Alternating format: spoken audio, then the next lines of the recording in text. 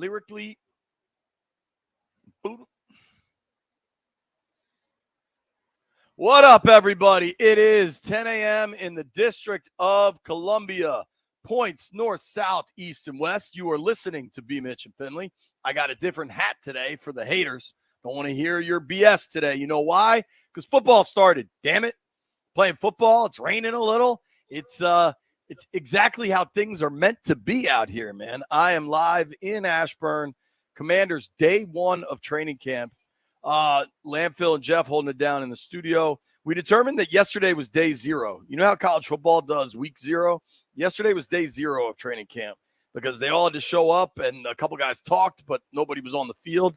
Today, people were on the field. And look, man, I've been doing this a long time. I recognize it's July 24th and that what happens on July 24th has very, very little bearing on what happens September 8th and then October 8th and November 8th and December 8th and January 8th and hell, maybe February 8th. I'm entirely aware of all that.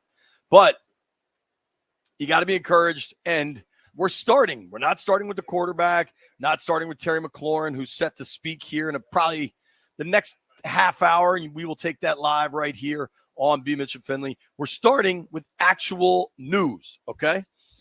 We have actual news, and it's good news. How about that? Give me an air horn. Air horn to come. There was a lot of talk when the Commanders drafted Johnny Newton, the D tackle out of Illinois, in the second round. Early in the second round, it was like, yo, we never thought we'd get him here. This dude's tape is explosive. What he was able to do at Illinois was really explosive. I believe he was Big Ten Defensive Player of the Year. Think about all the big names in the Big Ten, and I believe Newton won that thing. But he slid in the draft because there was an injury. Yeah, he was an All-American Big Ten Defensive Player of the Year. In the last 2 years, he had 22 and a half sacks. I'm sorry, 22 and a half TFLs and 13 sacks from the interior position. Keep that in mind. Johnny Newton, Commanders were able to get him early second round. But wait, he has a foot injury. Okay, well, he played through it at Illinois. No big deal. He was able to gut it out then. He'll be able to gut it out now. But wait, we get to rookie minicamp, and he's got a boot on his foot. But it's the other foot. Not the one we knew about, but the other foot. And at this point, we're alarmed, right? I think fairly alarmed. The Commander staff, coaches, front office say, hey, no big deal, we'll do about this. It's a minor procedure. We'll get it done. Now, they were very clear that they did not set a specific timeline for Newton, which I think is pretty advantageous to do. But they also remained very optimistic. They said, we really don't view this thing as something that's going to cause trouble. We think he's good for the regular season. They didn't say anything about camp. They did put Newton on the NFI list. And before people get overly concerned about NFI, it just means that you got injured in a capacity that wasn't involved with NFL football, right? So sometimes that means you got in a scuba diving accident and a shark bit your arm. But sometimes that just means the kid got hurt playing college football. He's not all the way ready yet, right? It's a very broad designation. So fast forward. Yesterday, Peters and Quinn are asked about Johnny Newton and his status, and they're both really optimistic. They're like, hey, he's busting his butt. They both said we've had to hold him back from what he wants to do because he just wants to go so fast. And sure enough, we get here this morning. Johnny Newton is on the active roster, off the NFI. And one thing that, like, I know this time of year, maybe more people are kind of tuning back in that need a little bit of reminder on some of this roster stuff. When you put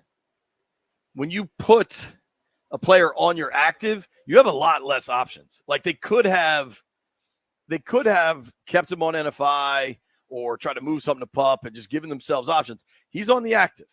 Like the only room now is IR. And there's short-term IRs. It's not like what it used to be, but they clearly believe he's good to go.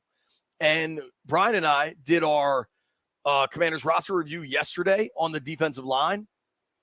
And we kind of said, like, all right, you know, if Johnny Newton's right, we know they've got John Allen. We know they've got Deron Payne. If you're able to add Johnny Newton, then all of a sudden a guy like John Ridgeway could just be a situational pass rusher for you, which he's quite good at. And then your depth keeps going down the line. All of a sudden, that D-line really starts to look like something. Then you combine that with the ability, at least we've seen from Dan Quinn's staff in Dallas, where they use their best pieces and they figure out how to get their best players on the field kind of regardless of position, and they're not as dogmatic or strict about, no, this dude is a D tackle and we can't put him on the end, or this guy's an end and we can't move him inside, or this guy's a linebacker so he can't be on the line. They're going to move guys around, and it's a big opportunity. And I think by far the biggest factor, my biggest takeaway from the Newton stuff, my biggest factor from the Newton stuff is go back in time to the last coach front office situation. Whenever there was an injury conversation, it was kind of a disaster. And nothing bigger than the Curtis Samuel when he was signed and he's on the side field and we can't get any information. And there was like this not only reluctance to provide injury information, but like an outright negative arrogance about it. Like, how dare you expect us to provide information? And I understand pro football and strategic advantages, and if you can maybe keep something a little under wraps, you want to. I understand that. But when a guy starts to miss significant time, you're always better off providing an example, providing the injury. Like, yo, we know this dude's hurt. What is going on? Just tell us. And then don't give a timeline. Say, yeah, we'll see. Because there's no upside in a timeline. Because if a player gets back early, people are going to be like, oh, man, they rushed him back. If a player gets back too late, they'll be like, oh, he's still hurt, or the staff doesn't know what they're doing. You know what I mean? So don't give timelines, but tell people what the injury is and tell people how you feel about it. And certainly, you know what Johnny Newton had to get? Another procedure. You know what they told us? He had the procedure. Like, some of the intense levels of secrecy, particularly in the summer when nobody's got a game coming the following week, don't make sense. They make your life harder. And I am encouraged that the first injury situation we have now dealt with in the Adam Peters, Dan Quinn era pretty much seems like we got told the truth. Tell the truth. It seems like we got told the truth. They never gave a timeline, but they remained optimistic. They said this wasn't that big of a deal. And then they gave a ton of credit to the kid, to Johnny Newton, and he backed it up. He worked his ass off, and he's on the active. He was out there. I watched him. He looks good. I don't know. All in all, a refreshing morning. Let's check in with the boys in the aquarium. Good morning, Jeff. Good morning, Landini. How we doing? What's up, JP? I'm good, man. Yo. Do you guys agree with me that this Newton situation, you don't want to make too much of it? It's a second-round pick. He's able to start the year on the active roster. Great. But it just, the way it was handled just feels a bit different than other ways things used to get handled. To me, I think how the administration been moving, if it was going to be a bigger problem than what it seemed, I don't think they would have made the pick with Newton. So I wasn't really worried about it.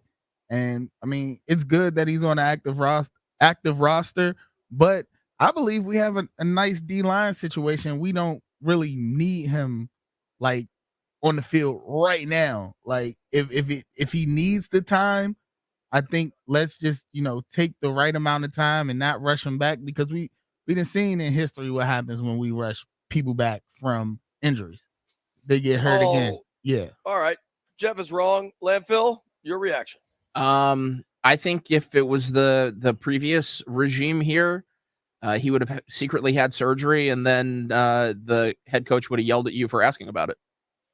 I think that would have happened. There's a number of things that I want to point out, right? One, I don't think they were that good on the D-line, Jeff. I think they seriously lack depth. And should you need an example, we can just look at the stats from last year. So I think we convince ourselves things are good because, you got some first-round picks and there's excitement. And certainly running statistics defensively do not completely land on the D-line, but the D-line's a part of them. And they were 27th in yards given up in the run. And they didn't generate enough sacks, didn't generate enough pressures, all those things. So anytime you can add a stud talent to a group, you want to do it.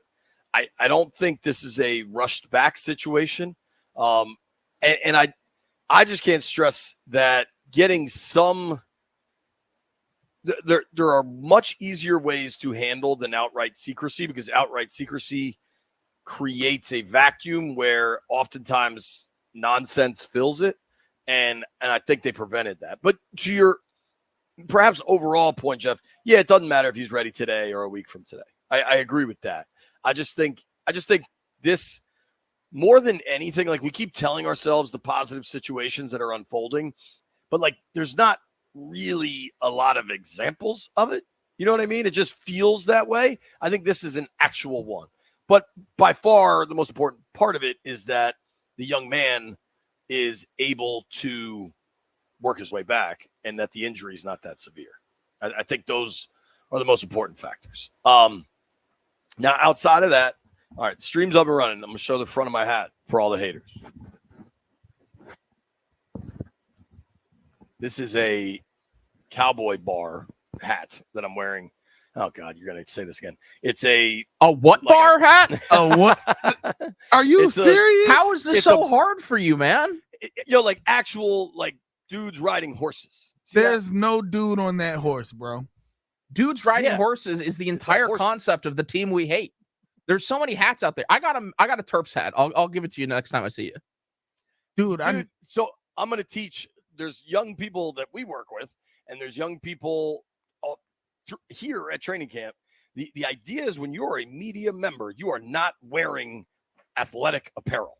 So when you see me never wearing a Nats hat, nose hat, all the hats I usually wear to the office, that there's a point of that. You're not supposed to have any sort of affiliation, which I don't. This is from a place called Burns in Park City. Right. That's why you're being subtle about it. You wear a star, but not like a straight up Cowboy star. And today you wear a cowboy hat. Like what? But not a Dallas Cowboys hat.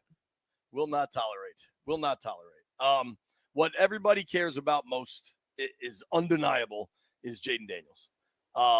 And I think Daniels looks good, man.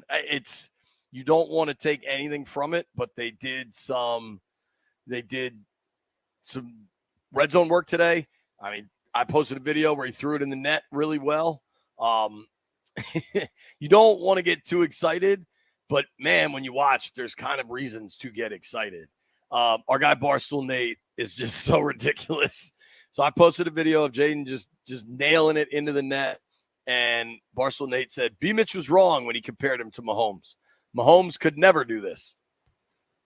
Nate Dogg had another one where he quote tweeted the video and said, no other quarterback in the league can make this throw. He's joking, folks. He's joking. But there is a lot of excitement, man. And I think it's warranted. It's the number 2 overall pick. It's Heisman Trophy winner. And the most important part of this is he comes in as a passer. Like, they're not going to have to build some new sort of offense. I think Cliff, considering what he was able to do with Kyler, I really like the marriage of Cliff and Jayden, and I think it could work. Some other cool moments out here from this morning. Peters and Quinn invited everybody's immediate family to come to practice. It's closed to the public, but there's, I don't know, I'd say 50 or so family members that was kind of sitting out there, and it's a lot of kids. And I love whenever little kids are here. I mean, if you're under 7, you're not going to sit and watch practice. They just play football on the side, and it reminds me of being a kid, and you'd go to practice or you'd go to like a Friday Night Lights high school football game, and you'd end up just like playing football with your friends on the side. It's a cool vibe. They have refs here, which it's funny. I was standing there with Chris Russell, and Rooster noticed the same thing I did. Zach Ertz is obviously a multi-year veteran. As he was jogging back from taking a rep, he said hello to this I guess, female referee. I think her name was Jordan. I thought he said hi, Jordan. I don't know what her name was, but it just made me realize, like, wow, they got refs here on day one of camp. I feel like that's not something I had noticed before.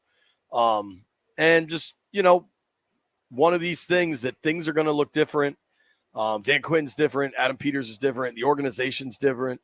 How about just the fact that, I mean, if you want to talk about the willingness to spend money, we know that Dan Quinn is a guy that would like to go away to training camp. And I've heard whispers they're going to go away next year.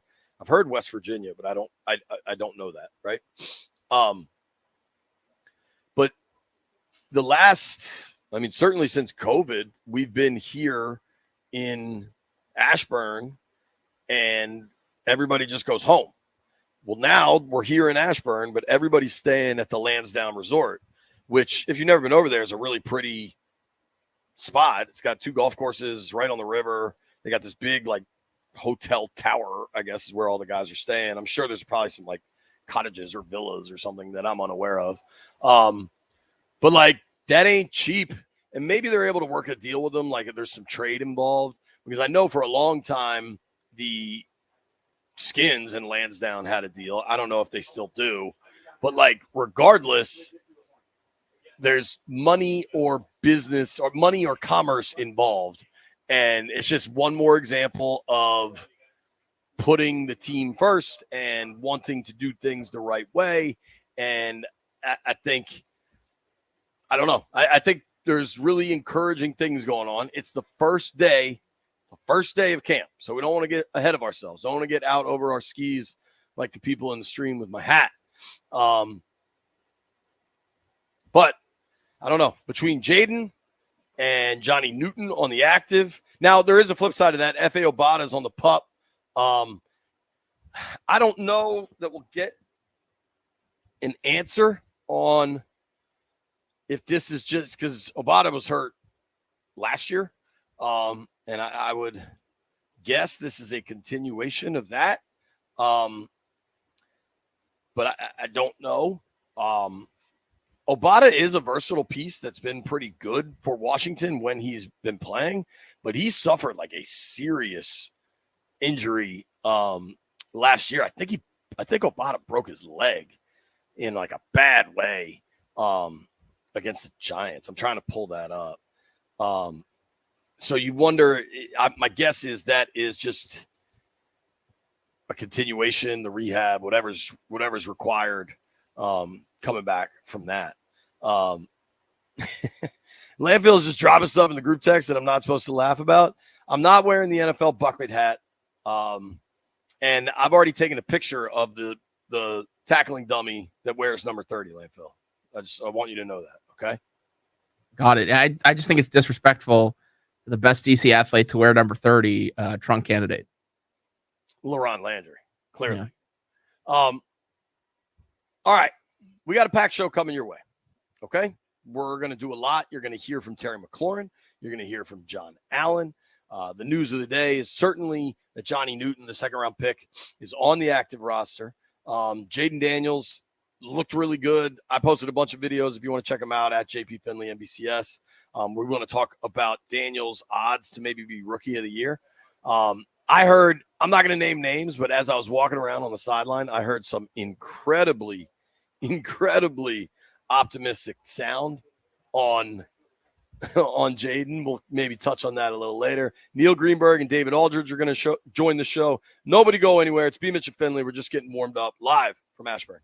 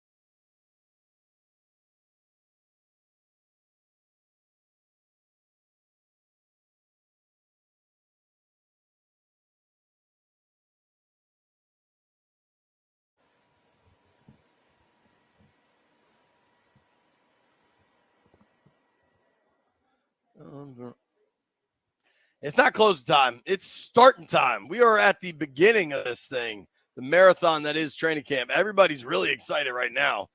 Down the line, people won't be, but right now we are. We've got a legit celebrity here. Jeff, how did Toby beat you to training camp, man? I got Toby Altizer here with me, the update king. Yeah, Jeff, where you at?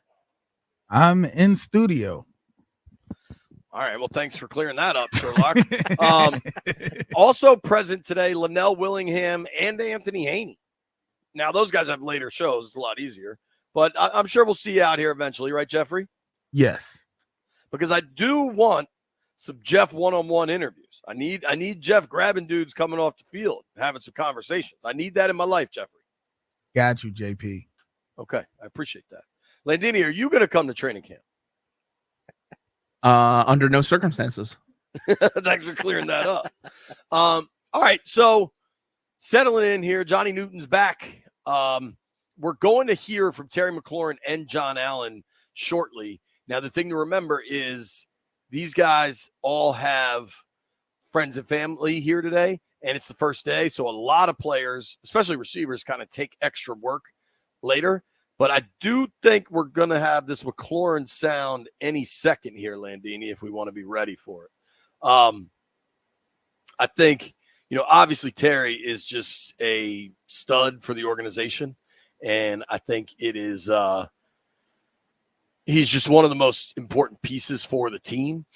And watching him today and letting him kind of ease into everything is the right way to go.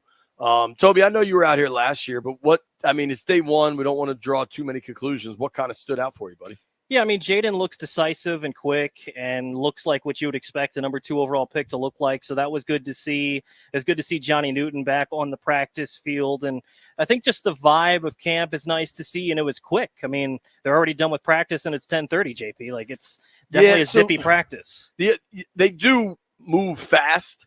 And they're almost always running like simultaneous drills. Whenever it's a drill period, they'll have like 2 versions of it going.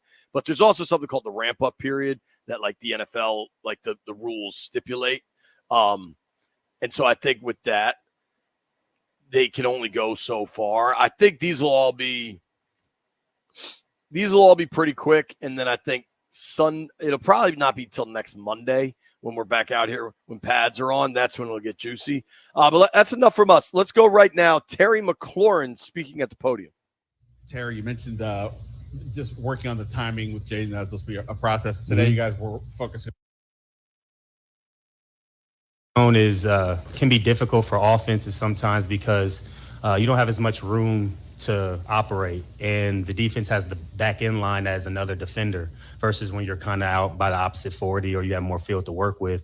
So the spacing and timing is even more paramount when you're in the red zone. And so that's why you have to really be detail oriented and where your splits are as receivers, tight ends, all skill positions, and the depths of your route. You don't want to be in someone else's space when you're running your route. And so, him and I connected on a hitch route, which could kind of be tough, down in the red zone because, again, they have that backline defender. So some DBs are not even worried about you running that far or they have enough makeup speed to get there. So my objective in that situation is try to make that DB feel my speed and kind of get a quick release. And I think what he talked about after that was really important, where even if that DB may be playing in your back hip, like ball placement is very key in those situations. And I think he did a great job. You want to try to leave that ball either low and away or high on my outside shoulder so I can, even if it's a bang play, I have a chance to get it versus you leave the ball inside, then it could get a little muddy. So he just has a natural feel for that. And you can see it by the way he operates, but also by his actions as well. And, it's not always going to be perfect, but just to have that mindset, I'm expecting that now. So when I come out my routes, I have a good idea where he's going to put it. Terry, some of us have covered this organization for an awfully long time. Mm-hmm. You have been through a couple of different administrations. Yeah. Yes, Keim, you've been here 40 years. I get it. How different is the field, not just day one here, but through veteran mini camps? Because we kind of feel like there's a different vibe. Yeah. We've said it before, but the word's different. But for you, having experienced it, how different is it? Definitely. I've experienced a lot in my going on 6 years here, and I could just at least speak to just this year, and I feel like the continuity from the top down is very clear what the objective is. bringing in good people who are really good at their job and are going to be competitors in what they do and bring their best selves to the building each and every day. I think that started from Mr. Harris and the ownership group, and I think that goes down to AP and DQ and our coordinators and the leaders on this team and our position coaches. So when you have that one voice, that one mission, I think it makes it very clear what the expectation is, and there's not a lot of deviation from that, because if you want to be a part of this team and this organization, you have to fit that mold or you probably won't be here. But I think the great thing about it is there's no favoritism. There's no, well, because you did this here or because you had this season last year. Like, we got guys and coaches from all over the place. But one thing they have is we have a lot of guys with experience, leadership, championship pedigree, and who are competitors who want to come in and make this organization better and win together. And I think you can feel that juice. And then when you have the opportunity just to come out here and compete, that's what you love to do. You don't have to really focus on a lot of the off-field stuff we may have had, but you get to focus on football and how you get better and try to earn your spot on this team. So it's been really fun getting to know the guys. Like I said a few times, like even the first few days in the spring, we really didn't even talk a lot of football. We just got to know each other, which is new. You know what I mean? We've even mixed up the locker room where I'm sitting next to Forbes and some of the linemen, and usually you stay with your position group, but I think it helps just that continuity process a little quicker where you have those moments to spend time with guys you may not spend time with otherwise because they're not in your position room. So I could just tell we have a group of guys that are gelling well and enjoy spending time with one another, and also like to grind. And we set standards before ourselves as a team where that's what you have to hold up to if you want to be a part of this team. And I think that's great because it holds everybody accountable. Then it's on myself and it's on the other guys to hold each other accountable into that standard. As long as that doesn't deviate, then you have a good chance to have success. Mm-hmm. Along those same lines, you guys got together in the off season or in that off period in Oregon and through with the quarterbacks and receivers. Is that something where you guys are able to get in some real football work, or is that more about continuing that relationship building? And as you get out here to camp, do you feel kind of the cohesiveness from doing that kind of thing? Yeah, actually, I didn't get the chance to make it out there. I had a family obligation, but I was in communication with Marcus and everybody who was there, and we got a chance to really connect while we were here. And in the offseason, I've been a part of those throwing sessions. And it's definitely a part of the timing and the work, but it's more so about hanging out, get to know each other on a different level, and just enjoying your downtime together before we get going for a long season. So I think the great thing about it, when you have situations like that, where it's a time to really build with one another, but also get to know each other. And I think the great thing about this year is we really did a lot of that in the spring. Like, I got to play a lot of golf with Marcus and Zach Ertz, and inviting guys who have never golfed before, and guys are in there playing ping pong and cornhole. And I sometimes look in the locker room, I'm like, man, like, we've been done for an hour and guys are still in there hanging out. You know what I mean? So I think that continuity really just goes a long way, and it helps with the timing as well. So obviously now that we're here, we'll get plenty of reps and have time to talk about it in the film room, but that off-season time is definitely important as well. Terry, you spoke about leadership.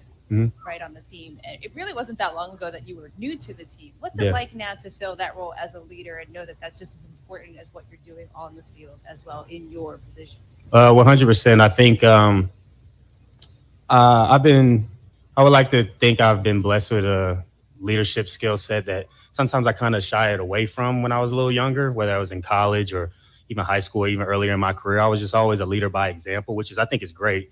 I think, I just wanted to be somebody who was on time, who was accountable, did what I was supposed to do. And you could look at me as an example. Not that I'm perfect, but I just try to do things the right way. I try to be a pro. I try to set a good example for myself and my teammates. And as time has grown and you grow that respect, you have a little success. Guys want to hear from you more. And I never wanted to be the type of vocal leader where I was someone who was just like a dictator or tearing guys down or just telling them what to do. But I think it's just more so speaking to the accountability aspect, where you see guys maybe necessarily not doing what we set out to do or the standards that we set, you kind of check them on that. But I think that the awareness that we all have is not coming from a place of anger or a place of frustration. It's coming from a place of accountability. And we've all, had a pledge with one another. We're not going to take that personally.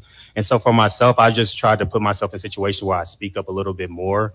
But even when I don't want to talk so much where it kind of just gets drowned out. I want to be someone where I say something, it's meaningful, it's impactful. And I think I've learned that happy middle, and I think it helps a lot when you have a lot of other leaders around, because I've learned from Zach, I've learned from Bobby Wagner, DQ sets a great example, and so you feel like that the weight of leadership doesn't fall all on you, but at the same time, I know what I bring to the table as a player and a leader, and I just try to set that standard. So, I really try to hold myself to a standard where not perfection, but on and off the field, I'm leading in a way that guys want to follow you. You know what I mean? And it's not just by your play, is how you communicate with them. I try to get to know the guys on the team, know about their families and things like that. So that's just that personal relationship goes a long way when it comes to leadership, because when you say something, they have more of a respect because they know where you're coming from.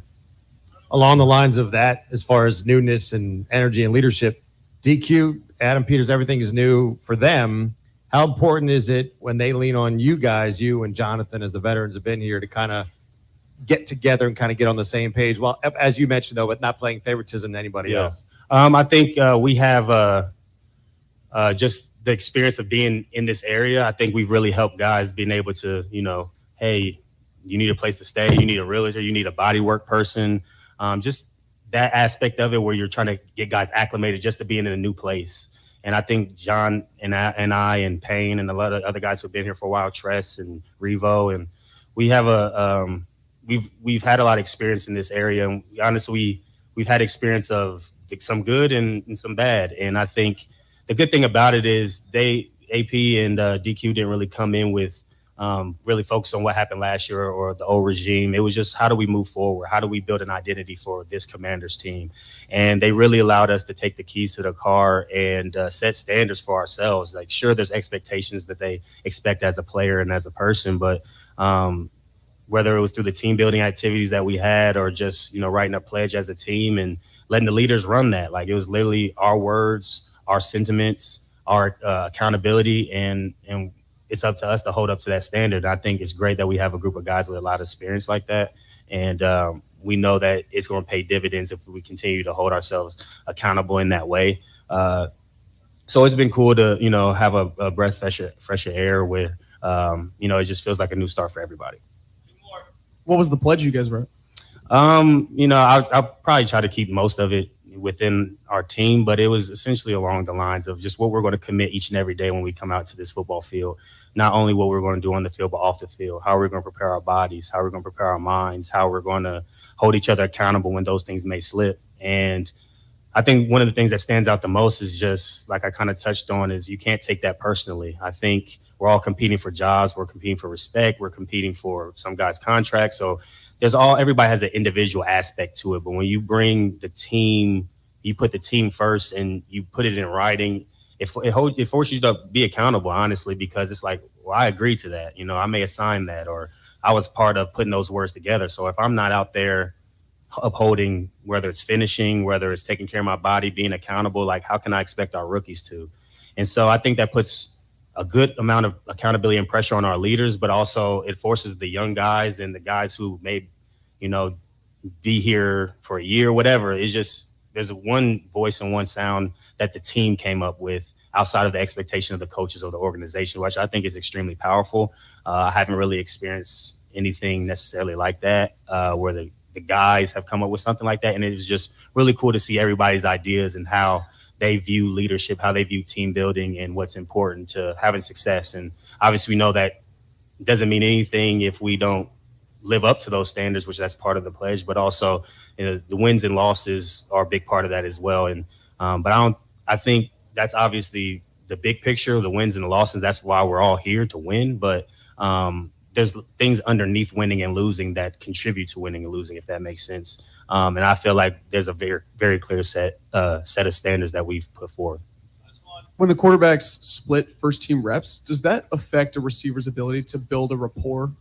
I don't really think so. And I guess I'm unique in that way because I play with multiple guys. So I've been able to, adapt. And I think it just forces everybody to communicate a little bit more. Marcus may see something different than Jayden, something different than Sam, something different than Jeff. And I think the main aspect is we come out here knowing what we're doing, executing Cliff's offense, executing the depths, executing the timing and the spacing of each concept. And I think when long as guys come out here prepared, studying when we're not in the building and taking notes while we're in the film room, just naturally you're going to have a standard of what it's supposed to look like. But then the nuances of offense and football, like there's going to be a little difference in what each quarterback does. And I think that's where the communication comes in. But Marcus has been around for a very long time. He's won games. He did great in college. So he just has a natural maturity and feel about football that brings a calm to our offense that I think is extremely needed. And, you know, Jayden with his just natural ability, and not only that, his work ethic is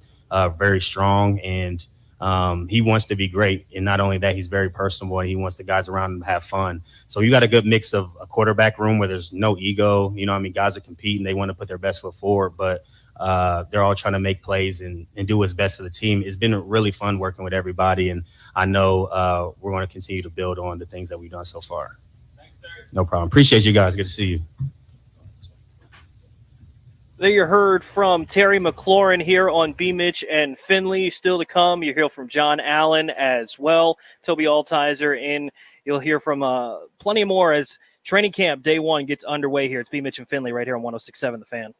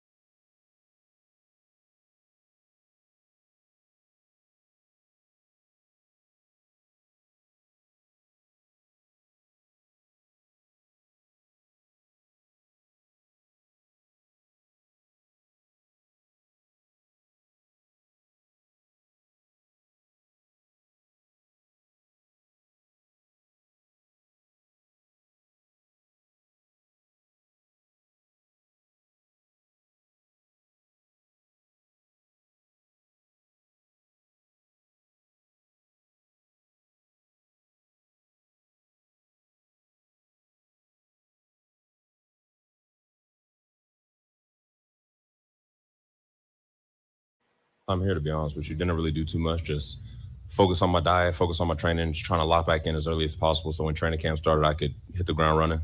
What'd you change about your diet and your training? I hired a chef, so that's probably the biggest thing. What made you make that decision? What meals was the chef cooking? I mean, I'm just trying to go all in, on and off the field. So, I'm spending a lot of money on my body and my health off the field so I can perform even better on the field. John, over here now, what are some of the differences with this system that maybe can free you up to do some different things? Man, I really think it's just about the little details. We're really focusing on the small stuff to get off the first step, the first 6-inch step, your hands and your pad level, and just really repetition. So it's nothing groundbreaking that we're doing. It's just consistency and a mindset that we're playing with. And how can that, at this stage of your career too, how can that focus help you? Man, I think it can help me a lot. When you look at the 49ers and what they were able to do with their defensive line, we're coaching a lot of the same things. So, I'm really excited for what we can do and just excited to be out here. Obviously, you haven't seen much of Johnny Newton on the field, but he was able to get out there today. Was that surprising to you that he was able to get out as quick as he was? Not surprising, but excited. Obviously, he's a great player. We got him super high in the draft, and I'm excited to see what he can do out there. So he looked good. They're trying to take it slow with him, obviously. You don't want to throw him out there too soon, but from what I've seen, he looks really well. What's your sense of how he's going to be able to help complement you and Duran and the other pieces on the line once he's ready to get going? Man, I don't think it's him complimenting us. I think it's all of us complimenting each other. You know what I mean? I'm trying to help out Clee's trying to help out Payne and vice versa. So he's definitely going to fit in really well. He loves to work out. He loves to do the little things right, and he loves to work. And, for me, once I see that, that's all I need to see. How much does this feel to you like the first day of school? Not just the work, but the dynamic with some of the new guys here. Oh, it definitely feels like the first day of school. The first day of training camp is always exciting and fun to get out here with the guys for the first time. Yeah, man, I'm just really trying to go out there and put my best foot forward, moving forward. And, we're excited about what the season could be. You guys have done training camp a bunch of different ways since you've been here, but being in Ashburn, staying in the team hotel, what can you guys get out of that? What are you hoping that you can? What do you hope that adds to the team or to training camp? Whenever you stay at a hotel for training camp, it really helps with team bonding. Guys spending a lot of time in close proximity, because when you're in the NFL, after the season or after the day's done, I got a wife that I got to go to. Other guys have kids that they have to go home to. But when you're in the hotel, you spend a lot more time together off the field than you normally would, and that just helps with bonding. John, during practice, I saw you numerous times one-on-one with Johnny Newton, just talking to him, going over some things. What is that role like for you now? Because you were Johnny Newton once. You were a rookie. And to have kind of that responsibility of kind of helping him welcome to life in the NFL, what is that like for you? Man, I'm just trying to help him with things that guys like Ziggy Hood helped me with my rookie year, Just trying to be there, trying to be the best teammate I could possibly be to help this team. Inside the locker room, you're one of the team leaders. Just take me through the vibe. What night and day difference? What is it like? You know what it felt like at the end of last year. Now it's kind of a new start, new era. Give me that vibe. What is it like right now inside that locker room? A lot of guys with a lot to prove, and I love it. John, with a guy like Bobby Wagner behind you, what have you learned from him? What's that dynamic like? Two guys who have been in the league for a decent amount and have seen a lot of different stuff. Man, when you have a guy like Bobby, who's one of the hardest workers on the team, it forces everybody else to follow suit. So, man, I'm really excited to play in front of him this year. John, the pass rush was something that was at times lacking last year. How important is it to restore that, and what are you guys doing to try to regenerate that? I mean, pass rush is, the name of the game in today's NFL. But for us, we're just doing the same thing, just coming to work and working on our craft. I mean, there's no secret recipe. John, I remember just about almost exactly a year ago, you and Terry were out there for the day Josh Harris was introduced. Here we are a year later now. It's Josh Harris, Adam Peters, Dan Quinn, Jayden Daniels is here. How do you feel about where this franchise is, and how much does it excite you, kind of this new regime, this new vision, and all this new stuff here? I'm excited. I'm really excited to be here, to work here, and just put my best foot forward and getting to work. Thank you. One more. Sorry. How have you seen other guys in your team line after the exchange win and I guess kind of feeling urgency in the regime change? Man, again, every year you're in the NFL, you have something to prove. So every single guy in the defensive line has something to prove even before they were here with Coach Quinn. So, I mean, when you have something to prove and you come and play for a coach like Coach Quinn, it just amplifies it. Awesome. Thanks, John. Appreciate it. And welcome back to B. Mitch and Finley. JP Finley will be back for hour 2, which comes up next. Matter of fact, we back. JP Finley's back. Hour number 2, B. Mitch and Finley comes up next.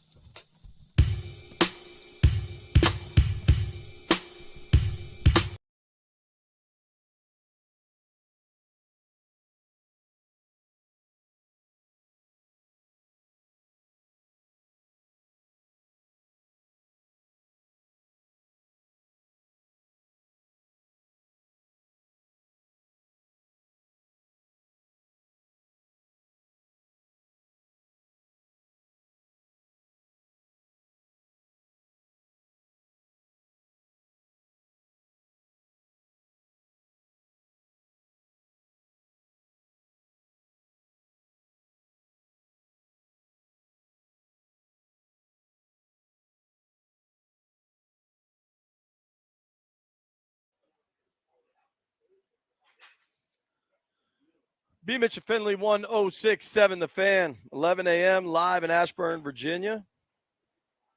We're in a tent. Let's hope it doesn't thunderstorm. Shout out to Toby Altizer for helping us out there in a jam.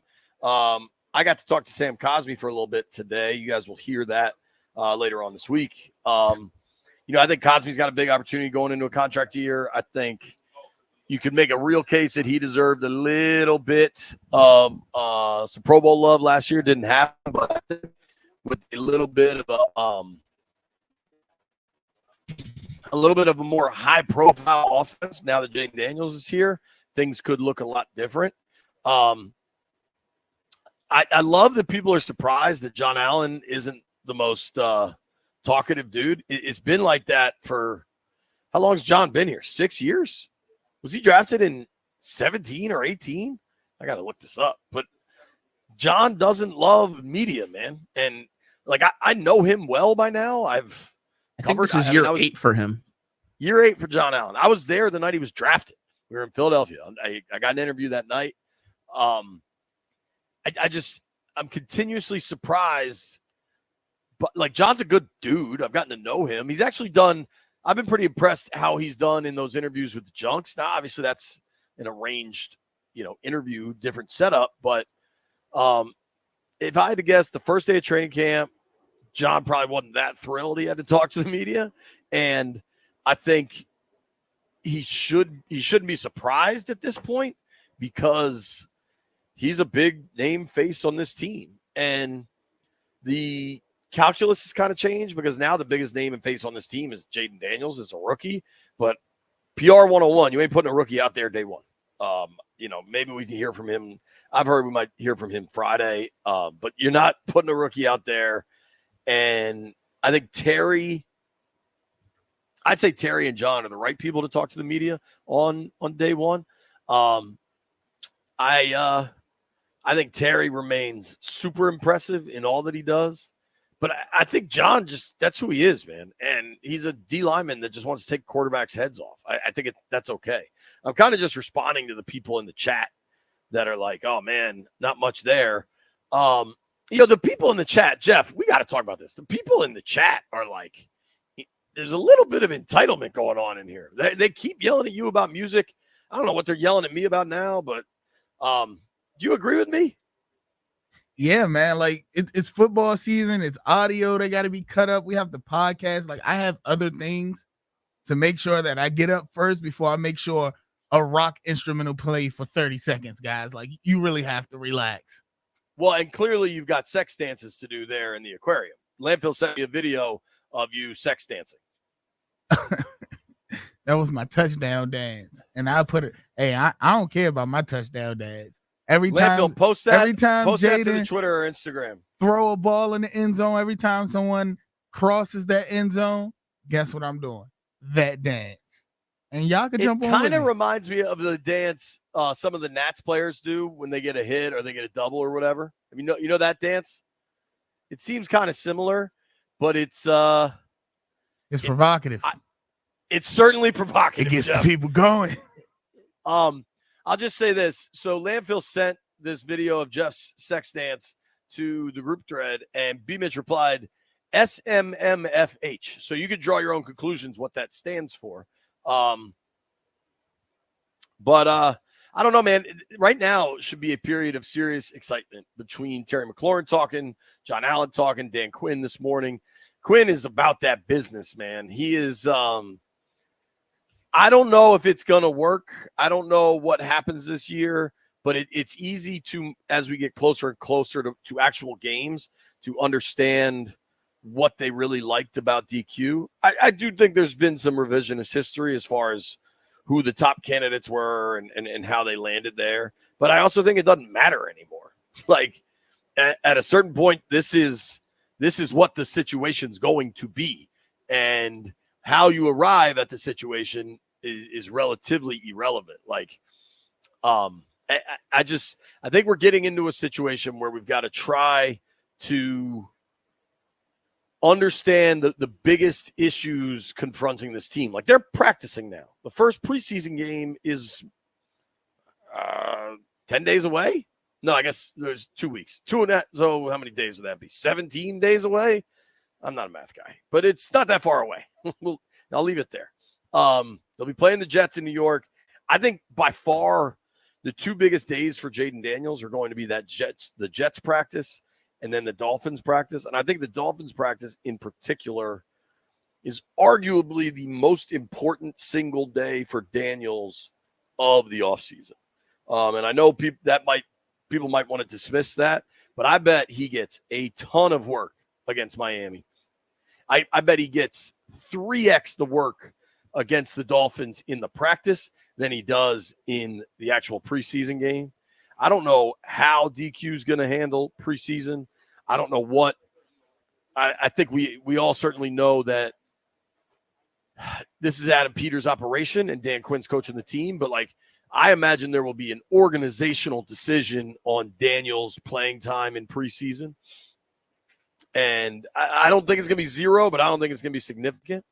And I believe going forward, obviously, absolutely, the biggest storyline for the Commanders is the development of Jayden Daniels.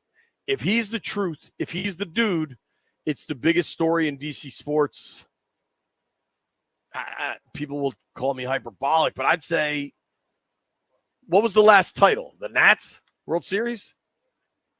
If Daniels proves to be the quarterback, and maybe it needs to be for a few seasons, but I think we're going to know, and if we know, it's a massive, massive sports story in this city. Honestly, let me paint the scenario, and then you two react. When we saw Robert have the excellent rookie year, we also saw some holes in it. We saw that they created an offense just for him, and that it necessarily wasn't like an NFL offense, and you questioned, could it work? And he was taking some hits. Assuming this looks different with Jayden, let's say it's just he's a great passer right away. Let's say it's something similar to CJ, and he wins offense. Is this the biggest? This is the biggest story in DC sports since what, Jeffrey?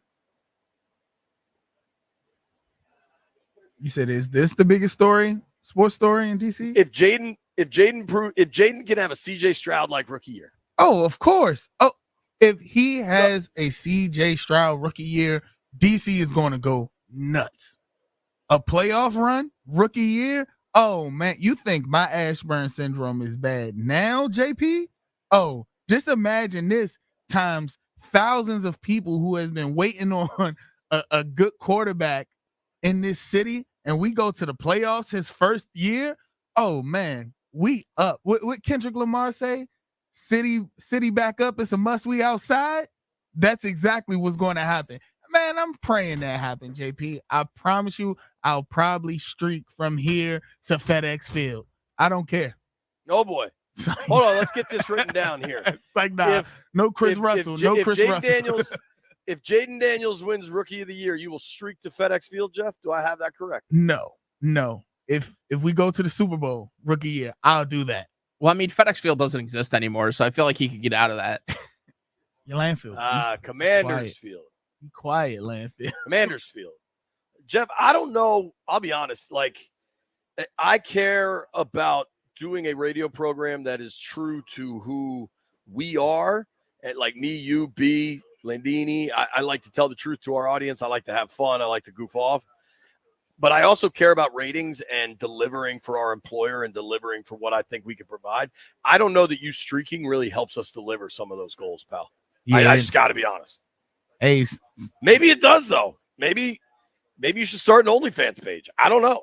Provocative. It's been a provocative morning. Landini, if Jayden balls out and has a Stroud-like year, biggest story since what?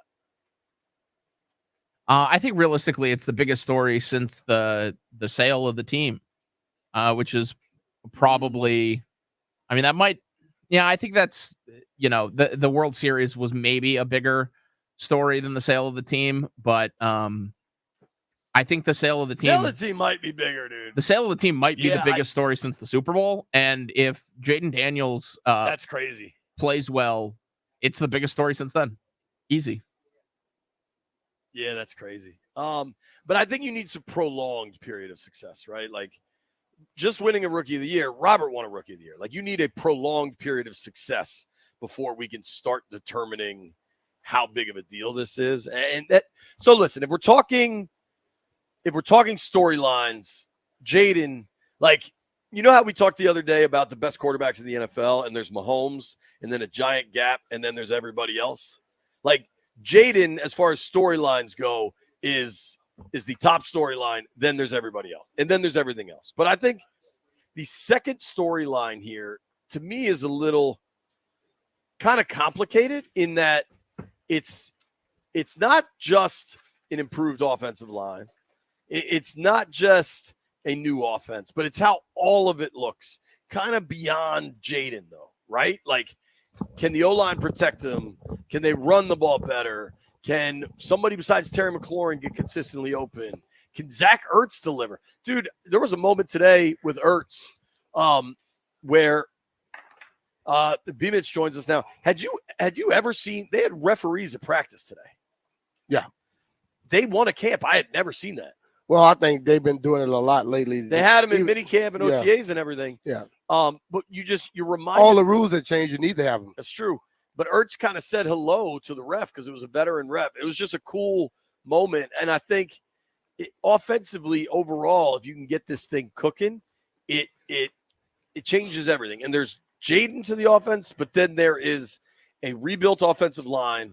Like if Brandon Coleman, your third round pick out of TCU, can prove to be the left tackle of the future, that's a huge deal. It's a huge deal. But I really believe that, Jayden is going to get a lot of talk, but if everybody else improves, he can improve a lot easier. Totally. If we put it on, if Jayden hits, if he hits, but what if he hit and nobody else hit? Then he won't hit. You know what I mean? Right. So the ultimate thing is the team improvement. And I think Dan Quinn talked about this yesterday, about he's holding the coaches accountable to teach and develop. Well, I don't know if you heard this, and that's true, certainly. Yeah. But Terry McLaurin also explained that one of their off-season activities, and remember we saw those giant wooden poles in the Navy SEALs bubble? stuff. The Navy SEALs were out here, right? Yeah. And one of the things the Navy SEALs kind of encouraged them to do was all of the players on the team wrote a pledge to each other that they will hold themselves accountable, like the players to each other. So it doesn't have to just be coaches or front office. And I think one thing Tischler has harped on for a number of years was the lack of leadership from within the locker room, where kind of self-policing type stuff. And I mean, I know you well enough that if somebody was dogging it, you're going to get in, you're going to get in their face. And I think the best locker rooms have that, where some of that stuff never even gets upstairs. Yeah. Because it's getting handled right here, right now. A lot of people that were coaches here did not want that leadership or that type of stuff to happen. But the ultimate thing is when you have your players policing your team and you have enough guys against that one guy who may cross the line, he straightens up quicker. Totally. Or as you build a veteran leadership culture and everything, as you build that out, they never mess up in the first place. Yeah. You know what I mean? But every once in a while, there's somebody's going to screw it up. But the whole thing about it is, I just finished talking to some people about this exact same thing. If you got one guy, two guys screwing it up for everybody else, and you get 80-something guys going against you, you either straighten up or you get the hell out. Point blank. Let's be real. If there's somebody who's doing so much wrong to where he's causing everybody else strife, the coaches will get rid of him. The players will get rid of him. And this, like you said, you always say players know. Players know, baby. Players know. And players know when you are full of it too. And I think that's the 100%. ultimate thing. It's just, listen, man, one thing about a team sport, a lot of individualism has to leave. You have to focus on what's going to happen with your football team, what's going to happen with any team you're in. But the individual stuff, got to go out the window. Like in a sport like hoops, there's 5 dudes playing, and there's probably 2 guys that are clearly the best players. Yep. You can kind of be an individual. Football, there's 53 dudes on a team. There's 65 dudes in that locker room. And truly, one play can get broken down if one dude doesn't perform. True. I like go on either side of the ball. Hey. One linebacker misses a run fit, and it's a 65-yard house. You call. see a play, you go, man, that play could have gone. Then you go look at the film and you say, the tackle did not block Did not off the seal an back, edge or something. didn't block off the backside. Right. You know, everything else was blocked perfectly. But most people go, man, that running back got to get to the hole. No, if that damn tackle just hold that guy for one more second, he's through the hole. So here's what we're going to do. I want to talk about Jayden Daniels, how he stacks up with other rookies. And then I want to hear from two of B-Mitch's favorite characters in football, Aaron Rodgers and Ron Rivera. Nobody go anywhere.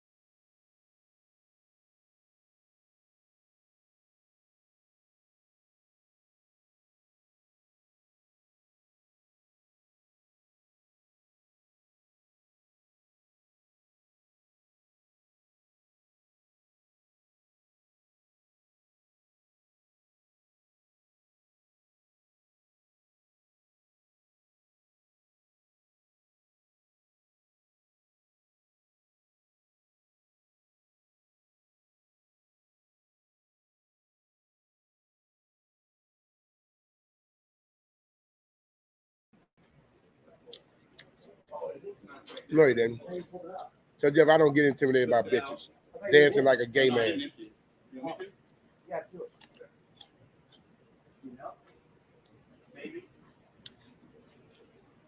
I wish he does.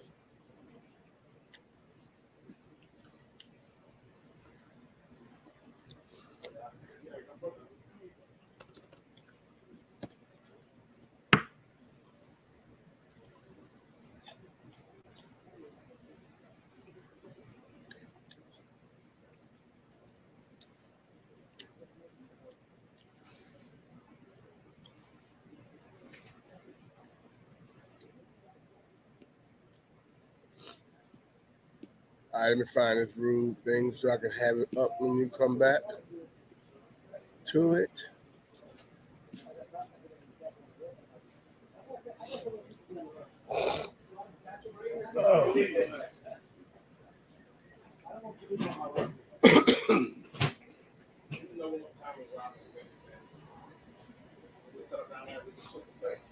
What's up? You calling me? Yeah.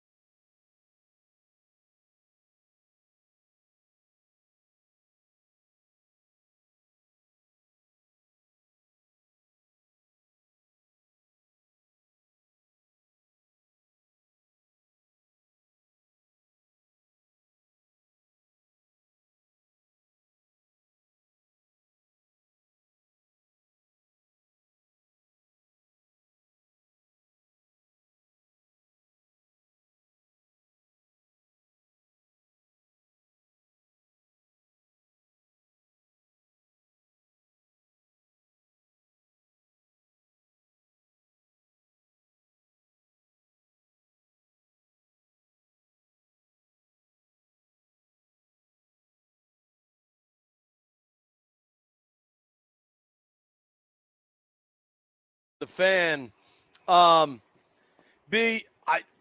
You had stuff going on this morning. Yep. Daniels looked pretty impressive. It's day one of training camp, but it really does feel different with that young man. Yesterday, Quinn and Peters talked at length about not going to name him the starting quarterback, and they don't need to right now, honestly. My expectation for when we hear that is going to be after the Dolphins preseason game, so a couple of weeks from now, but it really doesn't matter. Thing of that whole conversation, the thing that I cared about most, I care less when they say he's going to be a starter, just so we know he's going to be the starter before he take that first snap in the damn game. They said, somebody asked the question, you don't want to do that because of motivation. We don't have to worry about that kid with motivation. That's the most important thing I care about. If you are a self-motivated person, you don't care if you're the starter or not because you're still trying to become it. You know what I mean? And I think that's the ultimate thing with Jayden. Jayden is going to go out there and perform whether he's considered, whether they say he's a starter or not. Because I guarantee you, if you talk to Jayden Daniels, his goal is to be starting on the first game. And if you got that goal to start the first game, then you go out there and you work for it. The problem is we are so accustomed to people coming in expecting to be given something. He's not that guy. He worked his tail off. He transferred, went to another school, showed out in a tougher conference. Now he's here. I think he probably know I'm going to be the guy, but he's like, I still have to work to get better. Yeah, I think he's being kind of respectful of the role, the time, the place. Like you and I have joked about people that always want to be in a hurry, right? That think the world is owed to them. And I think he is quite comfortable. I don't think he gives a rip when he gets named starting quarterback. You know what tells you what you need to know? That he gets the starting quarterback work. Let me ask you a question. If he starts in the first preseason game, when you go look at his stats 20 years from now, will you see those stats? No. Okay. Weirdly, it doesn't matter. Weirdly, NFL.com lets you keeps track of preseason stats, but only because the league wants everyone to pretend that the preseason matters. Mm-hmm. The people that really matter and that will be voting for different things, they don't care. Right. Because they don't keep track of them. So I'm looking right now. Most regular season rookie passing yards, Jayden is plus 250. Caleb is the favorite at 1-1. Jayden plus 250. And honestly, rookie what yards? Passing yards. Okay. But not rookie preseason. No. Okay. Regular season. Okay. But think about that. Caleb's going to start, obviously, and Caleb should be a favorite. I think that's fair. I think that offense is at least positioned to be a little bit better right away. They've just got more pieces, more established O-line. But Jayden at 250, he's going to start. You know what Cliff did with Kyler as a rookie. After that, we don't know that McCarthy's going to start in Minnesota. I kind of think he should. Our radio program has made it very clear how we stand on Sam Darnold. Bo Nix, who might get the start, but you got to throw past the line of scrimmage, fella. Drake May, who ain't starting unless Jacoby gets hurt. Promise you that. Spencer Rattler, Michael Penix. I kind of don't hate that bet. I find that interesting. I'm trying to find the specific. And Landini, if you sent this to me, forgive me. I'm trying to find the specific rookie of the year stuff. Because that I think is really interesting with Jayden Daniels. His odds are third best. I believe he's behind. I know he's behind Caleb. Landville, who's in second in the rookie of the year early running? Marvin Harrison. He's pretty good too, B. He's pretty good, but the whole thing about it, now, if Marvin Harrison ends up doing great, I mean, Kyler Murray has come back in Arizona, right? Yep. Has come back and produced heavily. Well, but I feel if the quarterbacks do what people seem to be expecting them to do, he's not beating out one of those quarterbacks.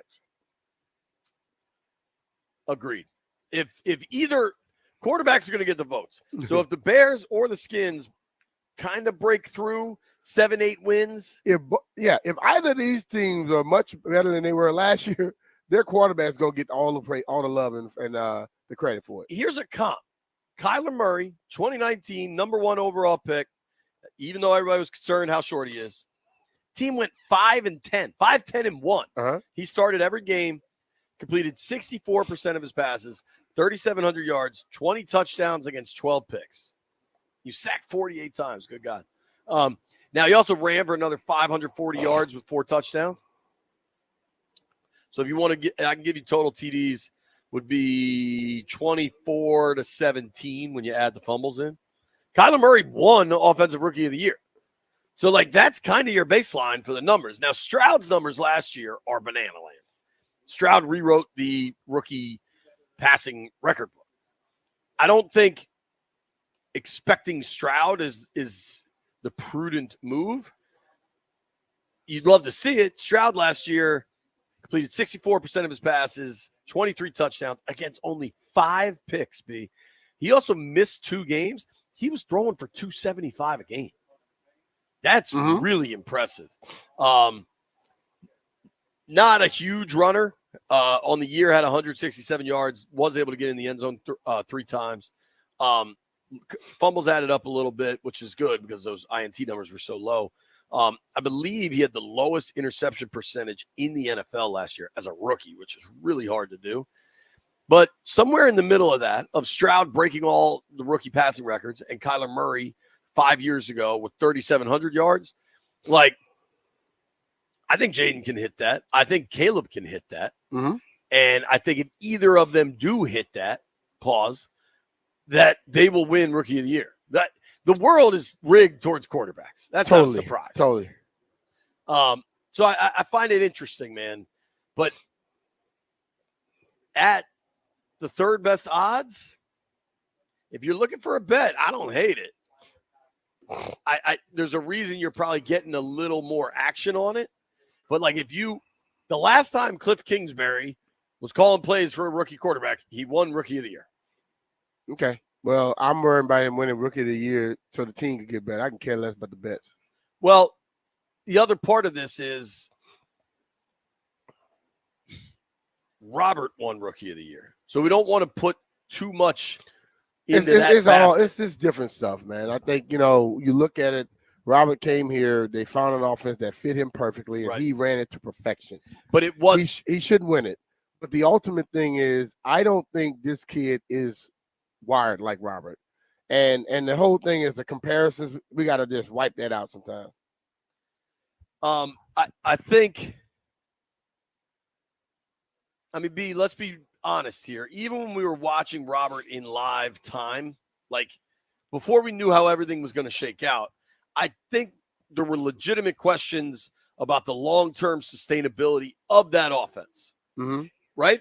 Of that offense on the NFL level. That's not to suggest he couldn't continue to advance in his career without the injuries.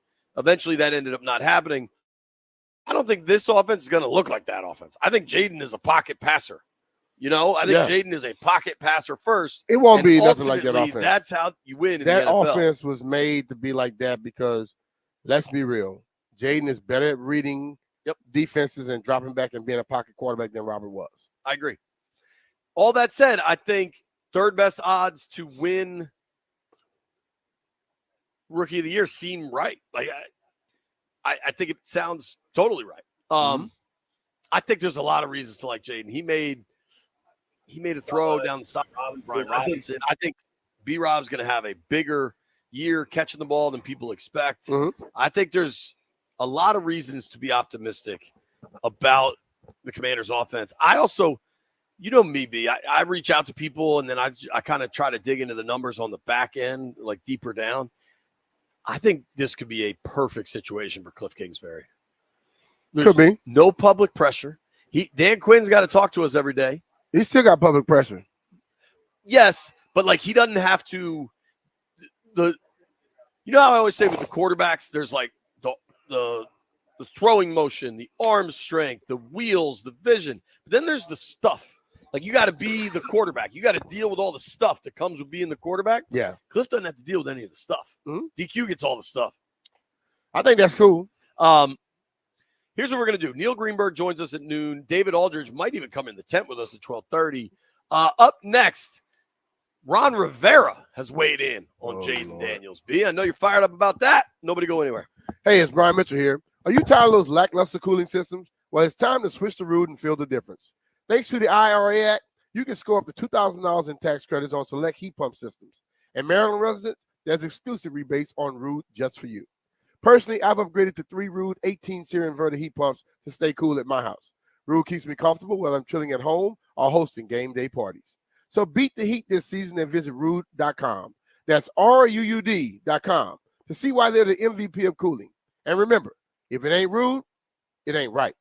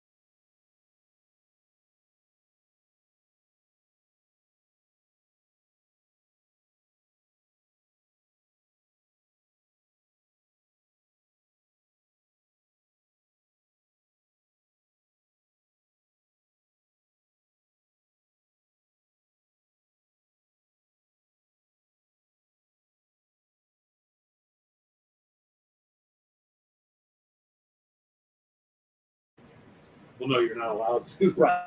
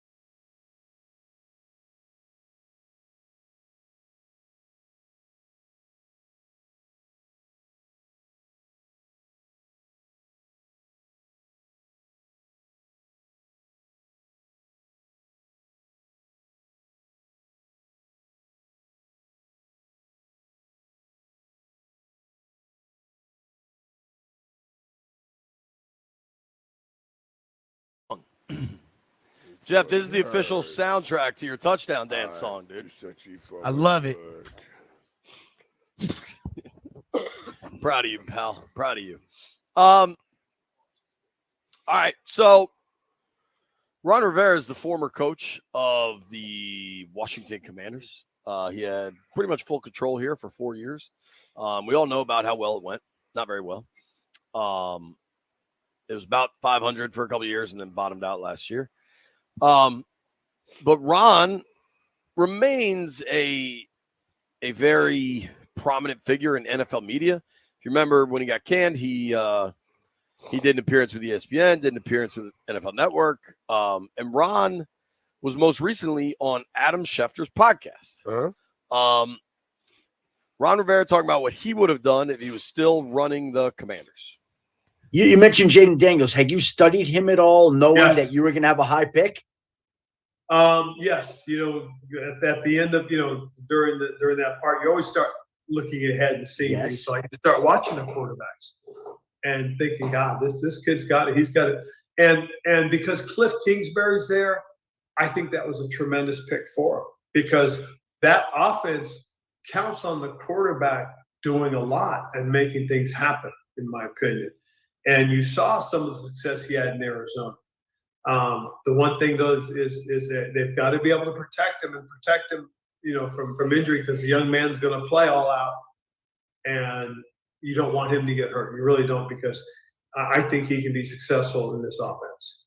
If you had stayed there in Washington and you had still been the coach and been an active part of the front office, do you think when the season ended that your organization was going in a Jayden Daniels direction, or was there another guy that you were looking at with that number 2 overall pick, Ron?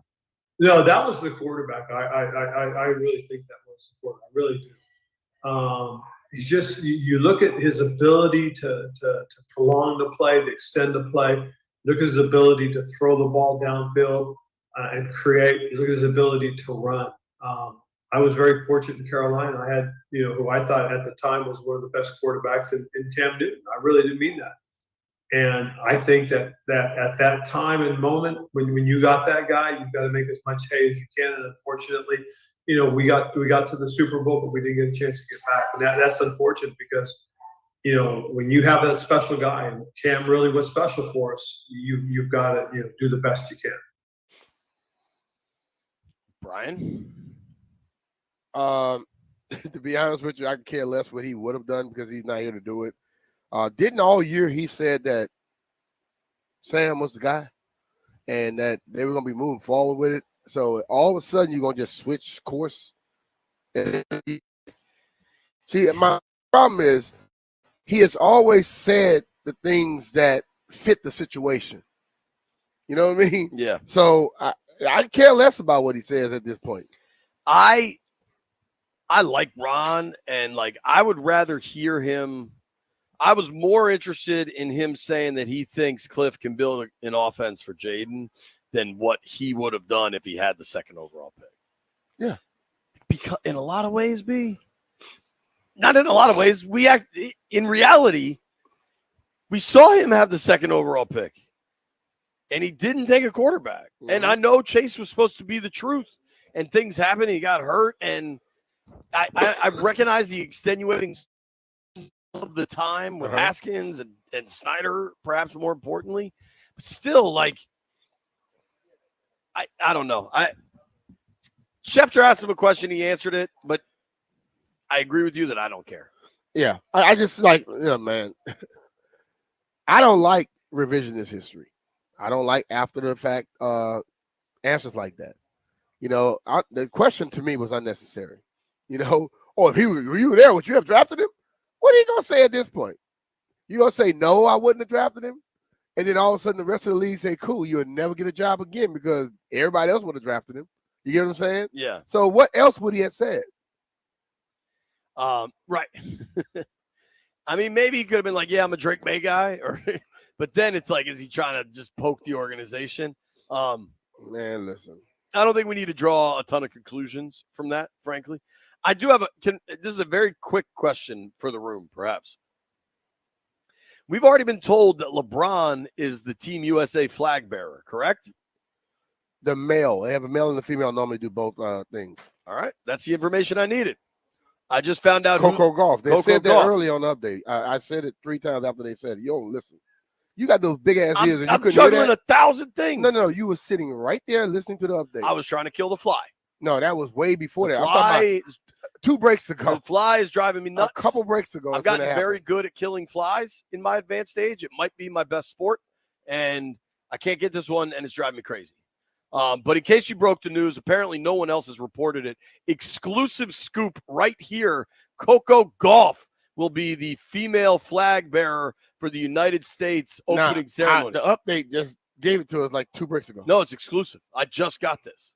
That's when I hear. I just got I a hear media text. people say it all the time. We have an exclusive report. Then I turn to the next channel, and the people say the same thing.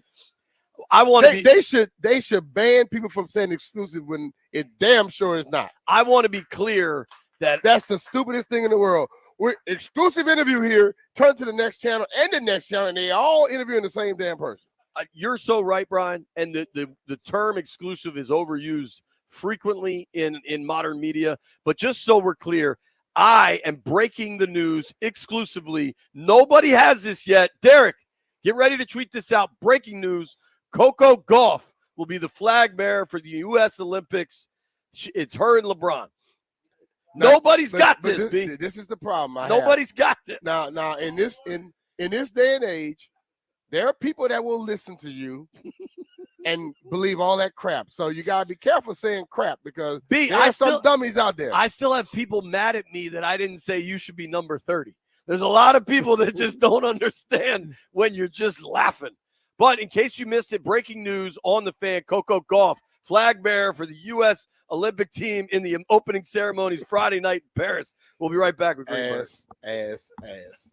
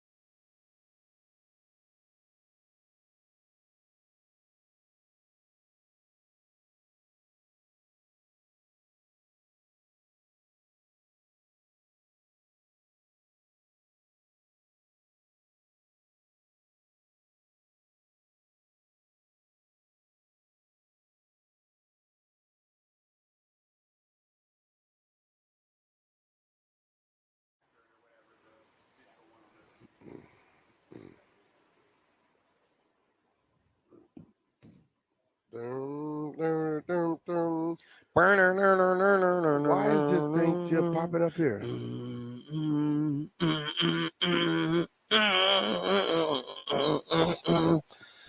Continuing coverage on the Fan of Coco Gauff being named U.S. Olympic flag bearer for Friday night's opening ceremonies 2024 Paris Olympics. And apparently we have to do this every time we talk about training camp, so get ready to hear this a lot, America. Training camp coverage on 106.7 The Fan is presented by our guy, Paul Henry's Window Installation, paulhenryswindows.com, your clear home improvement choice. Our friend, Mr. Neil Greenberg, joins us every Wednesday. Greenberg, what up, man? I'm doing great. How are you two doing? I'm good. JP's on some drugs. Nah, just a regular day, dude. He's doing the Ozzy. What was Ozzy's this drug would be a of good choice, one. Greenberg? Drugs. I'm sorry? All of them. What was Ozzy's drug of choice? All of them. In his day? D, all the above. Dude, Jeff's going to flip out. I think I just accidentally closed the stream. Oh, you did turn yourself off. Yeah. We just talked about this a little bit. Looking at the odds for Jayden Daniels to win Rookie of the Year, you got to like his chances, right? Like, I get Caleb's ahead of him, maybe Marvin Harrison, but how do you feel about a wager on Jayden to put it together? Yeah, I mean, it's certainly interesting. There probably won't be a quarterback competition, so Jayden Daniels should be able to at least be the starting quarterback of the team. That's probably the first hurdle.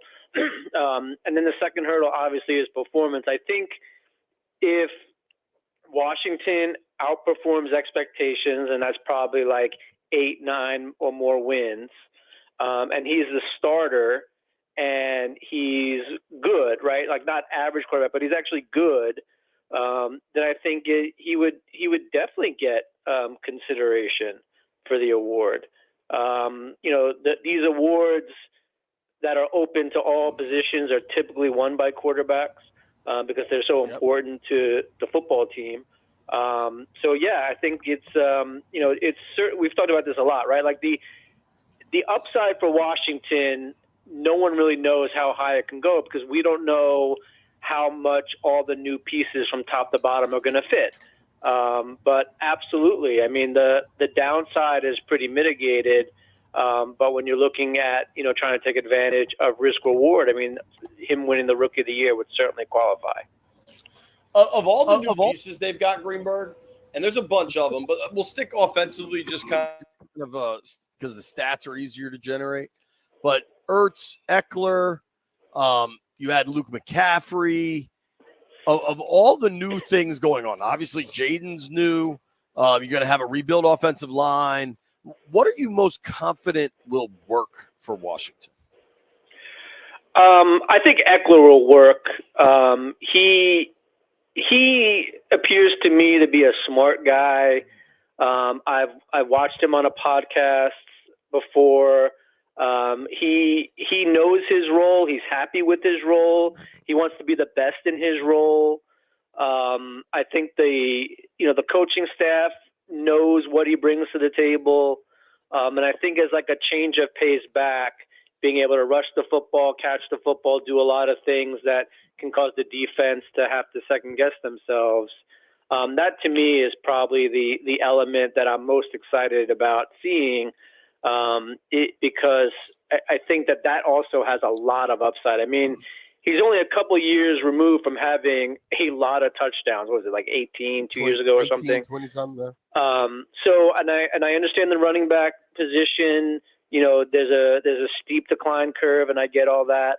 But for what Eckler's being asked to do, I think is very well within, obviously his skill set, but also the upside I think is very large there. But a lot of that running back drop off, like you see a guy carry the ball 320 times, then they give it to him 225. Part of it is them not giving it to him anymore. Don't you think? You're right, and that probably does him a favor, right? Because it's that mileage that really takes a toll. I mean, look, I'm not telling you anything new, but when you carry the ball 300 times, that's almost like 300 mini car crashes you're in, right? With how hard people hit you and tackle you, et cetera. That's wear and tear. So I know he's had an injury history, and I get that, but a lot of football players do. So I think that him having not having such a high workload in the recent past probably helps him a little bit here. Talking with our friend Neil Greenberg from the Washington Post. You can follow him at N Greenberg. Read his work. Check out his weird obsession with like odd fighting comic book game cards. I don't even know what Neanderthal that eating thing habits. is. That's my new rabbit hole. Like what? Well, they apparently had much more sophisticated tools than we thought, and especially like you're talking about actual Neanderthals and what? Yeah, like their flint knives and stuff. They were like hunting lions with spears and stuff. I am out on that conversation. I thought you meant like you started eating raw chicken or something. No. Like actual Neanderthals. It's pretty fascinating stuff they're finding. Sure it is. But so, dude, I want to ask you about two people because we could chart whether it's a self-fulfilling prophecy to Brian's point that the modern NFL has just started phasing out running backs when they get to like 28, 30 years old, so that in turn their stats are worse, or whether maybe some of the theory behind it is valid, that the numbers fall off, right? Like that's a chicken and egg, I'd argue. What do you think about a guy like Zach Ertz, who has missed some time?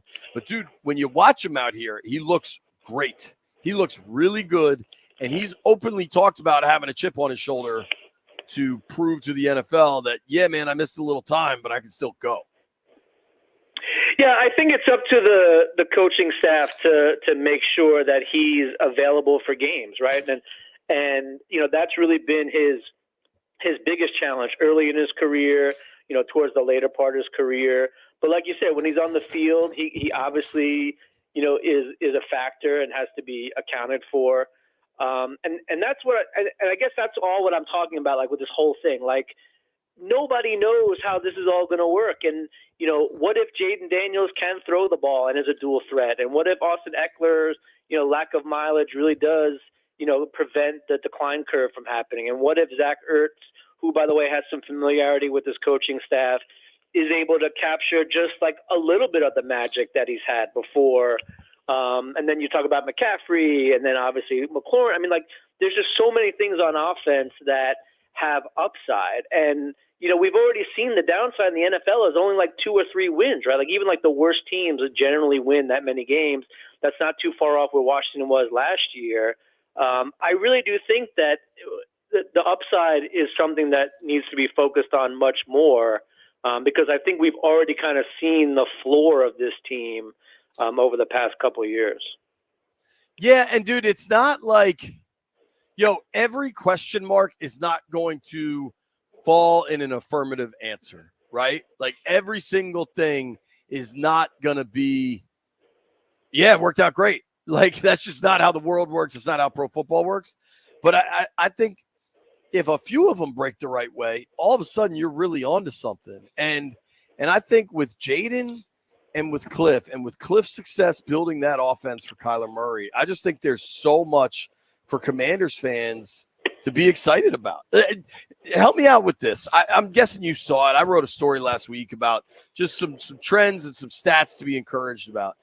And I think the notion of Cliff Kingsbury running the air raid offense, he takes a little bit of umbrage with it. And looking at the numbers, I understand it. Like his offenses are pretty balanced, and some of that is relying on quarterbacks running the ball. But what do you think of a Kingsbury offense? I think it could be very good. And I think that if he's going to be focusing solely on the offense, that's probably best for everybody involved. I do agree with you. I mean, he was kind of, mislabeled coming out of college, and everyone thought they knew what they were getting. But I do think that he has the pieces here where he can be very creative. And that's really the key to today's NFL is make the defense either doubt themselves or confuse them enough, even for like a split second, where you can create some open plays. And that brings me back to my point before, which was, the people that are going to be open are McLaurin, Ertz, McCaffrey, like those are the guys, Eckler, like those are the guys that are playmakers or could be playmakers. So, I don't think to your point, like everything's going to be great, but it could be. And it doesn't take a lot, especially at the quarterback position. Even a small improvement to where they get average quarterbacking could very well be the difference for this team if other key pieces start to work, right? I mean, like if the defense plays better, if Johnny Newton's left foot really is okay and he comes back ahead of schedule and is, back, performs. baby. And I mean, like there's just so many things on this team that are unknowns. It just seems like it has a lot more chances to go right than it does to go horribly wrong. But all of that depends on that offensive line being better than they were last year and coming together. And I think that's the question. I think we get caught up focusing on the quarterback. If the O-line is not good, the quarterback's not going to be good. I don't care how good he is. So do they have enough there to make sure they give him the time to grow? Yeah, I mean, they certainly made some, they made some changes there, and I think that they kind of, went into that thinking, they needed to shore up those spots. But I also don't think that they were as bad as they were last year. Like, I think Pro Football Focus had them as an average pass blocking unit, which I think would surprise a lot of people. They have them expected to be below I think the average. quarterback played a big role in that. Yeah, but I think having a mobile Howell quarterback played a role in that. I think having a mobile quarterback helps it to some extent. Andrew Wiley, Cosme played very well, I think. So I do think the piece of it, but you're absolutely right. I mean, if the quarterback has to run for his life, especially a young quarterback, and like his first indoctrination into the league is, oh my God, like I have to just run all the time, or I just have to get myself out of trouble. That can certainly curtail development. But I'm giving this coaching staff a lot of the benefit of the doubt, the front office, wait and see what happens. But I think the offensive line was probably better statistically than a lot of people give it credit for. I think the quarterback held on to the ball too long. I think that was a problem for Howell coming Absolutely. out of college, and I think we saw that it continued to be a problem. I think, honestly, I mean, this team and, frankly, organization has gotten the center position so wrong so consistently since Chase Roullier broke his leg in Denver in 21. And I think Nick Gates, while a funny guy and a compelling guy, was a real problem. The first, what did he start? The first 6-7 games before they finally benched him. Yeah. And I think things kind of stabilized. But, like, unfortunately, you had Howell playing at a decent level with Gates running a really subpar offensive line. Then they finally bench Gates, and the offensive line starts to play better. But Howell's, was on the down trend at that point. It was a bad recipe, and it kind of doesn't matter now because it's all different. Greenberg, going forward here, what do you make of the rest of the NFC East? We're starting to see, some reports, some interesting stuff, some perhaps irrelevant stuff. What matters to you? CeeDee Lamb's holding out. The Giants may have had an injury. One of these dudes they just signed. You don't want to make too much out of a guy getting carted off on day one of training camp, but it was one of these offensive linemen that Joe Shane made a big deal out of signing. Just had to leave the field. What do you think division wide? I think it's going to be top heavy with Dallas and Philadelphia. I mean, obviously injury is going to play a role. I think it's going to be a lot more competitive. I think the Giants will be better. I think Washington will be better. So, you see like 10 or 11 wins at the top, and you see maybe like 6 or 7 wins at the bottom instead of the 8-win gap that we had last year. I do think injury is going to play a role, obviously. But I don't think this is going to be like one of the more out of hand divisions that they are. I don't think it'll be like the NFC South either, where maybe like you don't really know who's going to take control. But look, Washington has a chance at the division. A lot of things have to go right. They have the schedule to do it. They have the pieces in place that could provide enough upside to do it. But I think that Philadelphia and Dallas, if healthy, are probably obviously a big step ahead. But like you said, a couple of key injuries, and then who knows what can happen. I mean, look what happened with Cincinnati last year. We've seen it time and again. There's going to be some team that goes from worst to first in division. There always is. Washington is as good a bet as any to make it happen if you take Cincinnati out of the equation. Yeah, I tend to agree with you. I think things need to break right for Washington and probably wrong for Dallas or Philly, like one of those two. Those things happen. So we'll just kind of see as it unfolds. Neil, last thing I wanted to ask you, just as somebody that understands the world of probabilities and statistics and how that all shakes out, people in the chat on the stream on YouTube are wondering, what it is I'm constantly doing. What if I told you that during this segment, I was able to hunt down and kill a fly that had been pestering me for the greater part of 2 hours? And I did it all while maintaining my cool as a broadcaster and throwing it out the tent and then putting hand sanitizer on to make sure I'm at my cleanliness best. What are the odds of someone pulling that off while live on the radio? I think you'd have a better chance of being injured on a toilet because that's some Mr. Miyagi stuff right there. He did. He did it. You didn't think I could do it, B? I just wish that you will not smash nothing with your hands anymore. Bro, that fly was driving me crazy. I told you, sadly, fly hunting is now my best sport. I've become an expert. And put it on your resume. Hope it becomes an Olympic sport. It won't. Maybe I could be They the said flag that bearer. about breakdancing. Just like Coco. I never said about breakdancing. I'm saying about fly hunting. Yo, let's start a petition to get fly hunting in the I Olympics. will not be doing that. I know some NBC executives. If you can catch it with some chopsticks, then I'll call it a great sport. Thank you for the time, Greenberg. We always appreciate you, pal. All right, watch out for flies. All right. You don't have to watch out if I'm around. I hunt them. I kill them. David Aldridge joins us next.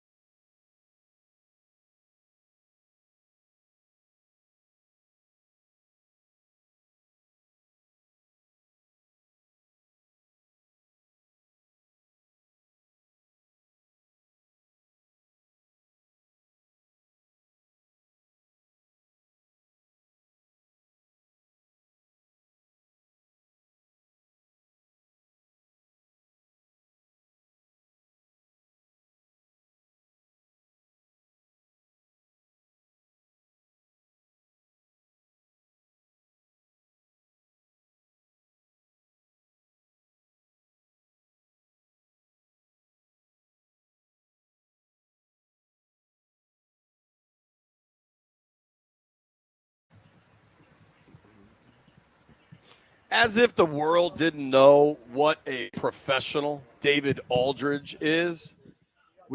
Right as the rejoin music for the show was kicking up, who walked in the tent but DA, a pro, a Hall of Famer. B. DA, how are you, man? You say 12:30, I show up at 12:30, boss. We appreciate you, man. You've been out here every day in mini camp just like we have. But today's the first day of training camp, and there's something real not too far away in that there's, these practices against the Jets and the Dolphins, these preseason games against the Jets and the Dolphins. What'd you see today? I mean, not a whole lot, to be honest with you. I mean, Sure. no pads, very limited work. I mean, you're always just looking to see somebody do one thing that makes you go, okay, I'll come back tomorrow. Uh-huh. You know how you play around and you totally terrible. You 6 over, and then on the 18th you stripe it down the middle. You go, okay, I'll be It back brings you tomorrow. back. There you go. I'll be back tomorrow. And that's so I saw Daniels made a throw. I said, okay, I'll be back tomorrow. Yeah. But hasn't football turned to where you don't know until the preseason games start? Right. Because, I mean, listen, I know you all spoke to Dan early, and he said, we don't find out anything about the big guys until training camp. Right. You don't find out nothing about the big guys today either. Not today. So when they start to go against the Jets and then go against the Dolphins, we'll start to see that. But football doesn't really start now till week 4. Yeah. To be honest with you. Yeah. Yeah. You've said it many times. You don't get better at football if you don't practice playing football. There you go. You got to practice playing football. And they don't do that now and during training camp. So you're just trying to, get your stuff in and see if people have mental recognition of it. That's it. And that's about all you can do until you really play. Yeah. What do you think, though, of the young quarterback? I mean, again, I think he's certainly has skill in terms of putting the ball into windows and things like that and making good decisions, but he hasn't been under duress yet, Jamie. Right. He hasn't played against people trying to take his lunch money. So until we see that, I just, I'm going to withhold judgment. I've said this to other people, like I just said to you guys, I don't care what Jayden Daniels does in any of the games he plays this year. I don't care if he throws for 3 touchdowns or 3 interceptions, or if he throws for 400 yards or 100 yards. All I need him to do once or twice is make a play that makes me understand why they took him second overall. That's all. Mm-hmm. And that can be a fade to the corner. It can be a scramble. It can be taking a sack if it's a smart play to make. Instead of taking a chance, throwing it down the field. Exactly. If it ain't there, throw the ball and throw it away. Or take the sack. But do something that lets me see why they took you second. I'll tell you, like the guy, the Nats got James Wood. Okay, he showed me. Right. Oh, that's why they traded Monsoon. Oh, I see. Well, when you think about the quarterbacks in the NFL and you look through the top 10, 15 passers, you look at yards or touchdowns, whatever it is. Yeah. Guys get paid on different levels and they keep resetting the quarterback market. But true stars, true dudes that you win because of that player, there's only 2 or 3 of them. And then right now there might only be one. You know what I mean? And you see guys that prove it to that level. And that's certainly what they're hoping they found. Sure, right? Sure. And, and I don't mind that. I think you got 5 years with a quarterback, right? Before you have to pay him. Now, most teams take care of it before then, I know. But you have an opportunity to build the team around him so that when you do have to pay him, if he's worth it, you've put a team that has a window. And you've seen Buffalo do it, and they had their first window. You're hoping if you're Buffalo, that's not the only window. You're thinking with Allen, we're going to have another window, maybe 2 more. But they had to cut back. All right, now we got to cut it back a little bit because we're not quite good enough anymore. So you're hoping Philly's in their window right now. It hurts, right? So Mahomes, obviously, but you're right. There's not that many. Dallas is there. They may have gone as far as they can go with Dak. He made this maybe as good as he can play. You know what I'm saying? And that's not a bad thing. He's been a really good quarterback, but it's not promised to you. We don't know how good Jayden Daniels is going to be, but you have a chance, which you haven't had for since RG3's rookie year. See, CJ Stroud had a great year last year, and you know me, Jay. I always say, okay, show it to me 1 year, show it to me again. Prove it again. And I don't think we know until he does it again. Yeah. And if he does it again, then you could probably say, okay, this guy, this is who he is. But the ultimate thing, I think we have to stop putting the pressure on 1 year, a few games, and let that guy make it. Because when you become the guy, you do it year after year after year, which Pat has done. Well, to that point, I mean, think about where a lot of people were 6 games into the Howell era. Right. You know what I mean? Yeah, like there was a lot of reasons to be encouraged early on. I told you after 4 games, we'll see. Right. Yeah. Right. Right. Yeah, I also wanted to ask you, defensively, this team was so broken last year. and the secondaries had a lot of struggles. Yep. Do you think these guys, Quinn and Witt particularly, who've had so much success defensively in Dallas, but like, I mean, Dan Quinn, that Legion of Boom, like, this dude knows how to build a secondary. Right. Do you think he can do it here, kind of with a lot of the same parts they had last year? I mean, probably not. I mean, certainly not to the Legion of Boom level. They don't have the talent. But can they be better? Look, just don't give up 6 explosives a game. That's all I'm asking. That's all I'm asking you to do. You know what I mean? Like, if you can't, like, if you have trouble stopping the run, all right, that's a personnel thing. You know, you can address that in the draft and free agency and trades. But I can't have guys running just rampant in the secondary every week, just getting 40 and 50 yards at a crack. I have no chance of competing against that. The stat line that cannot exist, and I always pull this up.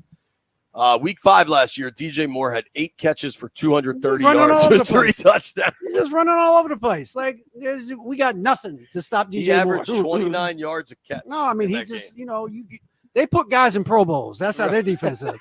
They put opposing guys in Pro Bowls. I'll take that to another level, though, and I think people blame the straight secondary. Get some pressure on the quarterback. Of course, sure. And I think we were so concerned with the pressure coming from the edges. We need pressure up the middle as everywhere, wherever it comes from. As long as like you said before, John and Deron both have played great years, right? But not together. Play them together, and let's see what happens. There's a reason they took young fella in the second round. Now, I'm sure it wasn't just for fun. Okay. Do you think? Listen, I think Jamin has probably played better than most fans think, but I don't know that he's played to first round status. Yeah. I think Jahan was good as a rookie. I think he took a step back. Right. I think there's some questions about he's got to prove his ability to beat press coverage at the line. Emmanuel Forbes, though, there's really not much positives to take from last year. Like it was pretty damn bad. Do you think these guys could figure him out? Because he was a first round grade across the league. Right.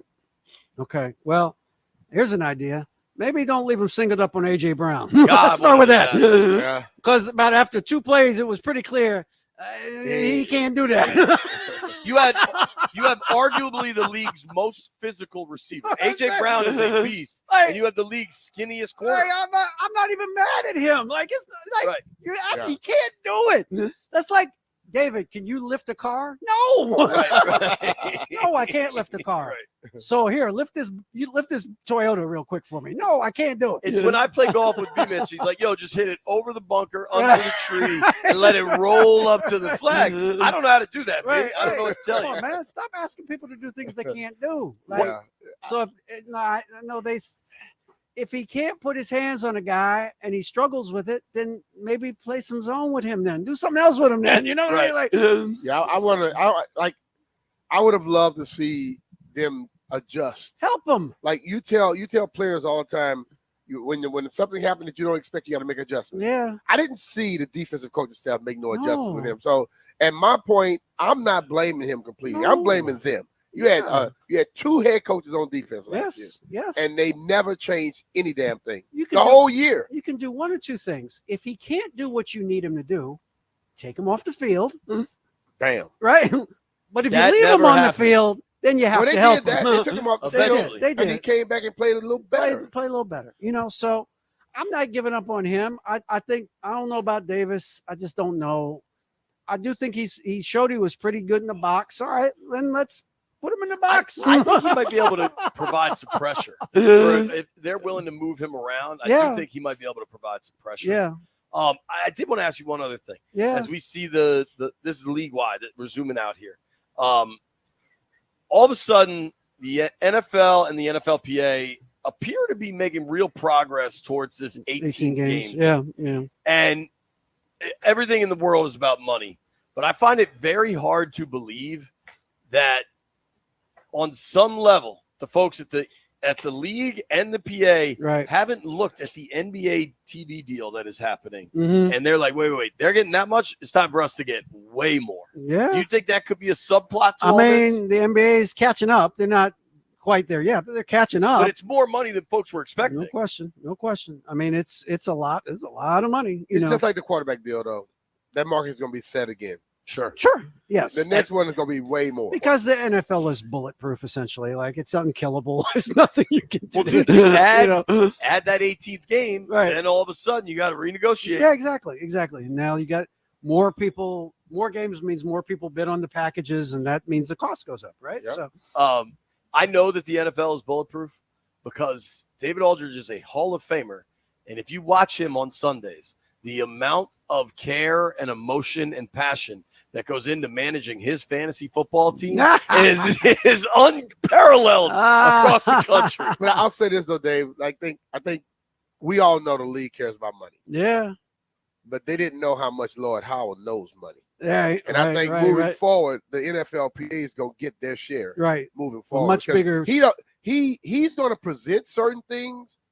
The man could care less about some of the stuff the league likes to offer. Right. Private equity. As long as you're taking care of us the proper way. Because when I talked with him, he was like, we're partnership. We need to start acting like Hey, we gotta be partners. Well, actual and I partners, think he's not looking to be combative openly, right? Right. Because there's not a lot of value in that. Right. Um, But equity. Right. Equity. Like when Eddie Murphy said, Huff. I mean, Huff, Eddie, Huff. AJ Brown in 2 games against Washington last year in the Week 4 overtime loss for Washington.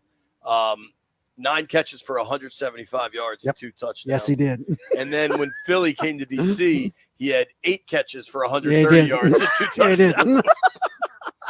Maybe not. Maybe not. So let that happen again. 17 for over 300. Right. Yeah, and 4 TDs. 4 touchdowns. Here's the thing: just in the division, But they got better in the second game. just in the division, you're going to get CD and AJ Brown and Devontae. I mean, Philly's loaded. Yeah. And who knows what Malik Neighbors becomes? But like the secondary has to be better immediately, just against Philly and Dallas. Right. But the second, to B's point, the secondary gets better when the pass rush gets There you better. Absolutely. You know what I mean? Like they got to fix that first. Well, it's like we can talk about Jayden all we want, but if that left tackle spot doesn't get answered, whether it's Goldman or Big Luke Whoever or it is. whoever, Yeah. Right. you know what I mean? My thing is, I know in this town, it's always about the quarterback. Sure, it's every I'm time. going to just go out on a limb and let everybody out there know if the offensive line play, the line of scrimmage play doesn't get better, nothing is going to change. Right. It has to get better offensively and defensively. Right. And if you look at the great teams that were here, Right. they won at the offensive line. Of course. You look at the teams that win the Super Bowl, they win at the offensive line. Listen, football is mixed up. The jerseys that they buy is the receivers and the quarterback. You know who do the most work? Big Offensive line, uglies. defensive line. Big uglies. It happens all the time, but we get caught up on just the quarterback. But if on this team, and I'll say it, I said to them, you got to get better. You can't keep telling me what you are, how good you are. You got to show it. Right. If they don't show it, I don't care what you have in front of behind them. It ain't gonna work for them. Well, I think the D line, I think the floor of the D line has gone up. I think you'll have. Yeah, I mean that's so. We don't know. We don't. I would think though that especially at the D tackle position, they're deep. They got veterans. They got the young guys now who are pushing the veterans. If they can't get it done this year, I don't know when they're going to get it done. Right. You know, those guys got to be dominant this year. Last one is just a yes or no answer. Sure. Team USA win the gold? Yes. Yes. Yes-ish. I mean, they've had some. They were awakened. To me, in it's that, about Sudan it's game. about Durant. Durant is the best international player maybe in the history of this country.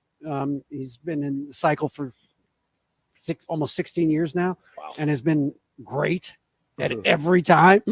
So if he plays, if he's healthy enough to play 20, 25 minutes, they separate from the rest of the world because he's so good.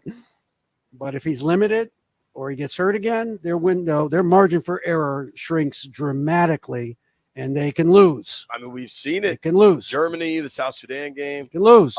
DA, thank you, dude. Always appreciate it. My pleasure, guys. Everybody give him a follow at David Aldridge DC. Check out his work in The Athletic. We'll be right back.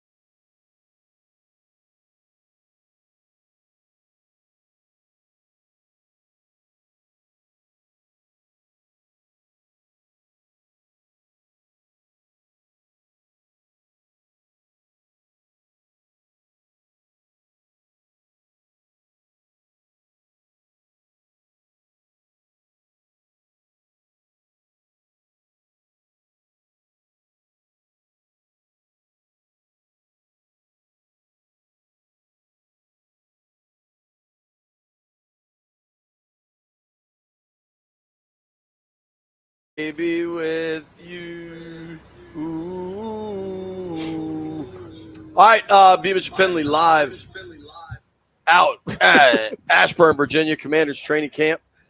All of our training camp coverage all summer brought to you by Paul Henry's Window Installation.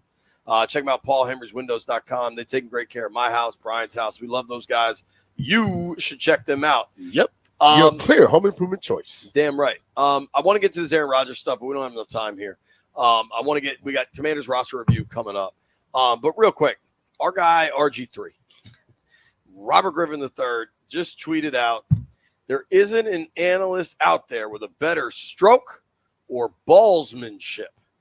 I'm gonna leave that one alone. How clearly is Robert just trying to make everything a sex joke? And like, what's the point of this? Yo, I make a lot of dumb jokes. I did 10-minute bit about Coco Gauff, but like, what are we doing here? I don't know, bro. Jeff, I dropped that tweet in there. What'd you think of that? It's corny. Like, if you gotta force it like that, it's corny. Like when the dude was like, big Phoenix energy, like it was all corny, bro. Like you can't force it. You got like when that moment comes. If it just happens, it happens. Yeah, when the moment comes for a pause, damn, it's supposed to be like they writing scripts, man. Not like, oh, bro, come on, you really just put this. Hold up, I didn't see this. So I know it was like last month or something. Robert tweeted out, "Dear fans, this is a safe space. Would we like to see the Redskins logo come back?" Right? Which is just engagement. What do they call it? Engagement farming? What's the term? He's trying to get on the side of people. Right. Did you see what his pinned tweet is now? His what? The top of your Twitter, you can have one pinned. Pinned. Okay. Yeah. Dear America, this is a safe I space. thought you said twinned Pete. I may have. Pinned tweet. Dear America, this is a safe space. Joe Biden has dropped out of the presidential race. Who do you want to be the Democratic nominee? Like, what are you doing, Rob? Nah, bro. When you looking for a 9 to 5, you put out everything to try to see if you can hit. Yeah, it looks like there's no link to ESPN in his bio anymore. And I think we all have you seen him on ESPN? Not in a while. And didn't they announce that Jason Kelsey got the Monday Night Football job? Okay, well. So maybe that's what some of this is. But I just here's what I know about Robert. He's smart about ball, and he's a really good analyst. When the actual in game, he is breaking down plays. He's very good. I give him credit for that, but like when you have that ability, but you keep being a character, you mess yourself up. Yeah, man. Lean into being good at football on the analysis side and not all the goofy stuff.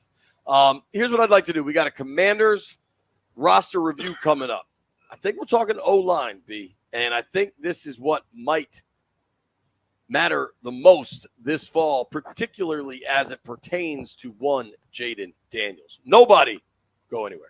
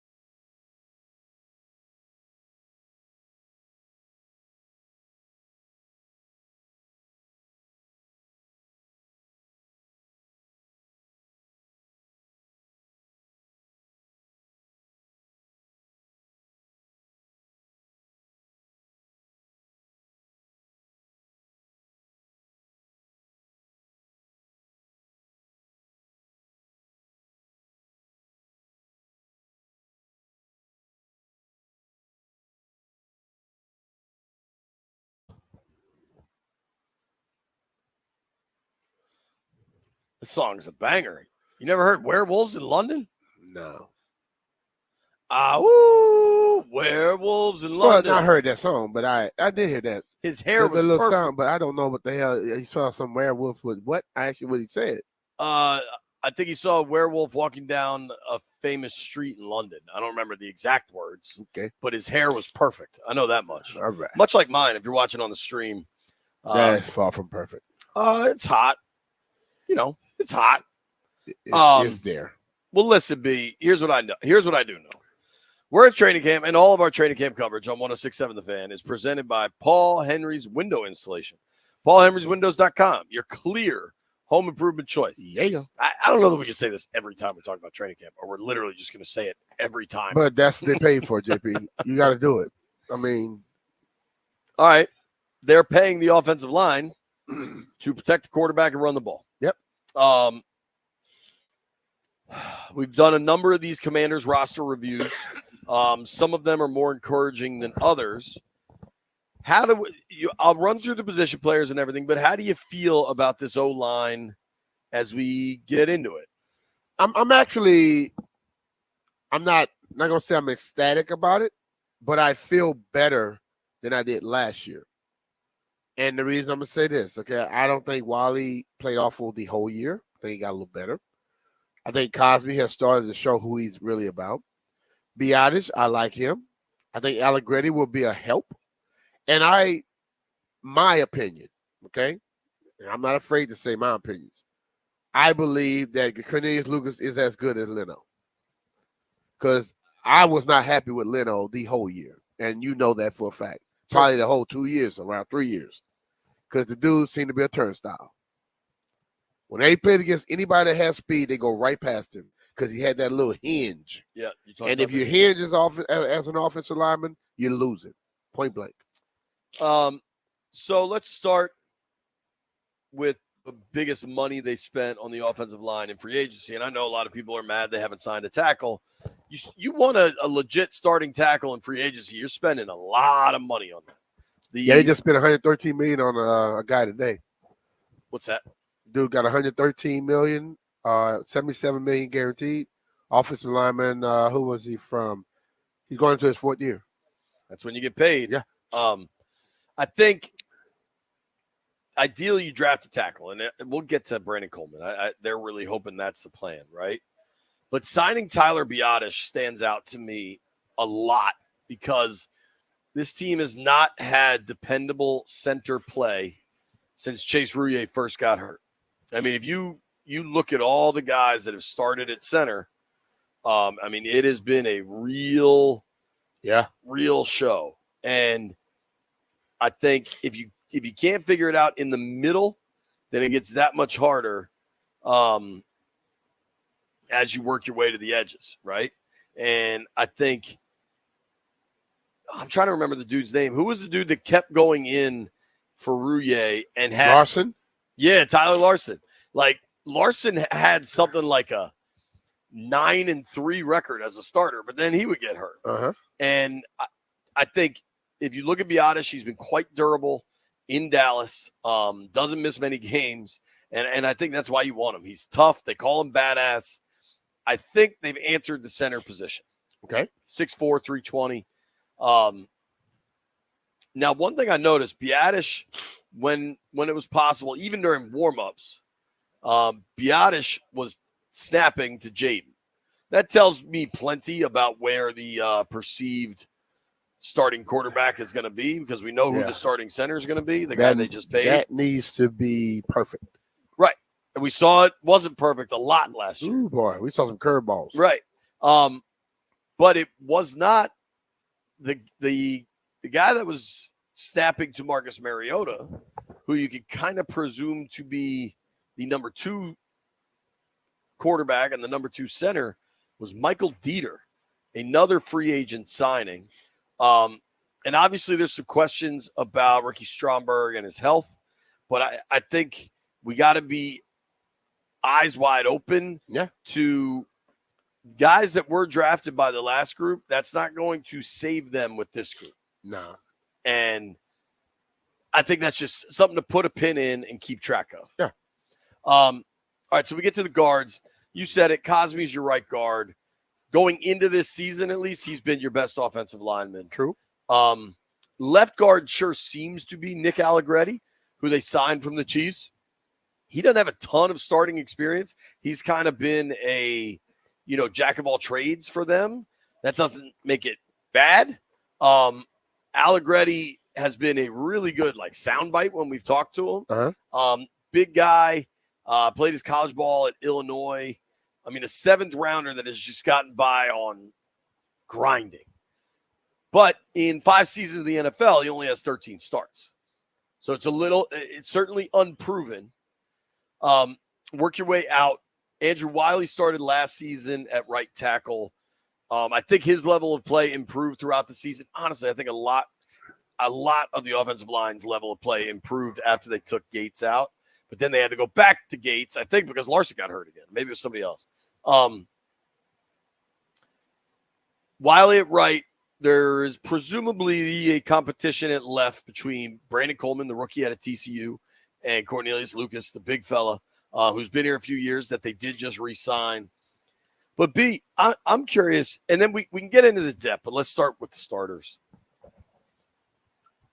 I'm not against a wholesale revision, or at least what these dudes keep talking about, a wholesale competition across the line.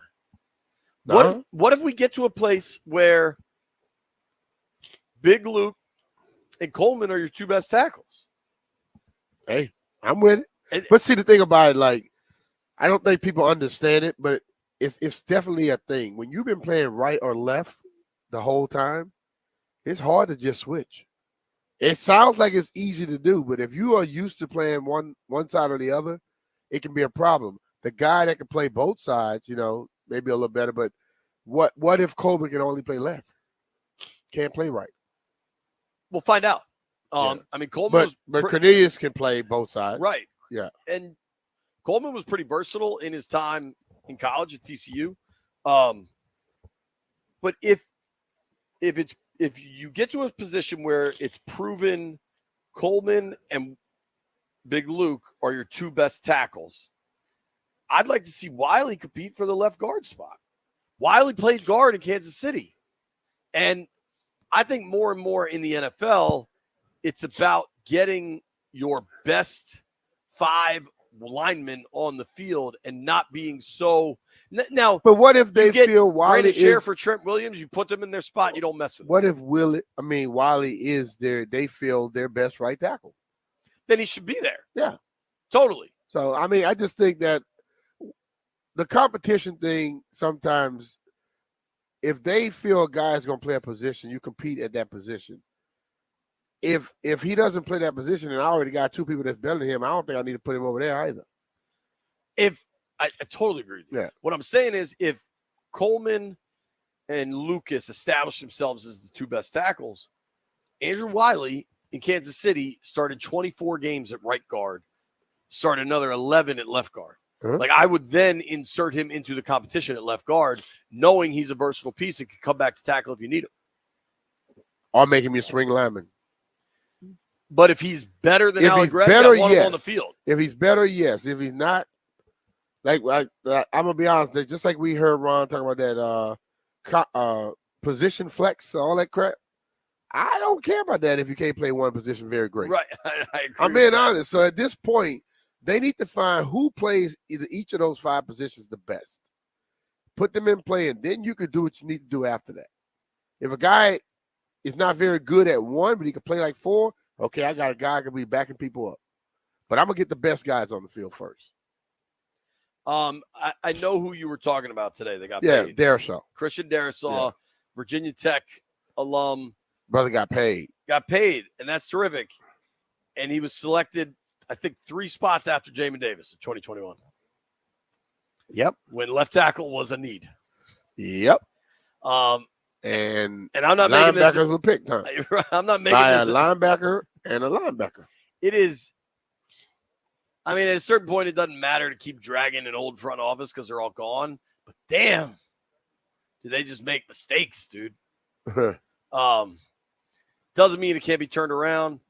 The depth on the offensive line as you continue I'm curious what these like previous draft picks become.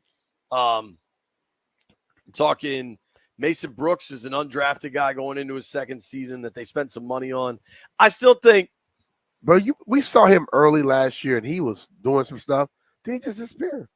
They didn't play him. I know. That's what I'm saying. Why is it like they were giving guys time, hyping them up, and then boom, he's gone? Let me ask this. As a dude that came into the league as a fifth rounder, you were friends with first rounders, you were friends with star players, you were friends with undrafted guys, you were friends with guys all over the roster. When you get to the end of a season in the NFL and you're not in the playoffs and it didn't exactly go your way, I don't want to say there's an expectation, but on lots of rosters, lots of places, they get those practice squad guys up for a game so they get an NFL game check. Yeah. Like, they make that happen. Not only did they not do that last year, a guy like Mason Brooks, but like, remember they cut Danny Johnson late in the year? Like, and Danny Johnson has been like a lifesaver for him in multiple positions. There's just some decisions that, like, why Brooks, unless there was beef with somebody or somebody cursed somebody out. But why should it be beef? I mean, let's be real. Coaches curse out players and players curse out coaches. But you know what? The adults don't give a damn about that. They win football games. They try to get people better because that's what your job is. But there were grudges held in this building and before. And I'm happy to just talking with Dan the other night and already talking to Adam. They don't seem to be grudge holders. They seem to be, listen, there is something I'm supposed to be doing here that's bigger than me caring about you not liking what I did. Okay, and I'm gonna move and I'm gonna do that. The other people cared about everything about, you gotta treat me a certain way, but I could treat you how I want to treat you. That doesn't work. I was at an event with I'm just gonna say sports executive lately, where he told me a story of, disagreement between exec and player, and loud disagreement, and people shouting and challenging one another. And then the next day you come in and you talk through it and you move forward. Yeah. Like, I try to maintain a rule in my life where if something significant happens, something big, you get 24 hours for an emotional reaction. Yeah. And then you just got to move forward. I may wake up the next day and forget what the hell we were talking about. Depending on the uncle nearest. So you got Allegretti signed from KC, Mason Brooks, undrafted guy. Cosme, we all know. Michael Dieter was a guy they signed. Chris Paul, interesting situation there. Yeah. I would hardly say that that's a firm roster spot as they've kind of rebuilt this thing, but people keep a lot of O linemen now. And with kind of the change, 9 to 10 of them, changed practice squad 11. rules, you're allowed to keep more guys. Andrew Wiley is there. I mean, trying to guess at an O-line depth chart right now before we've seen anybody hit is really pretty silly. We haven't even gotten to the tackles. And a lot of these guys get listed lots of different ways. But at your tackles, you've got Alex Akingbalu, 6'5", 3 bills. Brandon Coleman, 6'6", 320. Cornelius Lucas, 6'8", 330 is what he's listed at. I'm going to give this my best shot here, an undrafted fella. David Nwagwu, 6'5", 300 pounds. DN, yeah. It starts with an N, right? Yeah, Yeah, NW. And then Trent Scott, who's a 6'5", 320 fella. Of the tackles, Wiley is listed as a guard/tackle, but I Okay. think, barring injury, which you sure hope nothing happens, Luke, Coleman, Trent, Wiley are pretty clear your top four. And then you're probably going 6 interior because I know this organization is going to keep an actual backup center. You need one. So if you're keeping 4 tackles, then you got 2 centers. Yeah, that might be more important than a backup left tackle. This backup center, because if the center gets hurt, you need somebody who can really get in and call all the. You gotta have a center. Yeah, Somebody call got to the snap the protections ball. and all. dude. But not only that, but calling the protections and making With a rookie quarterback? making the rookie quarterback job easier. Week 1 going against Todd Bowles. Hell yeah, Todd's gonna cook that thing up. Oh yeah, he gonna crank it up. And he probably won't stop if you catch him on a few of them. Dude, no way. So I think You do have Stromberg there. If you think that's 6, right? The 4 tackles we mentioned, the 2 centers. I mean, your guards, Allegretti, Cosme, Dieter. No, I guess Dieter counts your backup center. That's where you might be able to make a little space or even be watching the wire, honestly, if somebody else gets released. But then you're talking. There are people on other teams that they're probably looking at right now that they feel can probably fit something better. That's the strange thing about, and that's why, listen, these front office people and these coaches, it's hard to be having a guy on your team, trying to make him better, knowing that the guy on the other team fits exactly what you want and he's better than him already. Well, think about Stromberg is a part of this. Chris Paul will be a part of this. There's who's the guy that got Mason drafted Brooks. last year that just disappeared? Oh yeah, The Braden guard. Daniels. Yeah, where is he? I think he's on IR. They're not good. No. Yeah, I forgot about Braden Daniels. I mean, I don't think I'll be sure of this. Okay, no, he is on the 90. He's listed as just an O lineman though. So most of these guys were listed at center, guard, or tackle, and then one of them was listed as a guard and a tackle. But Braden Daniels only listed as an O lineman. Just as OL. Not even position? 6'4", 297. Second year out of Utah. Okay. That is, especially as we creep into the later days of training camp, that's a good assignment for our young PA here. Find out what's going on with Braden Daniels. That's a 4th round pick. Yeah. That's a 4th round pick you gave a redshirt year to. Yeah. This team went 4-13. You couldn't afford a 4th round pick that got a redshirt year. Yeah, I think he earned that year. I'm sure he did. All right, there's a conversation I want to have with B, specifically training camp, and it comes from Aaron Rodgers, who I know can be kind of annoying, but I think you're going to agree with him. Seriously. And it's not about Coco Gauff or fly hunting. This is a serious football topic that I think you're going to agree with Aaron Rodgers. I'll explain when we come back. Let's see.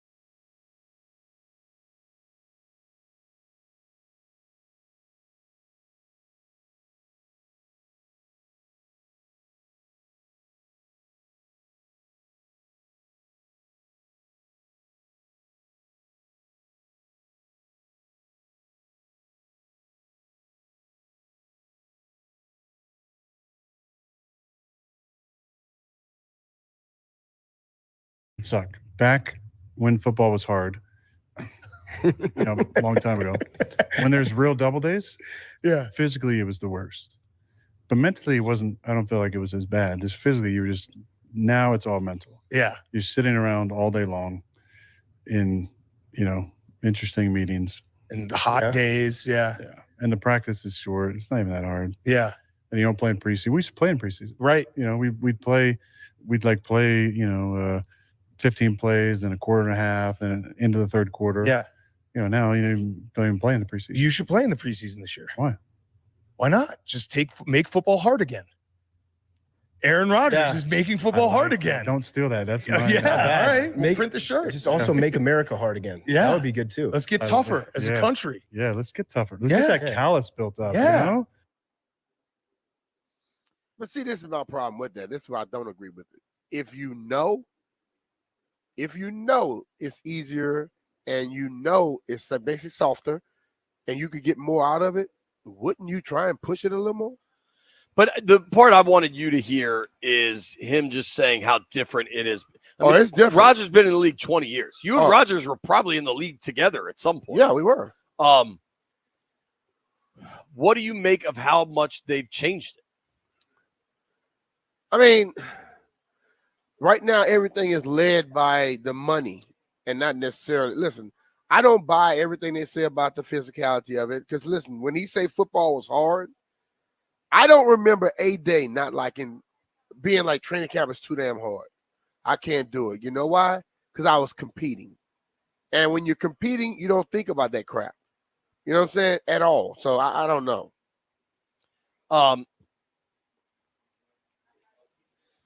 I tend to be with you. I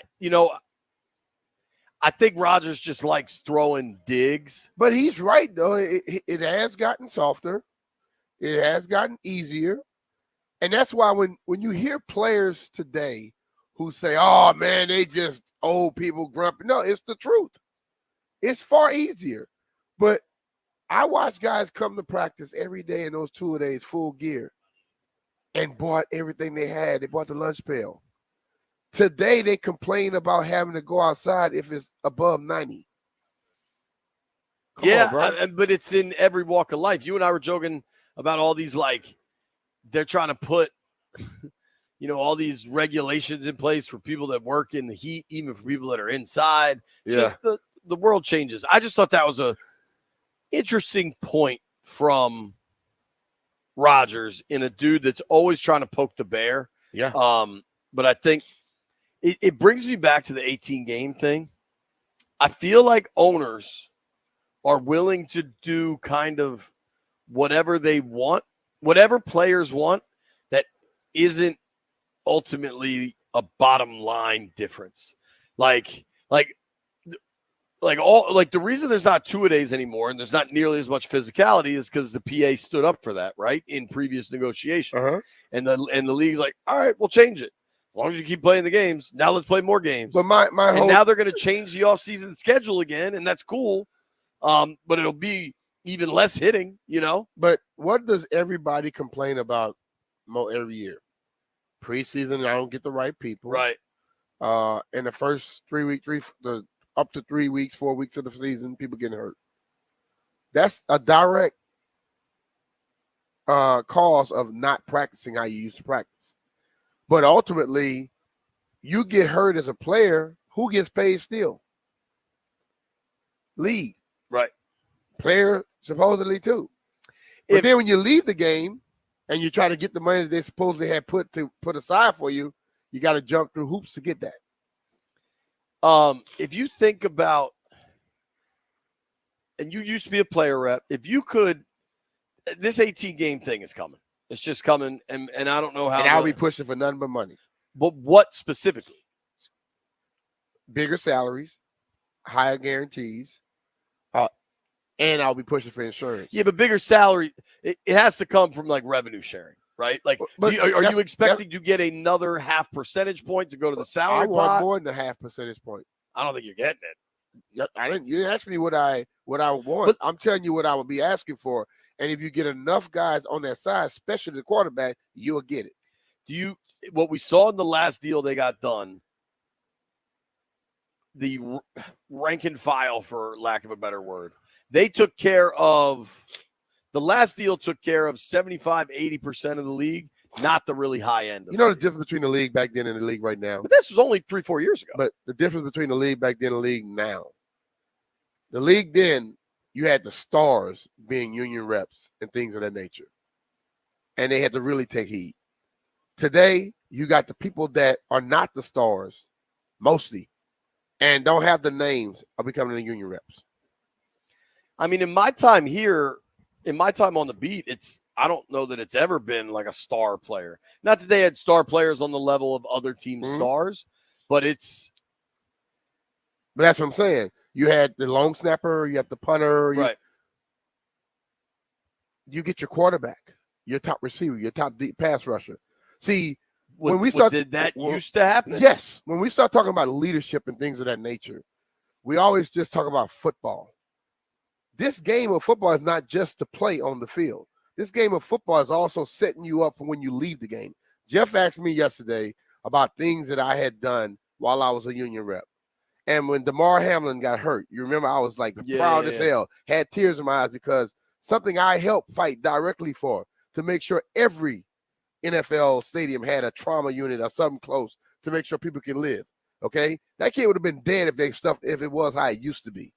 You know, that made me happy. When I hear guys have 5 more years of insurance, which they should deserve more than that. You know, guys have these funds where they can go out and buy insurance for themselves, or if they got somebody in their family who needs some type of say just simply a damn wheelchair or some medical type thing, they can provide and they get paid back. They buy it and they get paid back, reimbursed up to $50,000. When you have guys that get a $300,000 fund by the time they retire from the game of football, I'm proud of that, fighting for that. All these dudes that have run around here talking about their leaders don't want to talk to the damn media. Ask any one of them if they've done anything that takes care of a guy once he leaves the game too, because everybody gonna leave this game eventually. Sure. So and probably before they think they're ready. It's going to be fascinating to watch that unfold. And I think if you watch the stuff the league is always happy to give up. Oh, you don't want to test positive. You don't want to test for weed. No problem. See, but you want to change the offseason schedule. That's being no short-sighted.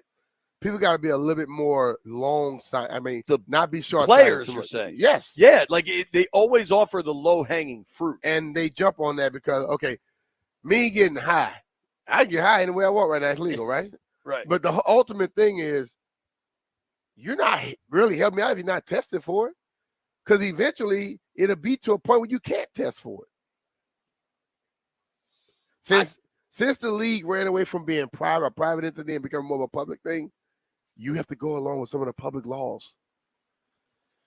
Yeah, they were probably ahead of the curve because when they changed that in the last CBA, which was before I think the whole world just let everybody smoke weed everywhere. Mm-hmm.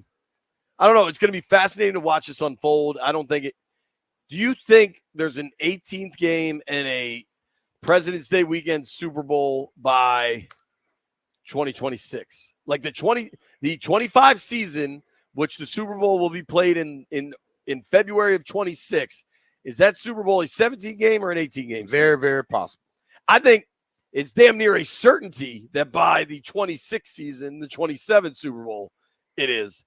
I think next year it happens. I'm with you. I mean, once the train gets moving, I hope they fight for what for the money and the shares that they deserve. You got to fight for your right to listen to the next segment.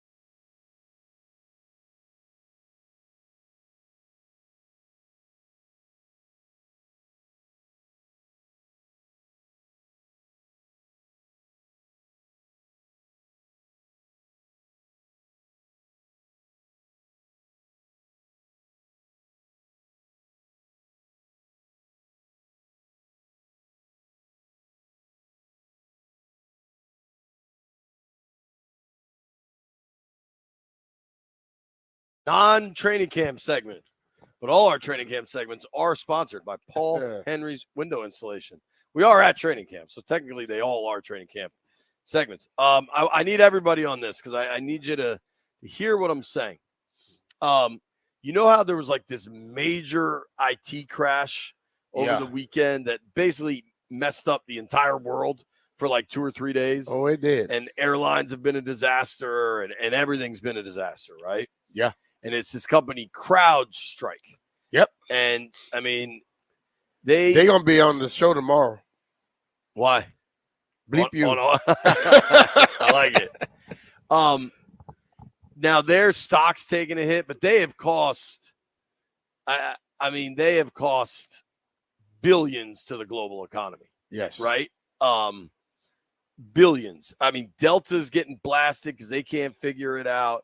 I mean, they have caused significant trouble to the global economy. All right? But wait. What's happening? We just got news via TechCrunch. Landfill, you sitting down for this? This is important. Always. CrowdStrike, the cybersecurity firm that crashed millions of computers with a botched update all over the world last week. Brian, they're coming to the table and they're trying to do the right thing. What are you trying to do? Pay people? CrowdStrike is offering its partners a $10 Uber Eats gift card as an apology. And everybody should send them a picture of a one-finger damn salute. I mean, can you imagine? Hey, sorry, we crashed the world economy. Here's $10 to Uber Eats. Yeah, that's not going to help me. Hell, $10 to Uber Eats doesn't even get your food. Hell, that just get them to go to the restaurant. That doesn't even they get the bring it back to fees. you. What the hell? That's probably they go pick up a cup of water for you and bring it to you. Landfill, do you think that makes it cool? Does that cover it? No, it does not. Okay, Landfill, one vote. That doesn't make it cool. What about you, Jeff? I know you love Uber Eats. Nah, not cool. And I don't love Uber Eats, not at all. No, you're anti-Uber Eats?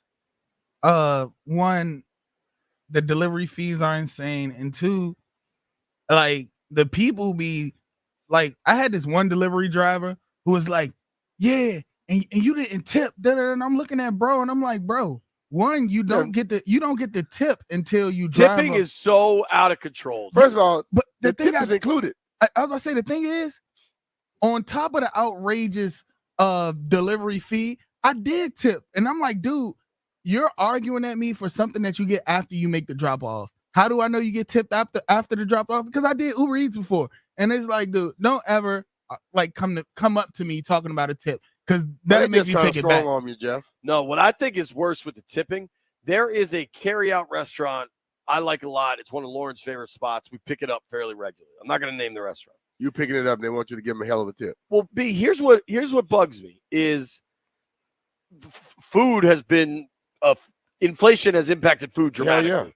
Yeah. I'm getting two tacos each, 4 tacos for me and my wife. It used to be like $23. Now it's damn near $40. Okay, I get it, right? Like everybody's got that.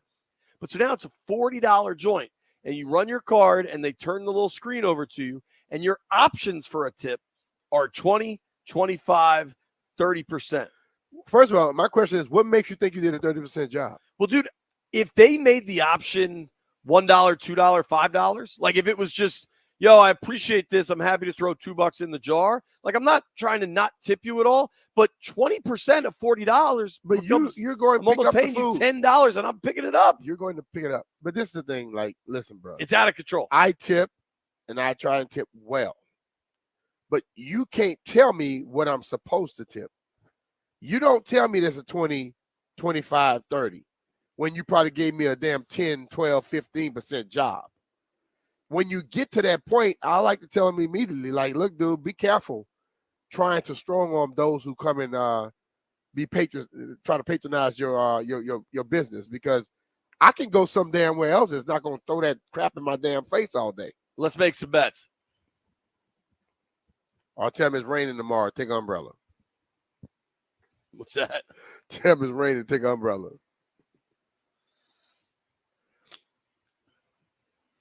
Gather around. Gather around. Jeffrey. Okay, so before I get into tonight's results, I gotta admit my mistake. last night results. Time to own some stuff. Yeah, I gotta own some stuff. So as I said, everyone did hit their bet yesterday except for me. I read the information wrong, and actually it was only JP. He was the only one who hit his bet. So he started off 1-1. I mean 1-0. I started off 0-1. Tonight, though, in all fairness, nobody hit their bet from last night. So we're all set. Well, my guy Skeens went 8 1/3 innings with 8 strikeouts and took a loss. Lots of Can cheating. we get some hitting? Can we get some hitting in Pittsburgh, please? Save the dude. Help him out. Damn. All right, make some bets quick. All right. Give me the Braves tonight.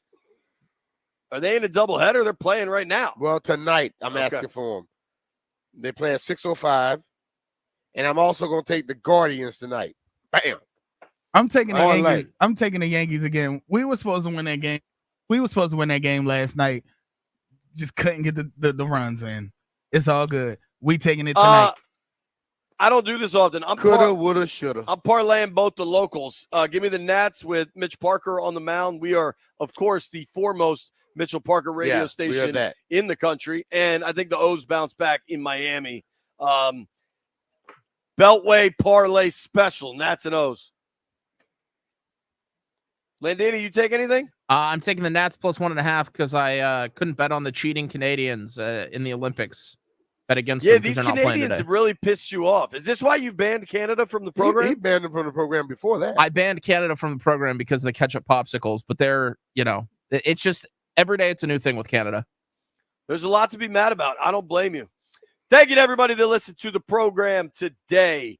Thank you to Neil Greenberg for joining us. Thank you to David Aldridge for joining us. DA. Thank you to Toby Altizer for helping us out in a pinch. Grant and Danny coming your way next. A fun day, day one, training camp. Made it this far. Beeman chose your beer. No, he don't.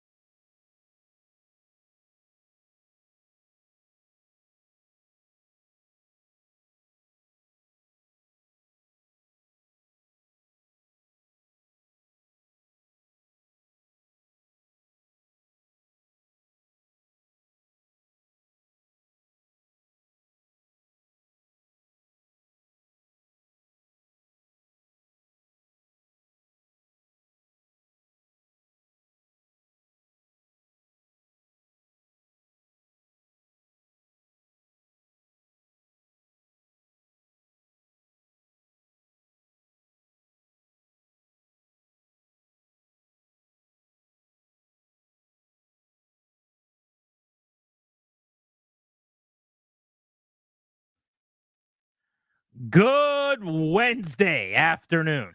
Welcome into Grant and Danny. It is July 24th, 2024.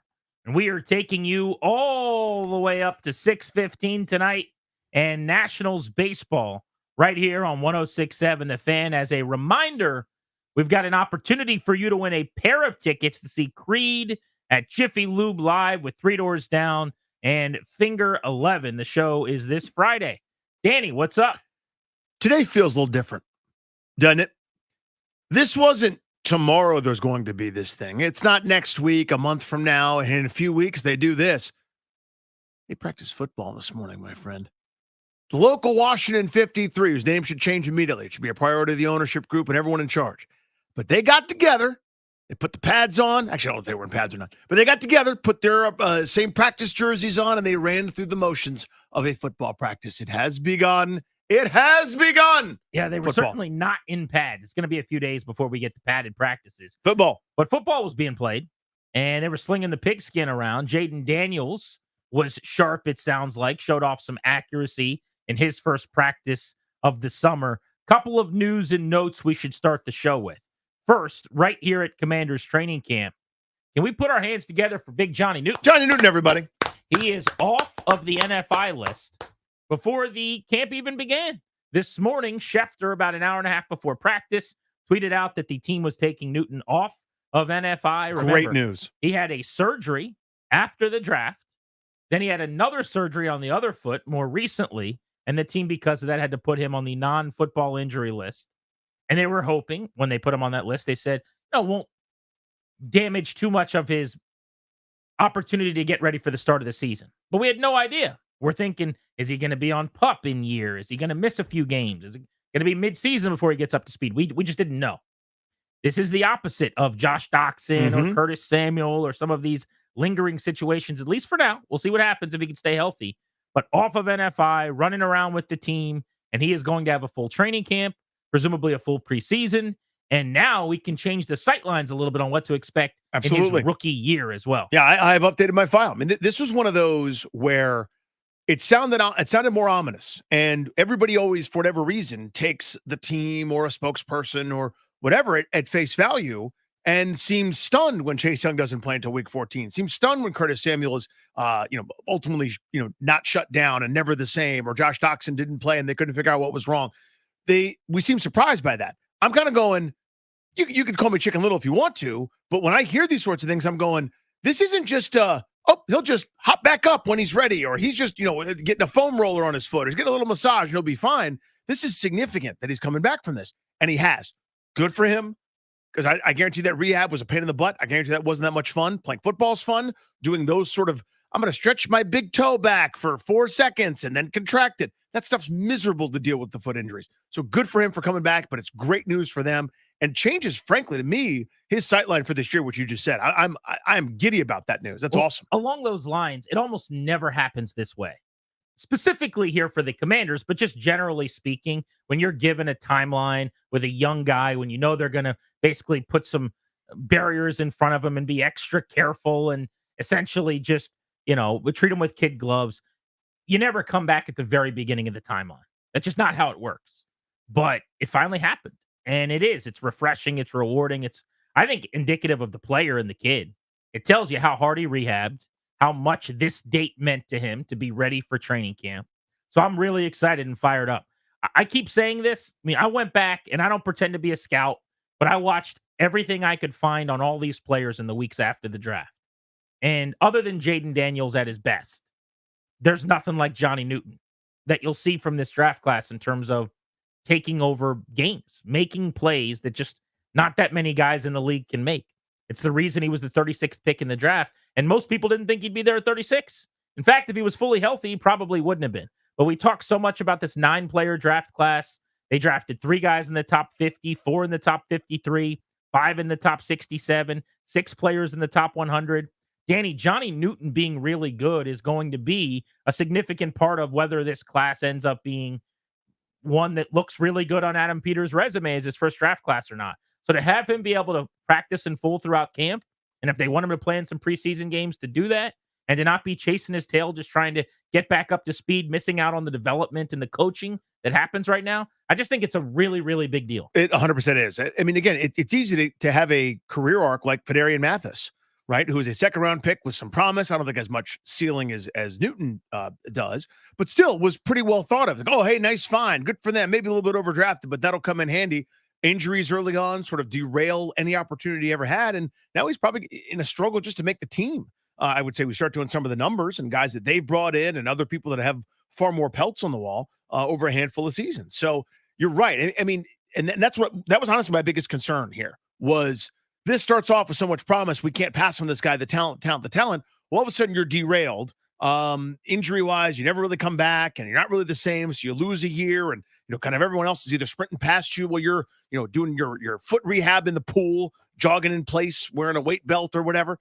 Now that the fact that he's able to go, and again, God forbid there's something, a setback happens or otherwise, but from these 2 foot surgeries to be able to go here first day of training camp, 100% no restrictions, that is awesome news, both for him and for what you mentioned for this draft class. I just got some love, it looks like, in the YouTube chat where you can stream our show every single day.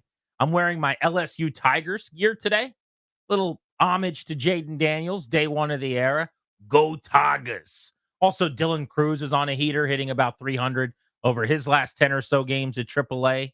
The Nationals, the Commanders, both had number 2 picks. Mm-hmm. They both went with stars from LSU. Now, the Wizards didn't get that memo.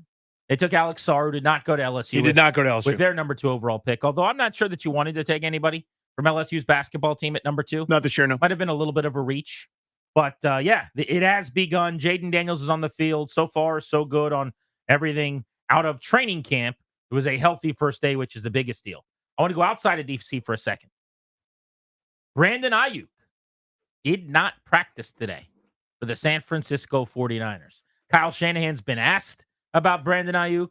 He has said that he's got a really good relationship with him. He thinks that's going to pay dividends as they try to sort this all out moving forward. That's great. As of now, though, this is a hold-in. He is reported. He's at the facility. You have to report at this point. People act like you can still not show up.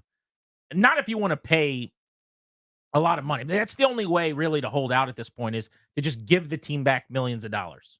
If that's worth it to you, good luck. You call that the Le'Veon Bell plan. But the workaround, and I think now it gets to a point where you're kind of fighting with the team and haggling over whether or not you can be fined and how much you'll have to pay, is the hold-in, where you show up, you go through all of the non-practice field endeavors, but you don't actually practice. And that is what Brandon Ayuk is doing. You're seeing this in other places with guys like Jordan Love that want contracts. So Ayuk, squeaky wheel, man. He is trying to get the oil. He really wants San Francisco to trade him. And a lot of people thought now that the season starts, they didn't trade him. He's going to just fall in line and he'll start to prepare for the year and get himself ready to have a monster season. Not yet. He is still agitating. He has decided he will not be practicing. We're going to wait to see what he says today, but there's some reporting that maybe he's going to come out and say, I'm not going to practice without a new deal. That could mean he just doesn't practice leading up to the start of the season. But I wonder if Adam Peters and the Commanders kind of have one eye on what's going on in San Francisco, because we know they were one of 4 or 5 teams that were actually talking with the Niners at one point about Ayuk. Yeah, everybody should be looking. I mean, again, San Francisco still holds all the cards here. It's obviously to their detriment to not have the guy practice before the season starts, but still, they're very much in control, just the way the CBA is written and otherwise. Whether you think that's fair or not, you can take that up with the NFLPA and then the NFL at large. But they're still very much, as I said, in control of this process. And there's very little a player in Ayuk's position can do. This is it. He's exercising his last option. He went to the nth degree in terms of the not real agitators. And what I mean is, this is kind of your last best card. Previously, it's a lot of TikTok and a lot of Instagram and a lot of social media and a lot of, purposely posted video chats or Zooms or otherwise with his buddies, letting everyone know, like, here's the thing that I want that I'm not getting, and I'd still very much like it. Try to put some public pressure on the Niners, which they're adults. They're not going to fall for that or be foiled by that. They're not going to treat it as too much of a headache for a guy that I think is going to have 1,300 yards and 8 or 9 touchdowns for him this year. But this is kind of his only bit of leverage. Now it's a game of chicken. And San Francisco has done these late deals a couple different times over. So they've done this before. But, for Ayuk, this is probably his one chance to get that massive payday. And it's not in San Francisco's best interest right now, the second to do it. It's going to be fascinating. Yeah, I just don't think he gets traded. I still feel the way I felt for weeks about this. You can throw whatever fit you want to, buddy. You can stomp your feet and you can lay on the kitchen floor and you can pout and you can tell me you're not going to your room. But when I'm ready to, when I'm good and ready, I'm going to pick you up. I'm going to throw you over my shoulder. I'm going to take you upstairs and lay you down in your bed, and I'm going to close the door behind me. It's happening. You're playing for me. And the reason is, Danny, I got to win the Super Bowl this year. I am built to win a title. I lost in the Super Bowl last year, and the 2 years before that in the NFC Championship game. 2 seasons before that, I lost in the Super Bowl. So you go back to 2019, over a 5-year span, they have been in 4 NFC Championship games, winning 2 of them, and they have lost both of their Super Bowl appearances. They don't have the luxury of just extending the window and let's be good for as long as possible. Let's not prioritize this season. Let's just make sure we get more bites at the apple in the years ahead. If you're a GM and John Lynch, when you're just good every single year, but you can't break through and elevate, all of a sudden you get viewed differently. The fact that you have a team that's really good isn't really what's said about you anymore. It's that you can't win the big one, that you're not the kind of guy that can win a championship. Kyle Shanahan, as a head coach, I think unfairly, is dealing with that at this point as well. Right. Where forget that you're the best schemer, the best play designer. Forget that every player that plays for you says you're the smartest person they've ever been around. Forget that everywhere you go, the team goes to the Super Bowl or as the number 1 offense before they fire you. He's been a head coach who's been close with no cigar. And because of that, you are around long enough to basically become the villain. They need to win. They have to get over the hump. They have to kick the door down. It's going to be a lot harder to do that without Brandon Ayuk. Now, if somebody wants to call you up and offer you a first rounder next year and a second rounder the year after that, it might be really hard to turn that down when that guy's probably walking after this season. But barring some kind of crazy deal that doesn't really make sense from a suitor that then has to turn around and pay him almost $30 million, it is nearly impossible to come up with a scenario where they're better off trading him in a must-win Super Bowl or bust kind of season, which is what they are right now. Yeah, the only chance I could say, and I agree, I represent everything you said. The only chance I could see at a trade is if they go, and I know Ricky Pearsall right now is on the NFI list. That's their own rookie who's pretty dynamic, who's got a lot of promise. That's more of a future role, who's on NFI. Our version here, Johnny Newton, just got off today, was able to practice. But if he's good to go and he's better than everybody thought, and they're like, we can't mess up the chemistry. And this is a moonshot here. I don't think this is realistic, but this is the only way I could see it, is if they're going, this is too much for us to deal with. We got a great thing going. If he's absent for 7-8 weeks, we're still going to go 6-2 because we got every ingredient you'd want, and this kid's ready to take on a big role, and we like our group. We don't need this headache. Let's move on and get a first rounder for it while we still can. I don't think that's likely. What's 99 times out of 100 likely is you do what you want, buddy. As many tantrums you want, you get it out. I hear you. You're very upset. I'll see you at practice when it comes time. We got a Super Bowl to win. And they may even feel, honestly, with him, like practice and the preseason and all that stuff, it'd be nice to have him out there.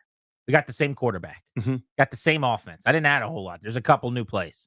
Got the same offensive line for the most part, anchored by Trent Williams. You're still running routes with Kittle on your left and Deebo Samuel behind you, deeper running down the field. There's not a whole lot he's got to figure out. So they might say, we'll see you on September 9th. Yeah. When we play the New York Football Jets at home on a nationally televised game, when we're going to target you 9 times and you're going to go, 6 for 87 with a touchdown or whatever. That's when we'll see you. So have fun. Get your clicks, do your engagement farming, all your social media stuff. See what kind of stills you can get from your buddies around the league to post some practice images. Enjoy yourself. We'll see you in week 1. Speaking of practice and training camp here in DC, how does your excitement level for training camp compare to the past? If you look back at last year in 2023, when there was new ownership, when we found out in the days leading up to camp that they had put the bleachers along the field for people to use for the first time ever, Sam Howell, who had the one really productive game against the Cowboys in his only game he'd ever played, was going to be the starter. You knew the O-line didn't look great on paper, but after an off season where they kind of didn't do a whole lot, there was a new young quarterback to go see at camp, not unlike there is now, although this one, the number 2 overall pick, a whole lot more electric and exciting and higher upside. But how does your excitement for camp this year compare to that? Or 2022 when they traded for Carson Wentz? Or 2021 coming off of a division title when they had Ryan Fitzpatrick ready to take over under center? Or maybe year 1 of Rivera. That might be the best comp, honestly. Going back to 2020 when it was a new coaching staff. Now, that was the pandemic year where there was no access. You weren't going to camp, so maybe that really sapped it. But that was going to be the first time that Dwayne Haskins was given a chance as a starter, as a first-round pick. I want to get into that next. We can open up the MGM National Harbor listener lines on that at 800-636-1067. Do you find yourself more, less, or equally as excited for football in 2024 and for the start of camp as you did in years past? You're listening to The Fan.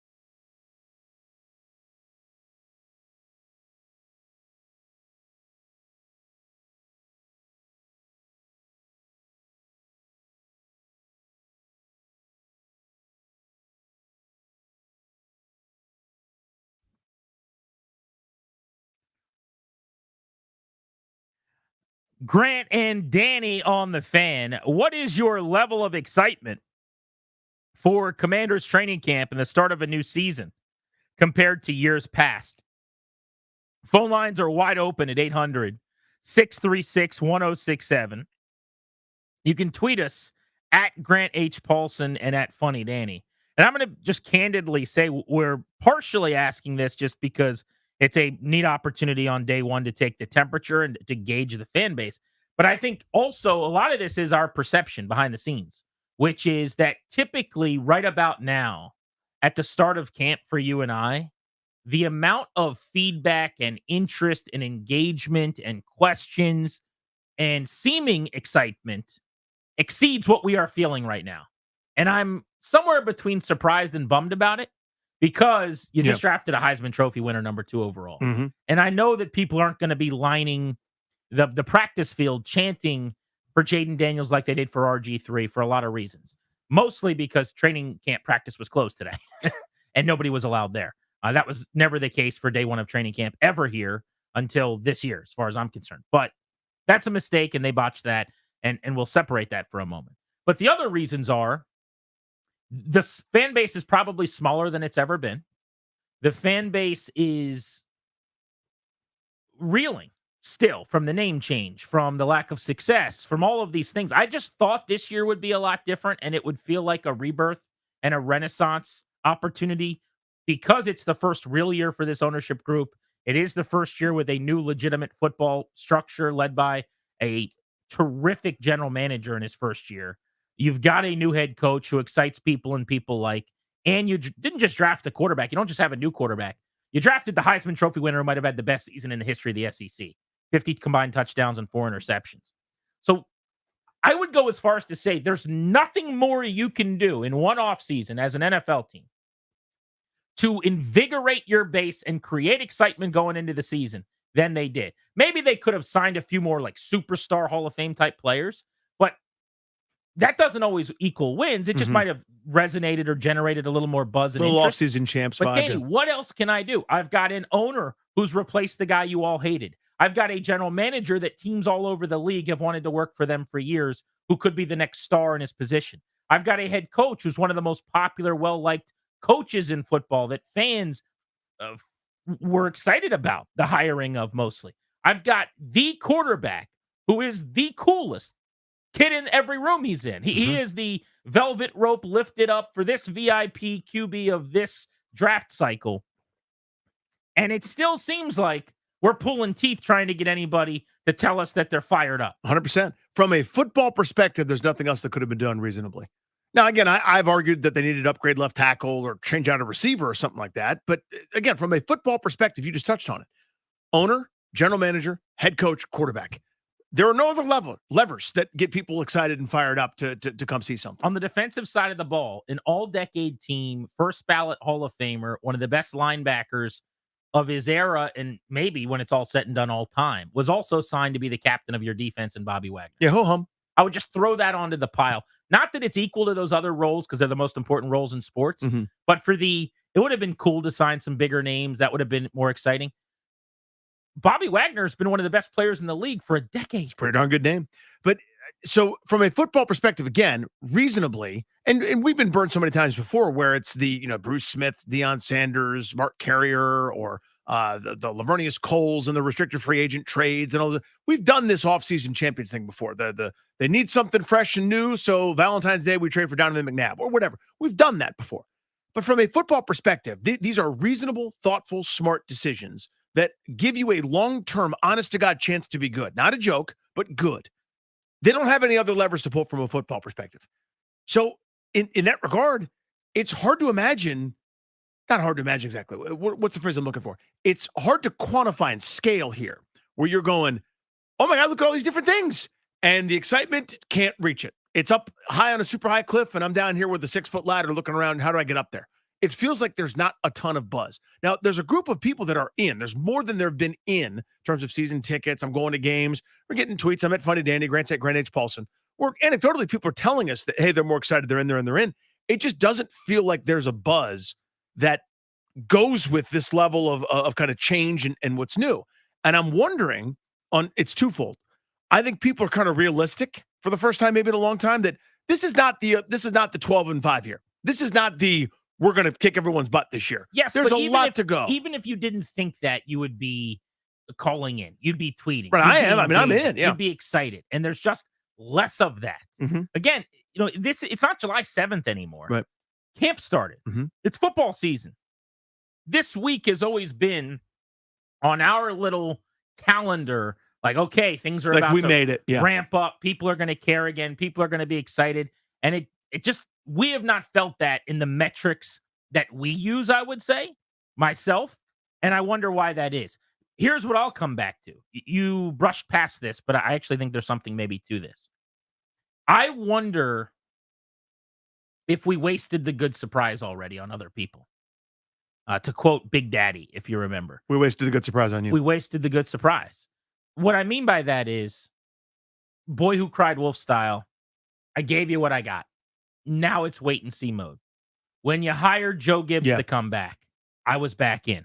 When you hired Mike Shanahan and he showed up with his 2 Super Bowl rings at the press conference, I was back in. When you got the hotshot 46-year-old play caller that everybody wanted in Jay Gruden, I thought that was interesting.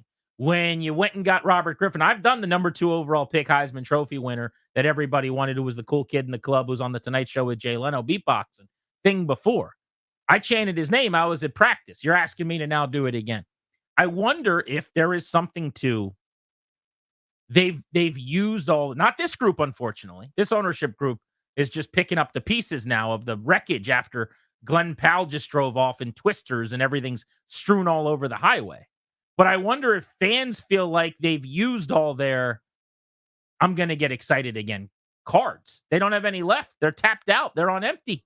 There's not enough money left in my fan bank to take out another withdrawal so that I can hand you another let's get excited for the season. And maybe fans just feel that way.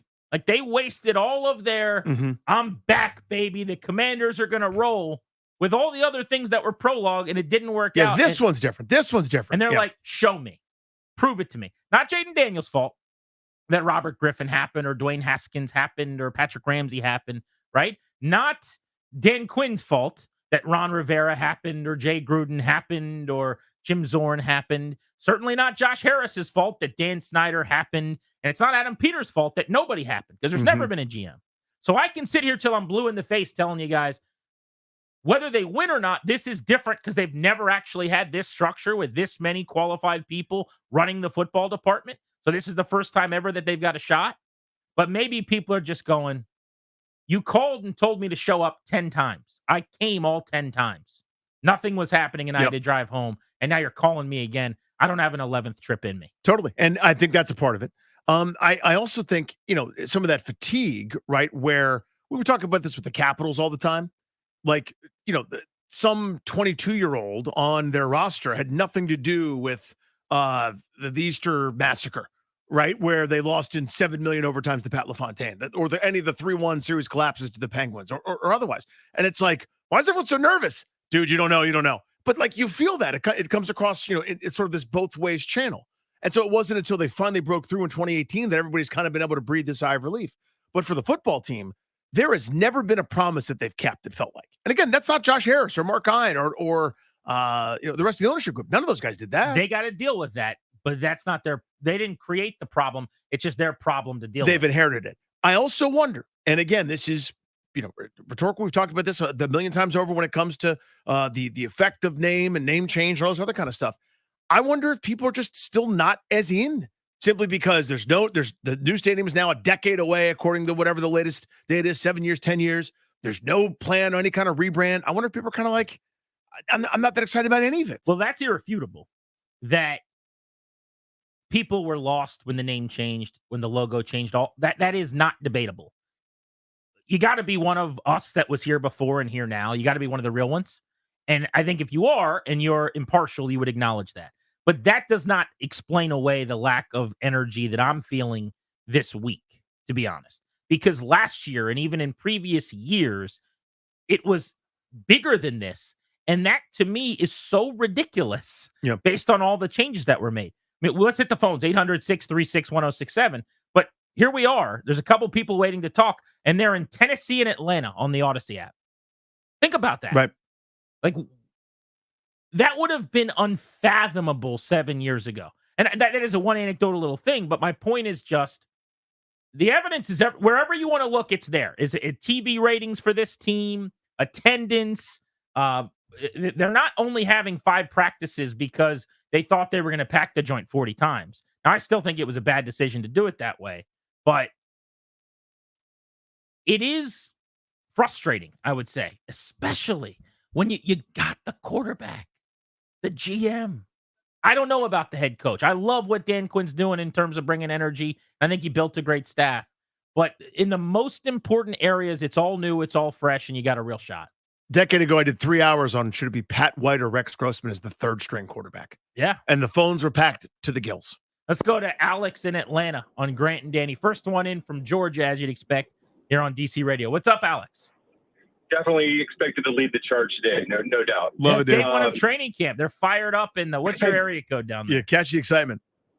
I kept my Virginia. I'm a Virginia born and raised guy. there I you moved go. down here during COVID. You see, Yeah, but Kirk Cousins showed up in an old Hawks jersey. I'm sure that's what you wanted to talk about, right?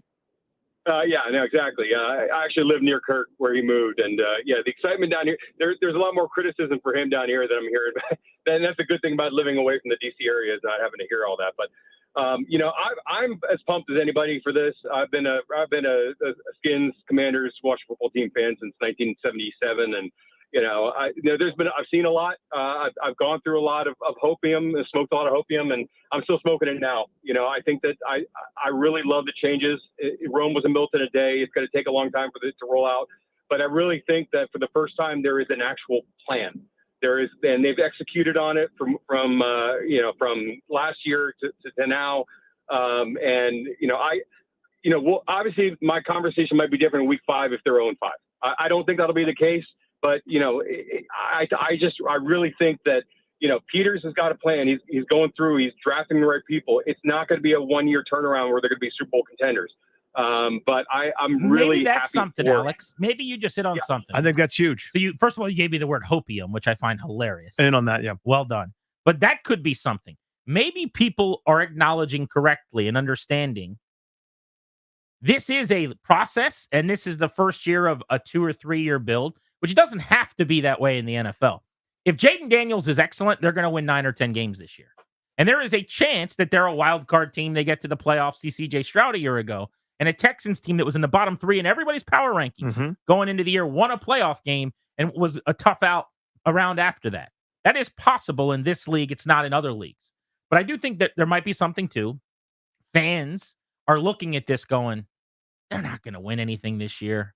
Am I really going to get that excited? Am I going out to training camp? Well, they're not allowing you to today, but on a day where if you were lucky enough to be one of the few that got the tickets on just the 5 days that they're doing, am I going to buy a preseason ticket? Am I calling in right now? Maybe there's a lack of energy because it's the infancy of the build. Now, I am personally a guy that likes being on the ground floor. With the Nats, I'm going to start watching all the guys in Fredericksburg. I'm going to get locked in, and I'll be there the whole way. But I know not everybody's like that. Yeah, I think that's a huge factor. That's what I started with in this kind of explanation here is I think there's a huge chunk that are going, it's not happening this year. Now, to me, the point is it could happen. It's never going to happen with Carson Wentz or some other journeyman that you've been quote unquote let down by. This is the real structure. I don't think it's happening this year, but I think it finally could happen. So I'm as excited as I've been in a long time. MGM National Harbor listener lines are open. Yeah, we should address this directly next. I am much more excited, if you can't tell, than I have been in a while because I think your GM, your head coach, certainly, since the last one at least, and your quarterback are the best you've had in a while. And those are 3 of the most important areas of a football operation. But what say you? More, equally, less excited than you've been? What's your perception of the interest in the team going into camp in town? We're Grant and Danny on the Fan.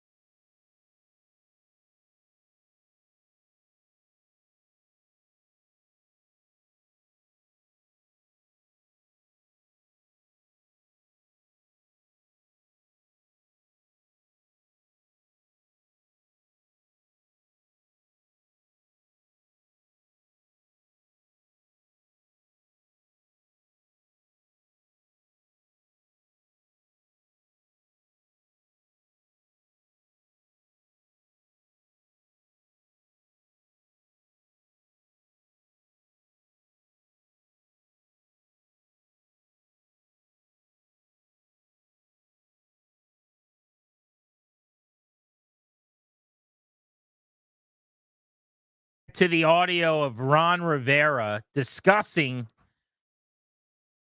that he would have drafted Jayden Daniels if he was still the head coach of the Commanders, and some of the other things he said, including an excuse as to why they chose Chase Young number 2 rather than going with Justin Herbert, who he said they also liked. We'll get into that next hour right here on The Fan. But training camp's underway. We're trying to figure out if you're equally as excited as you've been in the past, more excited or less excited. Very simple for me. This is the most pumped I've been in a while. All I've ever wanted was a real GM and a real front office structure. And for the first time in my life, they have that. And of course, the idea of getting a QB number 2, the chance that Jayden Daniels could be a superstar certainly exists. Like everyone leading up to the draft and since, we've all got, I'm sure, some nerves, concerns, whatever. I mean, it's really hard to pick a great quarterback. Most of the time, even the guys drafted at the top of the board don't pan out. But it's very rare that you get to draft someone with the upside and potential that Daniels has. And if you want to have the audacity of hope, there is a chance you finally found a guy that could be the guy for a long time to come. Over the last 30 years, the most excited I've ever been or could be was the return of Joe Gibbs. Once that didn't work, quote unquote, then my ceiling was lowered. Number 2 was Griffin in 2012. So I can never get to even that point again. But outside of those, this is number 3. And this is real, genuine, honest to God excitement, not necessarily for this year and the results, but having Jayden Daniels in a real structure, that's the whole point. Everything else they've done is pointless. This is the best I've felt, certainly since McLaurin, Gruden, Cousins, Weapons, Garcon, Jackson, like that group, because they could score points. Yeah. You could score points in the NFL, you got a shot. Got a chance to do something. But maybe from a quarterbacking standpoint or just like long-term upside standpoint, because it was pretty clear throughout with Cousins that wasn't going to end well. You got to go back to 12 before the injury to Griffin. Let's go to Shane in Tennessee on the Odyssey app. What's up, Shane? Hey, Shane. Commander Dan and Grant, hey, how can you not get excited? It's number one, it's what? Start of a new football season. So, of course, it's like that movie Major League. Like, we know we're going to be crappy, but it's a new team, and that's what we're excited about. We're excited about the new quarterback. We're excited about the new coach.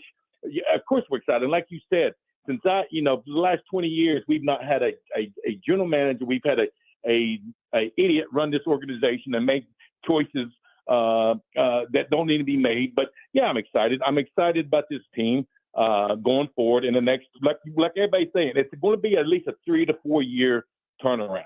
Thanks. So you got to be. Here's one thing that aggravates me about Commander fans. We have to be patient.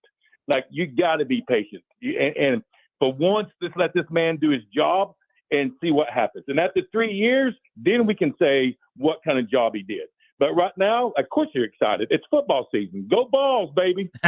Thanks, buddy. Won't be long before college football as well for you. Indeed. There's Shane. Thanks for the call. I don't think you could just say, of course we're going to be bad, but hey, it's a new season. Over half of the roster is new. The entire coaching staff is new. The entire front office is new. In this league, there's a team every year that goes worst to first. So I don't think it's just a formality that this is a 6-win team or something. Is it more likely that they win 6 games than 10 games? Of course. But I wouldn't go as hard as to say, well, obviously it's not going to be an overly productive year. They're not going to be that good. I'm going to take the names out of the equation at quarterback, the most important position on the field. By year, in 2020, you had a second-year QB who the regime that was coaching him didn't choose, and a lot of negative leaks about him already. In 2021, you had a journeyman 40-year-old that was brought in on a 1-year deal. In 2022, you traded for a guy that was on his 3rd team in 3 years that 2 other teams had said no thank you to.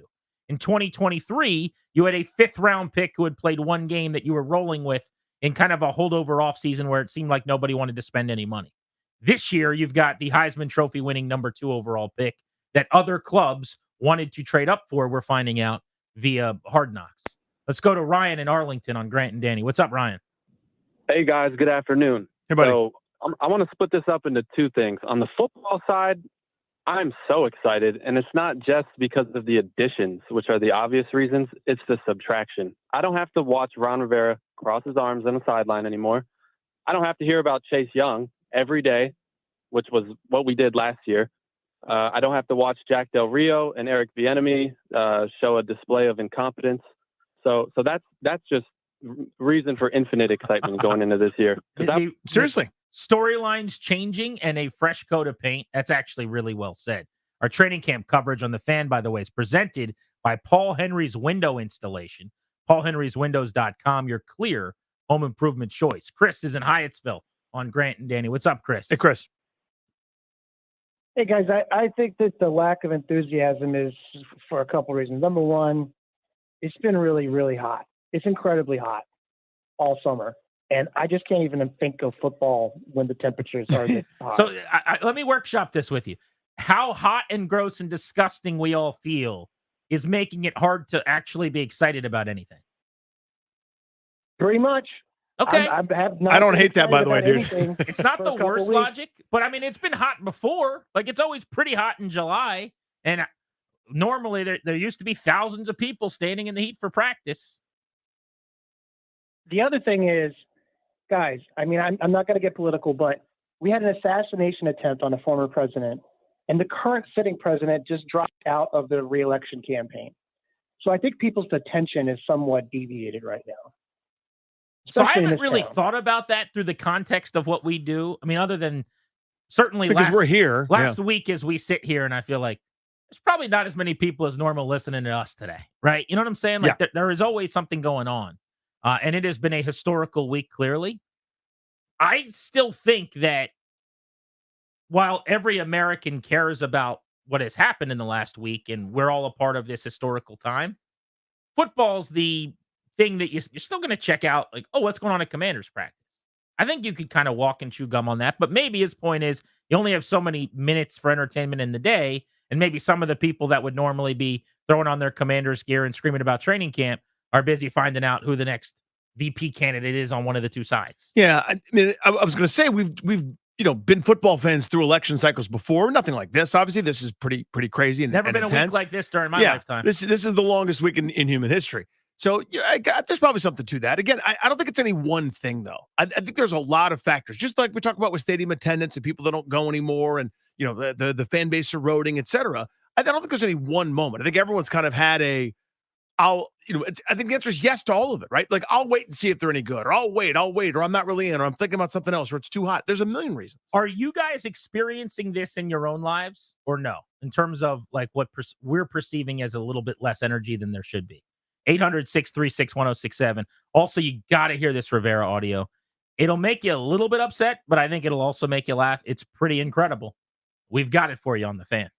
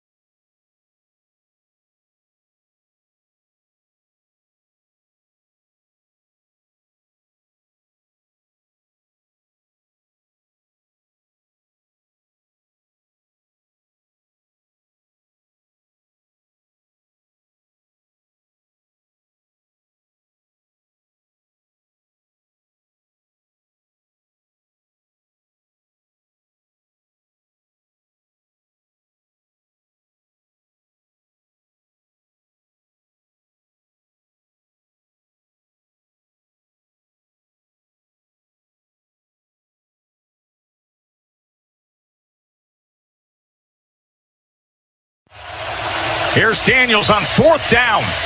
Gonna launch it to the end zone. Neighbors holds it in again. Malik Neighbors, my oh my. How about Jayden Daniels and this Tigers offense roaring? Joe Tessitore of ESPN on the call. Jayden Daniels doing work at LSU in his final season en route to the number 2 overall pick. And now he's a Commander, and he was on the practice field today looking sharp as Washington kicked off training camp. Welcome back, Grant and Danny on the Fan. We've got Creed tickets we're giving away in 1 hour ahead of the Beltway Blitz at 4. The exclusive sponsor of our show is the law firm Kondori and Murad. They'll guide you and your family in the right direction. They'll help you draft a will, set up a trust, and create a healthcare power of attorney. Schedule a free consultation with their estate planning attorneys at kmlawyers.com. Be sure to tell them that we sent you. You can get a discount. kmlawyers.com. I watched Hard Knocks off-season New York Giants last night. Did you check it out? Oh, I did. Continues to amaze me, the access that we are getting. I promise you guys it's worth it. If you have not seen it, you should absolutely look into this. This, to me, has been arguably the best season on Hard Knocks since the beginning, because we have not seen an off-season version. We've not had this access to the inner workings of an organization, frankly, probably in any major sport in history. I mean, Or to this part of the process, right? This has never happened. In terms of roster building and creation and off-season decisions, you're hearing trade discussions on the phone. You are seeing the behind-the-scenes meetings with draft picks. I mean, it is an all-access pass, really, that I can't believe the Giants in the league were willing to provide, but we are the beneficiaries. But I bring this up, Danny, because Saquon Barkley said he did not know his conversation with Joe Shane, the Giants general manager, was recorded. What do you make of that? I don't love that. I don't love that. That should be, you should be informed of that if you're being recorded. That's just my general feeling on stuff. You know, who knows? Who knows what's what you might say that might hurt you or hurt someone else, or if you're in a place where you're trying to be candid with somebody.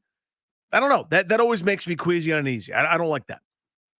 I believe it is still a crime in some states to record conversations without people knowing it, phone or otherwise. To the point where I know, like, we used to have the lawyer person come in and tell us what we can and can't do in radio.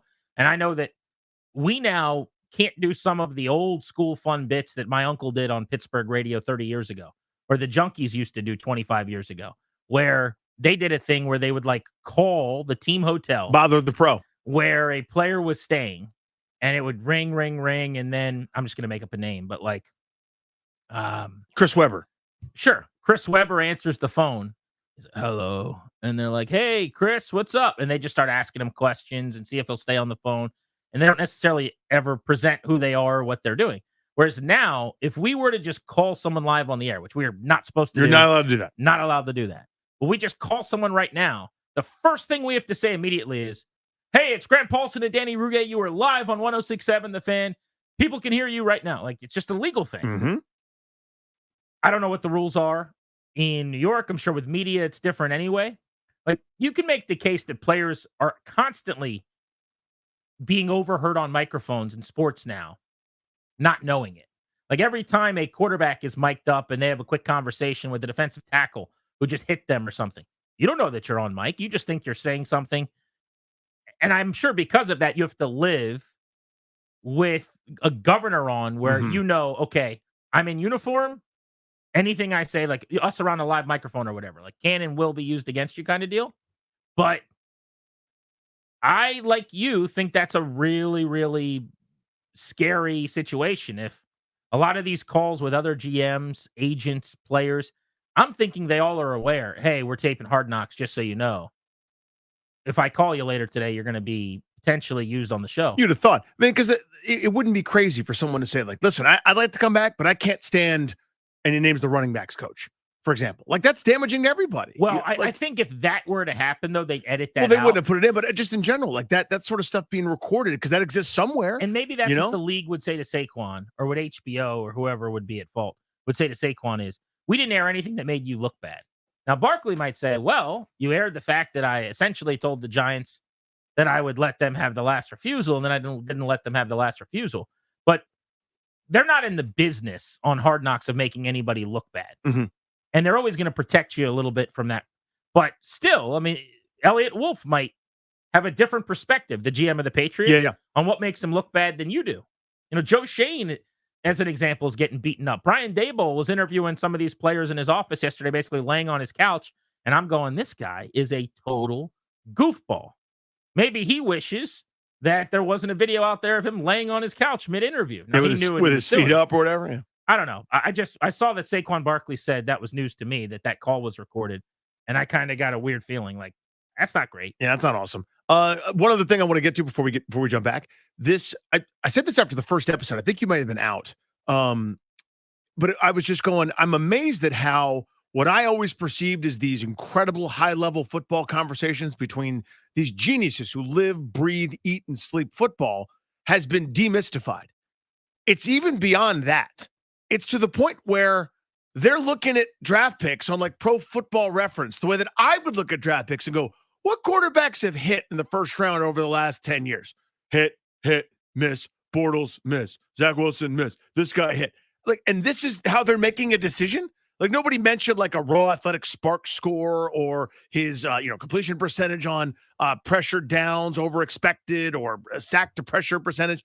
Like, these are just dudes that happen to be employed making millions of dollars talking about football players the way you and your buddies talk about football players. I cannot get over that element of it. It's all I can think about. This is what I was talking about the other day with Daboll when they were getting Brian Burns. I was just talking about this last week. Yeah. How many sacks did he have? Now, I don't know if that's a Brian Daboll thing, and he just isn't into advanced numbers and metrics and isn't paying that close of attention to some of the goings on there, or if every coach is like that. But you're right. It makes you feel like my takeaway that I told you last week was if this is what the Giants situation looks like, my God, what if there were cameras on Washington with Rivera and the Marty Party? It would have felt like just a couple of dudes sitting in the 400s talking about who they're going to draft. Like, no wonder why they never hit on any first-round picks.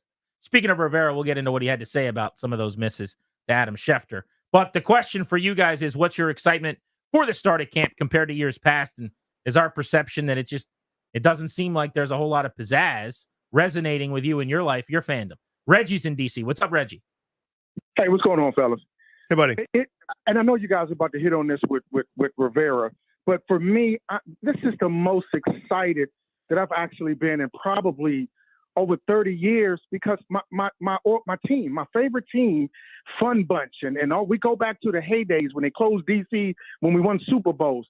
It feels like we are an adult organization. Y'all about to play a clip where the former head of our football operation pretty much is saying, yeah, I've never seen the guy play, so that's why we didn't take, the guy we probably should have taken at number 2 because really I didn't see this guy play. What are you talking about? So for me, the excitement, I'm like you, Grant. It's like we just feel like a bunch of adults. So now what's going to happen is, and it's going to be a process, but you figured maybe 3 years, depending on how fast Jayden, if he does reach his potential, we're going to be like Detroit. Remember Detroit? They're laughing stock. We're going to bite kneecaps and all of that. Now look at them. A Super Bowl contender. And I would imagine when Campbell came in and they made all these moves that the fans in Detroit, again, was beating the laughing stock. And they're like, okay, we're getting excited. They won 7 games, 9 games. And then you could just feel, I just feel like we just have a bunch of adults. Finally, I feel like my organization, my favorite team is grown. Now we're grown. Yeah, now we that's can what it start is. to Yeah, and it's still really hard to win. Professionals is another word That's for what it is. Yeah. But I can't fathom, having been a fan of this team for as long as a lot of people listening, myself, Danny, so many others that grew up in this thing, and not understanding now, looking back with hindsight having become wisdom, how unacceptable the structure and process was. And we knew this. But more importantly, looking back again, how they actually never had a chance. Like, we talked ourselves into it, and we could. You had to pretend sometimes. Kind of tilt your head, you squint, and you'd be like, well, maybe, there was a chance always that they could go on a run and get hot and a magical carpet ride and get to an NFC championship game for a year or something. But you couldn't actually sustain anything. There was no path with that owner and the fake front office structure. And I don't just mean the Rivera stuff, but all the way back to when Snyder blew out Casterly as the executive of the year in 99 into 2000 when he took over. And it's all different now. That there is a real legitimate opportunity. It's the equivalent of, like, we were using horseback carriages to try to commute hundreds of miles. We'd be like, well, if we don't stop and if nothing happens, and we could maybe get there. And we have a car now. It's like, we could actually do it. We can now meet our deadline and get to the checkpoint in time. We now have, I don't know if we will. We might crash the car. Sure. The car could get a flat tire. There could be traffic. But before, in our carriage, we couldn't make it to California in a day. Now we've got an airplane. Hopefully everything goes well with the airplane, but it's now possible. It was not before. Wes in Orange. What's up, Wes? Hey, Wes. Hey, what's going on, mate, guys? Hey, listen, just real quick. Man, I've been a fan back when Joe Gibbs was coaching through the Super Bowls and this, that, and the other. And, as we all know, with Daniel Snyder, it was a nightmare. And I've always been a fan, but, it got to the point to where, I didn't even want to rush home to watch games. And then, when the new ownership took over and I watched these guys and, Whit Gibbons' interview and Quinn and then, and Adam Peters and everything, it gave me some excitement and then everybody is talking about how, they may not be all that good. Well, you know what? Maybe they not, but there's an excitement around. I know with me, and the only thing I can say, guys, is the beast of the East is back. And I'm telling you right now, we're going to cause all kinds of hell on that field.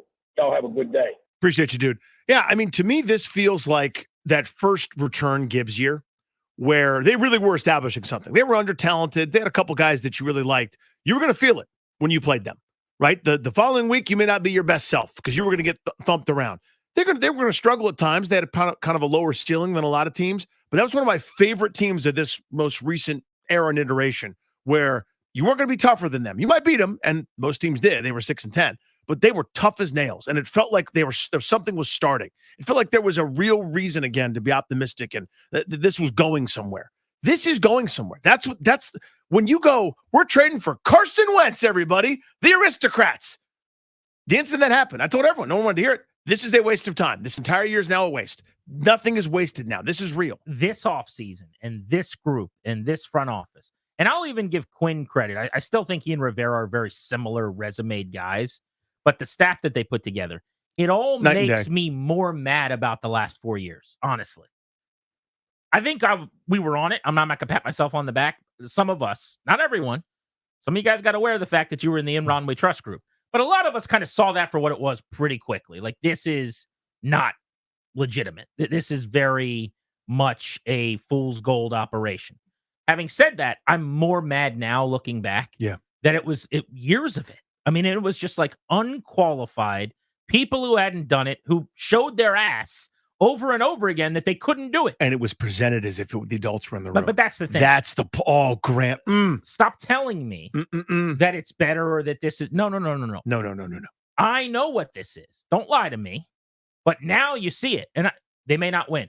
And then they have to fire one guy and bring in another guy or fix this and trade. And who knows? Peters might not be what is advertised. But to have Peters and Newmark and Soslan, you go through all the names. They've never done this. They've never had this. And it should actually make you more angry about all of the years that they never tried this. Decades. Let's go to Kevin in Arlington. What's up, Kev? Hey, guys. Yeah, let's use the winning on the field and the off the field paradigm. In terms of winning on the field, I haven't been this excited. Danny just stole my thunder since Gibbs came back. But to be honest, it's so much better because I knew by then that Snyder was a joke. And we, even when Joe came, we didn't, there was a flirtation with Bobby Beckler, but there wasn't a real GM ever installed. Okay. So in terms of excitement about the team and year one and the coaching staff, et cetera, I haven't been this excited since, before Snyder. But in the last week, going to off the field, Mark Ein went on with Kevin Sheehan, talk about a number of things. Mark's a great guy. He's very honest. And his dual gut punch of, yeah, we're probably looking at 2030 at the earliest for new stadium, A. And then B, again, just sort of brushed aside the whole issue with the name. It's like that took some wind out of my sails for the first time with this ownership group.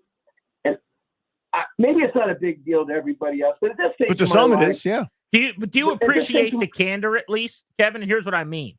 I would rather Let me them say tell one more me thing. what Yeah, I don't please. want to hear than still wonder what the plan is. Oh, okay. So, yes. But let me say one more thing. I think there's a solution to this. It's been reported unofficially that many of the owners aren't happy with the name. Why not decouple the name decision from the stadium decision and at least just begin the process? Hey, we've hired these experts. We're going to make sure, is this name really an issue? And if not, what might be? In other words, I've been saying this, and I appreciate the call, thanks, Kevin. I Kev. hate to cut you off. Sorry. We're up against it here. But this has kind of been my point all along. They should be doing that. And then maybe they are. It sounds like they're not yet. But you don't have to say you're changing the name. I think you should just say, we're looking into seeing if the name is resonating. We're going to be doing our own research to see if Commanders is becoming more popular and growing with people. Is there a way forward? We are doing our due diligence. That's all you have to say. Yeah, or if you don't have any consideration towards that, you need to say we're not changing it. You see what I'm saying? Because like that's one day. That's one day you and me react, fans call in, and then we move on to something else. But the continuing of like sort of dangling the carrot, moving around where the carrot is, that's the part that leads the discussion. I will continue to weave through some of your calls on your level of energy and excitement compared to the past going into this camp. But I do want to play a little of that Ron Rivera audio next. Oh, buddy. They were going to draft Jayden Daniels anyway, guys. And the whole Chase Young pick thing, even though everyone said they were going to take him, they should take him, everyone on the planet thought it was the right pick. It actually was a decision based on COVID being able to screw them and give them some bad luck. We'll get into that next on The Fan.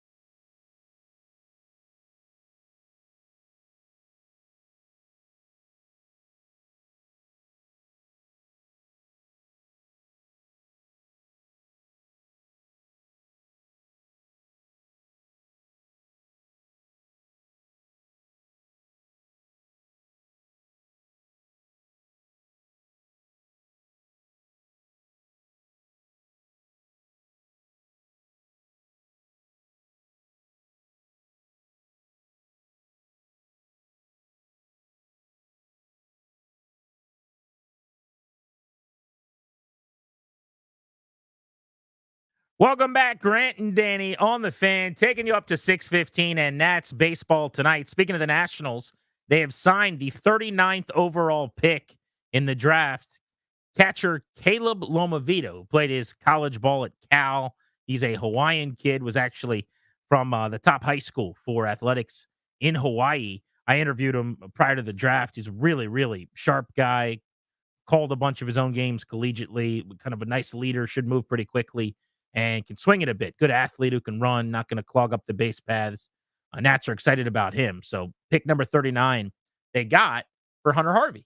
So they traded Hunter Harvey to the Royals, a non-closing reliever who'd been struggling and who was going to be who they picked up off waivers, a free agent after next season, probably a year and a half left in D.C., for the Royals' number 2 overall prospect at third base, and Caleb Lomavito, who becomes the top catching prospect in the Nats system. Not a bad little haul from what Mike a Rizzo. win. What a win. Whatever that is, I went to a flea market or swap meet. I took a paper clip and turned it into a gold earring. Like, that's unreal. Yeah. They, for all of the problems they had drafting and developing for the better part of 10 years, and they were pretty well documented on this show up until pretty much the last year, where things have seemingly turned a corner for the better. Mm-hmm. Still not great results, I don't think, in developing hitters and seeing guys really take off, but they're certainly drafting more talented players with Brady House, Dylan Cruz coming quickly. James Wood was, for the most part, early on developed by the Padres, but you got to give credit for the year he's had at AAA before getting called up.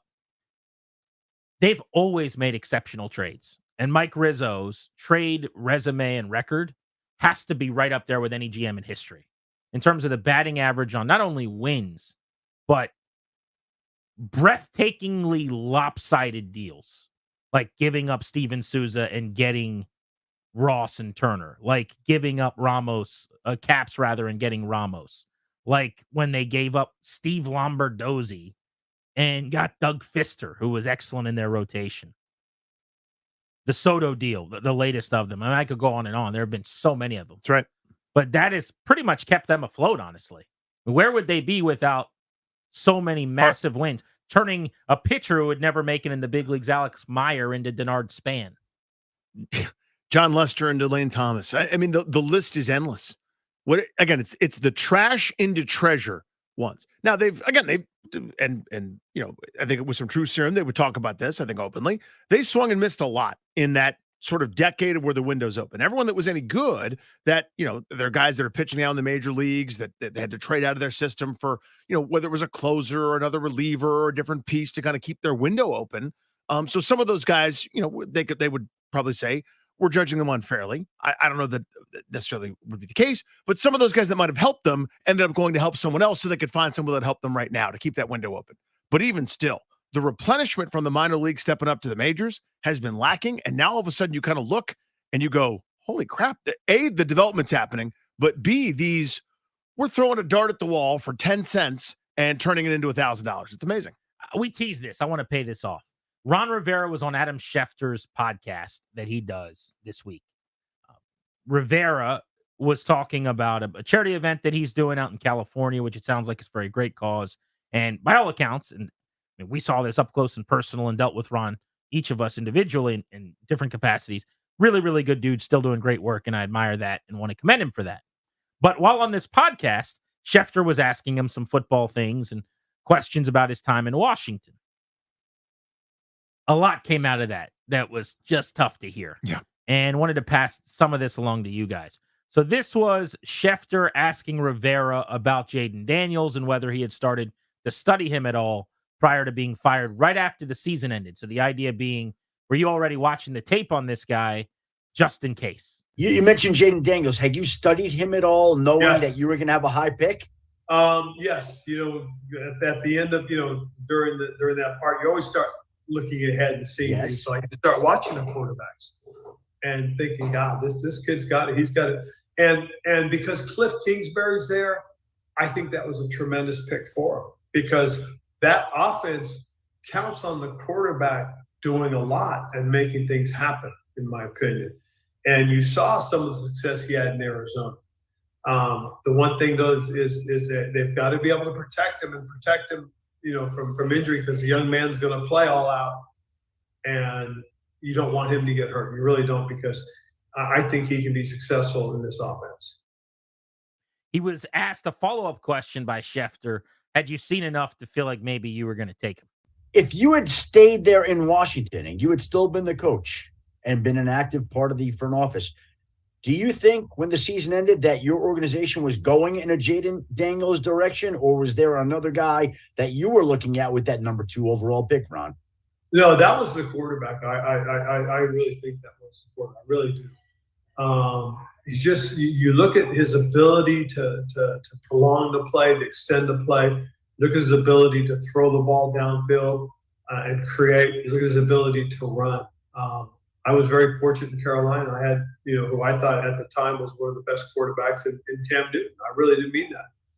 And I think that at that time and moment, when you got that guy, you've got to make as much hay as you can. And unfortunately, we got to the Super Bowl, but we didn't get a chance to get back. And that's unfortunate, because when you have that special guy, and Cam really was special for us, you've got to do the best you can. The Hogs could have saved a lot of money. They didn't need to fire Ron and hire Quinn and bring in all new coaches. I knew it all along. And a new front office. Rivera and the Martys had it all figured out. They were going to go get Jayden Daniels anyway. He read the analytics of football. He knew what to do. Unbelievable. God. There's another clip in there that, whether or not we have time for it or not, where one of the reasons he stated as to why maybe it didn't go well was they had a bad structure. Listening to him again, just take aside. The real answers that he was talking about is charity, the things that he was working on, overcoming cancer. So there's some really wonderful, great stuff in there where I'm going, good guy. I get why people gravitate towards him. But anytime it turned towards football, it just got real tough to listen to real quick. Like it went from, hey, that's awesome, I'm rooting for this dude, to, man, that's tough. Well, when he was asked about taking Chase Young number 2, what he should have said was, yeah, of course we were going to take Chase Young number 2. Every single team would have taken Chase Young number 2. We had a quarterback that was drafted in the first round the previous season that our owner still wanted to see and thought was good. And oh, by the way, he was this can't-miss generational talent that everybody thought was going to be a defensive player of the year type. And he had a really good rookie year and was the D-Roy. And then he got hurt, but he didn't say that.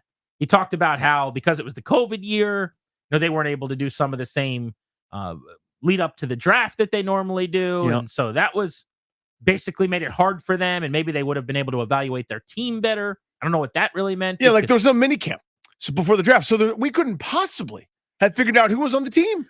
The only thing I took out of that maybe was he was saying, if we were allowed to have the guys on the field throughout the offseason like normal, maybe we could have come to the realization sooner that Dwayne Haskins was not it. And then maybe we could have been able to convince, now he didn't say this, it's just me putting words in his mouth. Maybe we could have then convinced Dan Snyder pretty quickly, hey, this is not going to work. We got to go with the quarterback while we're picking 2, which seems like common sense that if you don't have a good quarterback and you're picking number 2, you have to take a quarterback. But at the time, the logic was, for a lot of people, Dwayne Haskins needs a chance. Dwayne Haskins hasn't had his opportunity yet. Dwayne Haskins might be good. Not that these other guys might actually be better, and that's all that matters. But here was a quote, Danny. Schefter asked him, so if you took a quarterback, who would you have taken? You won't believe who they were thinking about taking. Who was his favorite guy at the time? Justin Herbert. What? Yeah. It was? I think we felt pretty good about Justin Herbert as someone we liked looking at. I don't believe you. Rivera said during his appearance at the Adam Schefter podcast. Hindsight is easy because it is an opportunity to look back and say, we could have done that. That is the nature of hindsight, yes. And we really could have. But who knows? But who could say? Who knows? They liked Herbert, but they had to stick with the incumbent because of that mean owner. Or something. Or something. Yeah, who knows? God, it just the explanation of the minicamp part again is what I can't get over. Because it's not like they were robbed of minicamp and everyone else got it. Do you know what I mean? It wasn't like, well, they could do it in Philadelphia, but we didn't get the chance to have a minicamp. They could have done it in Green Bay, but we didn't get a chance to. No, everybody got shut down. Everyone's on the same playing field. And the idea that a guy that was out of football for a while didn't have a chance to kind of study up on the old roster and figure out maybe some ideas and moves when he first got there. Now, I understand, by the way, because at the end of 2019, Dwayne Haskins actually had a couple of decent outings. Not great, not like world beating, but you go, oh, hey, this is something. There's a little bit of promise here. This is cool. Good for him. So I understand wanting to build that way. But the idea that we couldn't have identified anything because we didn't get 2 practices in March is oh my God. Here's some of the audio on that again from Schefter's podcast with Ron Rivera. Let me go back to 2020 for a moment, because the Commanders had the 2nd overall pick, and you mentioned the team would work on all the quarterbacks at that time, including Justin Herbert, Tua Tagovailoa. COVID happens. You wind up taking the safe pick, Chase Young, at number 2. How do you look back at that draft and that selection at that time? Well, the hard part is we didn't have we didn't have the benefit of having the extra mini camp, the one that you could have had before training camp, to see exactly what we had and who we had. We didn't have an opportunity to really work on those things and see where we really truly stood. And so because of that, knowing what we knew, and who we had, we decided to go with Chase. We really believe that Chase could make an impact, and he did. And the unfortunate part was he had suffered the knee injury a year later. That's the part I would just double down on. If you're looking for an excuse, there is, hey, everyone would have taken that guy. He was a can't miss player. Every analyst, every team was screaming we were going to take Chase Young. We just kind of did the consensus thing, and he ended up getting hurt. This was the Herbert part that we referenced. Which of those quarterbacks, if you could go back on it, did you like at that time? Do you remember that? I think we felt pretty good about Justin Herbert. Was somebody that we liked looking at. And hindsight is easy because it is an opportunity to look back and say, we could have done that. We could have. We really could have. But who knows? I mean, there's some guys that really stepped up and became guys. You ever spend time thinking about what would have happened if you had taken Herbert there in 2020? No. To be honest, no. I really haven't. The hard part is, more so than anything else, is the season before they took a quarterback in the first round. Yeah. And unfortunately, that didn't materialize. We got him more so than anything else there. Yeah. A Herbert who in 4 years has thrown for 4,300 yards and 31 touchdowns. 5,000 yards and 38 touchdowns. 4,700 yards and 25 touchdowns. And then at the down year as his coach got fired and he only played 13 games last year, 3,100 yards, 20 touchdowns, 7 picks is the guy they liked at quarterback.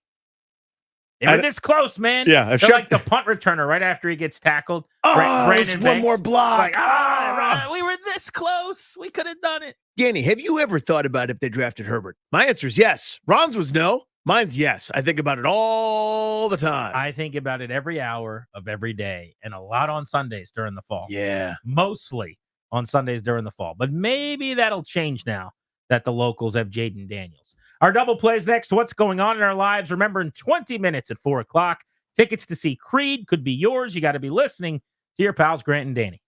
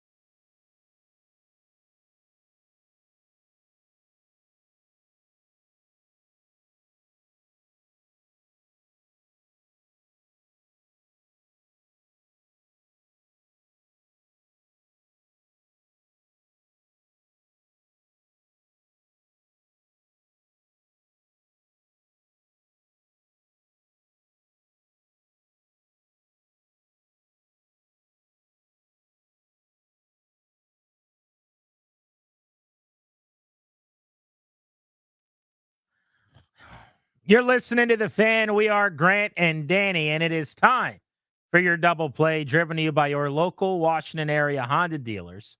Stop in for a great deal on the rugged and capable Honda Pilot. Contact your local Washington area Honda dealers today. Back in the day, GP, when I was a high school student, I remember it was a big deal. It's probably changed now in terms of the dynamics, but it was a big deal to get that first varsity letter. Be able to wear your letter jacket around, right? At St. Albans School for Boys in Northwest Washington, D.C., you could wear your varsity letter jacket on game days if you were in season at that sport. Being able to do that was always kind of like a cool badge of honor, right? That was neat. If you got a student in Montgomery County Public Schools, they might be able to get themselves a varsity letter sooner than you think. Here's why. Montgomery County Public Schools is pleased to announce, this is from Montgomery County Schools, Maryland.org. MCPS is pleased to announce the expansion of pickleball as a varsity sport during the fall 2024 season. Oh, you're so excited. I couldn't be more excited about this. Virginia, hurry the hell up. Let's go. Please catch up. Last fall, MCPS became the first school district in the country to offer pickleball as a varsity sport as part of the corollary sports program that provides increased access and participation and blah, blah, blah with the blah, blah, blah. Here's the point. 25 public schools in MoCo, pickleball is a varsity sport. Let's go. I see more and more young people out playing. They realize it's not just for retired seniors like golf is.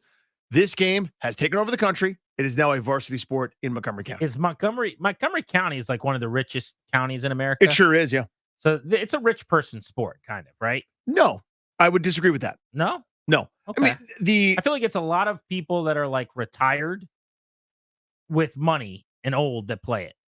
Am I wrong about that? I think you are, respectfully. Okay. I think that's probably how it started. It started as maybe a country club game, like a tennis or like a golf or whatever. Tennis is viewed as that way, I think. Yeah. I'm going to play tennis at the club. Like, nobody plays casual tennis. Very few people do. Like, I say this all the time. If you go to a public court that is designed for tennis, you know what it's being used for right now? Pickleball. If you have a two tennis courts at like, I don't know, you could pick your little local area, like in the city or outside. That's now 4 pickleball courts. That's how people are using it. Like, it's everybody. Now, the initial barrier of entry, you can get a pretty cheap pickleball paddle that's fine. It's like a reinforced wiffle ball that doesn't cost that much. It is not what it is. If you want to dedicate yourself to it and spend a bunch of money, you could buy a $300 paddle and do all sorts of fancy stuff, and that's just fine. But it's not what tennis is. That's not what golf is. There's a reason it's become so ubiquitous, is it's easy to pick up and hard to master. I don't know anything about pickleball, really, so I'm just deferring to you. But I would say anecdotally, I don't really view it as a sport that like is going to be played in lower income areas. I would, again, push back. Okay, that could be true. I don't think it has yet. I don't think it's spread everywhere. What I'm saying. Yeah, but the thing that I keep saying is the barrier for if you want to play, if you want like kids of all income levels to play golf, good luck with that. You need a big ass piece of ground, costs holes, so much money, maintenance, etc. Now there are places you can do it, but there's not much will there, right? I would say for if a you got a pickleball tennis ball court, if you got a tennis ball court, you got it. I said tennis ball. Right, and I know what you mean. Yeah. You got a tennis court, you got it. Okay. You can do it. Any place with a hard court, you could set it up. And I think it's becoming more accessible. And again, that's the reason why the numbers continue to skyrocket to Who such is a high the degree. median pickleball player? That's a hard question. I would think it's like a retired 57-year-old dude who made a lot of money. I think it was. I think now I'm kind of right in the middle, I would say. There are young people that play. Are you the median pickleball player? But maybe not statistically exactly, but yeah. That'd be great. Like the, sort of modern, like not in atrocious shape, but not in good shape. Are young people playing pickleball? Yes. And that's the difference. How? Like where? Does that question make sense? It does. Where do they play at? So, well, tennis courts, but right. Like you're playing in the middle of the day in the afternoon when they're at school. Are they going at night and playing pickleball on lit courts? All of it. So okay. You go to a YMCA, you go to like one of these community centers, like any of these places that have hard court space, health clubs. Everybody has to they're like tearing up tennis courts and basketball courts, and it's like, okay, we got pickleball just to meet the demand. You now have to have that. You have to on have your menu, or people aren't coming to your restaurant. Yeah. So the courts I played a lot in Arlington, there are 6 tennis courts and a basketball court. The basketball courts then divided up into 3 pickleball courts. The tennis court, rather, it's 3 tennis courts, are 6 pickleball courts. It's never in use for tennis. It's only pickleball, and there's a wait to get on the court. How many schools in Montgomery County? 25.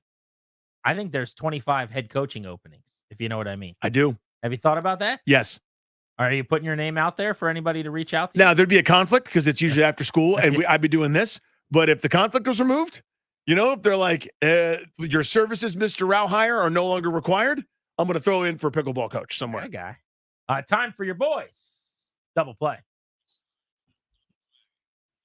I'd like to go around the room here if it's okay with everybody. All out. Aaron Rodgers went to Egypt. That was his big trip. That's why he missed minicamp. He said it's not a real minicamp. Football's not hard anymore. Used to be a real minicamp. Football used to be hard. He wants to make football hard again. But he was in Egypt for an excursion that he had been planning for, he says, like years and years and years. He's been fascinated by Egypt for 30 years. It's where he always wanted to go. So he took a $50,000 fine to go to Egypt. Here's my question. You get to make one trip. Could be anywhere in the country, anywhere in the world. You're going to go for a week, and you're going to have the time of your life. The trip that you've always wanted to take or that you just think would be a lot of fun. You and a couple buddies, you're going somewhere, anywhere in the world, anywhere in the country. Danny, we start with you. In the world, I've always wanted to go to Italy. I never have. Okay. I want to do like everything from like Renaissance art to like Capri and all the fancy beaches and different places, the Amalfi Coast. You want to have one of the drinks that they pass out with the yellow straw you poke right in? I want to eat pasta and bread. I want to gorge myself on pasta and bread, and I want different pastas in the different cities. That'd be amazing. That's what I want. Ryan, you're going on a trip, another trip. Where are you headed? Good bit. I was actually going to say Italy as well, but I'll even kind of go a little bit more off the beaten path. I'm going to go with Sicily. It is still Italy, but it's a specific location, a little island there. Sicilian pizza is the best pizza out there, in my opinion. So I want to get it directly from the source of Sicily. I think it's very cool. Beachy vibes. It just looks very cool. A lot of mountains, too. It just looks very cool. So I'm going to go to Sicily. Sicily, kids, is the soccer ball that Italy is kicking down at the bottom of that high heel down in the water. Darius, where are you headed? I think I would go with Tokyo, Japan. Look at that. Dude, that's number 2 on my list. Yeah. I Yep. just think it'd be awesome to experience, a different side of the world. I love it. Yeah. I'm going to go with Ireland. Really want to go to Ireland. I think it'd be cool. Be fun. Always wanted to go. Looks awesome. Pictures look great. Heard nothing but good things. Ireland's high on my list. Love that. Italy would be up there as well. But yeah, we'll start with Ireland and we'll work our way from there. But Egypt was Aaron Rodgers' 1 seed. Even if it meant a $50,000 fine, he was going to go. What was the only time of the year he could go, right? Yeah, he just scheduled it. It's like this one big trip. What are the 2 days that I have to be at work? Not a real mini camp, he says, anyway. Grant and Danny on the Fan. We are giving away tickets to see Creed at the top of the hour, and we are spinning you around town with a Beltway Blitz next.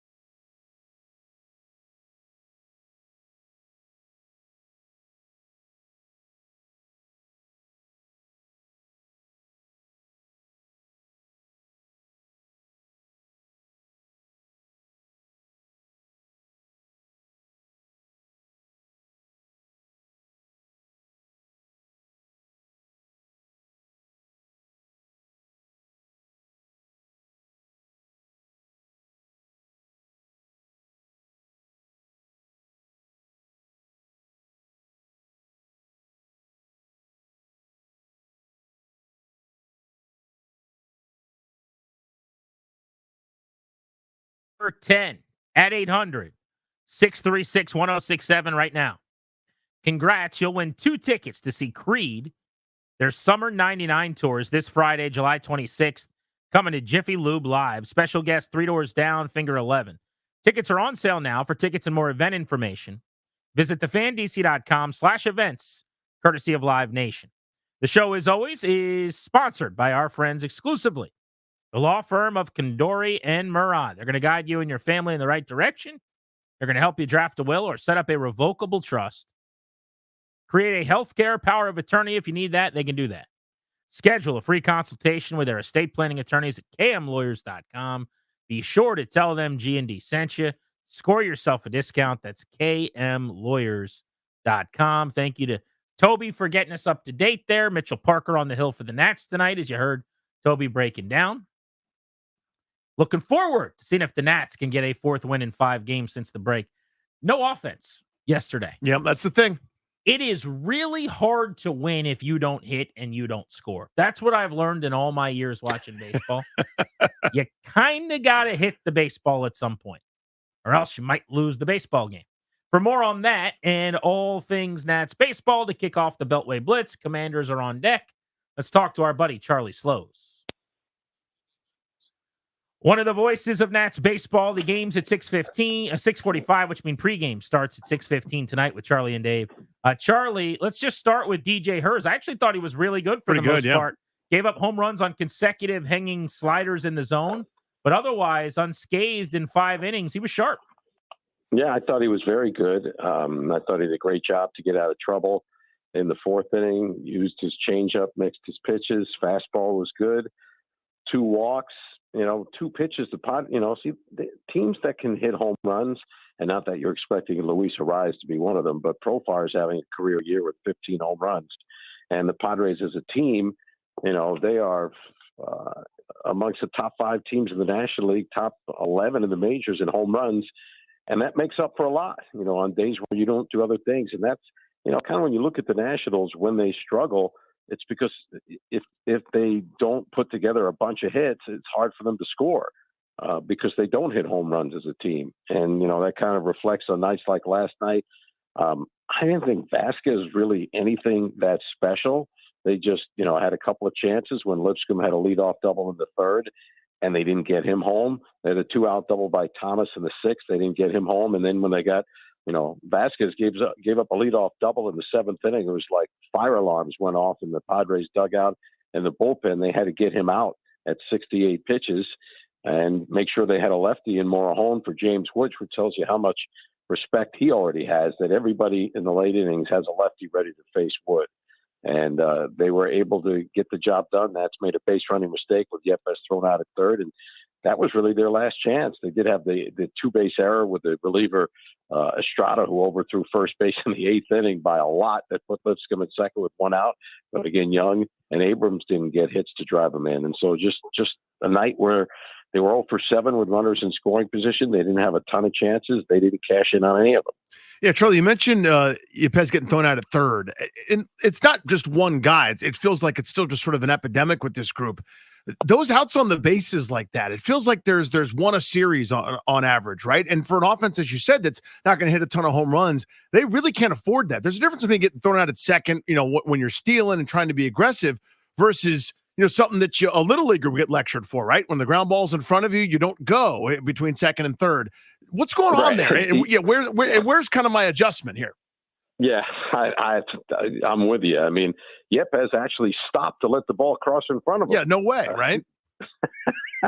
But he's also at that point so far off 2nd that the shortstop fields it going to his right. He's probably not winning a race back to the bag at 2nd. So he just got so far off and made that move toward 3rd right away, then stopped to let the ball cross in front of him. I think he's dead to rights no matter which direction he was going at that point. A similar thing happened to them in the game on Sunday. They got lucky when Jacob Young was virtually picked off 3rd by the catcher, but the 3rd baseman Marte for Cincinnati missed the throw. It was a little bit high and went off his glove in the left field, and they scored the run and scored another run later in the inning. So, aggressiveness for them, they've been thrown out a major league high 48 times on the bases. But you're right, that's just the steal attempts. That doesn't count, if you run into an out, that kind of thing like you're talking about. And that issue's been years and years around here. I mean, that's been going on since right after they won a World Series, basically, in terms of some of the bad base running blunders. Mitchell Parker pitches tonight, 3.90 ERA in his 17 starts. He's been a revelation this year. Not much of a high-end prospect in the system, but here he is as a 24-year-old who looks like he could be a long-term solution in the rotation. Last time we saw him in Milwaukee before the break, he pitched just 2/3 of an inning and got knocked around and threw a lot of pitches. So he's looking for a bounce-back start. That was really the only time he's really stunk this season. What have you made of his year, and what will you be looking for tonight? Well, hopefully, I think everybody's a little tired physically and mentally getting toward the break. We saw with Jake Irvin in a couple of starts. We saw, talking about hers, how much better he looked last night. A young pitcher who hasn't pitched this much. And, Parker, that was a 46-pitch first inning. And, that's after we've seen an even longer inning for Mackenzie Gore. You don't see things like that very often. And pitchers, when they're in the minor leagues, they don't get that far. They get to around 30 pitches and they're out of the game. They don't let them get that far into it. He just couldn't find his way out of it. Unfortunately, hopefully the time off will do him well and clear his head a little bit, and he'll pitch the way he has in most of his starts. He's been very, very good. A little bit of times, again, prone to the home run ball. But I think all of these guys have the potential to make up a rotation for a long time. Well, the guy with the most potential in that group is probably Mackenzie Gore, who at times, as you said, Charlie, has been unbelievable. Seems to be kind of going through it right now. We're just, whether it's he can't put guys away or, the ball's not going exactly where he wants. I mean, the stuff is still otherworldly and electric, but just doesn't feel like he's in a good groove at the moment. Kind of what's he going through and how do you see his way out of it? Well, I think he's, dealing with some mechanical issues, and I think it, can get in your head a little bit. Mm-hmm. I don't want to say it's like a fielder getting the yips, but he just couldn't land strikes in his last start, and anything close didn't get called either. And then when he's in the zone, he has propensity, because he pitches up, to have a lot of balls fouled away, elevated fastballs. We saw that with Max Scherzer early in his career. I always talk about this when he was with Arizona compared to when he came to the Nationals. What was the biggest difference? Well, he figured out a way to get deeper into games because high pitch counts used to come off a lot of foul balls, and he was done, 90 to 100 pitches in 5 innings. And that's kind of the same place I think Mackenzie Gore is in his career, trying to find a way to get easier outs than always, trying to strike people out with the elevated fastball. Charlie, we appreciate you. We will be listening 2 hours from now when pregame gets underway here on The Fan. Thank you. Sounds good, guys. Enjoy a night at the See you, buddy. ballpark. Let's talk some football. Training camp, day 1 today. Mitch Tischler was on the scene, Monumental Sports. Mitch, why don't we begin with the Johnny Newton news that came down right before practice, off of the non-football injury list and available to work out with the team. That was incredible to see. That was great. What a boon to start camp for the Commanders.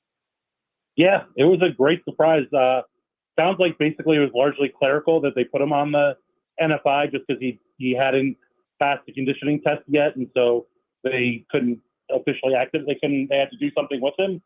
But he passed the conditioning test yesterday afternoon, and they were able to activate him today, and he's able to get out there and run around with the guys a little bit. It sounds like they're going to take him a little bit slow and let him work with some individual stuff first before they start figuring out, before he starts playing in the team portion of practices. But, man, it's great to see him out there, and I think that he could be a really important piece to this defensive line because outside of Duran and John, there aren't a whole lot of guys in that interior of the defensive line that are kind of playmakers per se, and that's somewhere that I think he can step in and help this team out. What's he going to do this year? I mean, long term, I think we all kind of, have a vision where he's a game wrecker and he's awesome on the interior. But this year, you kind of mentioned what's ahead of him, what's around him. How do you see him being used?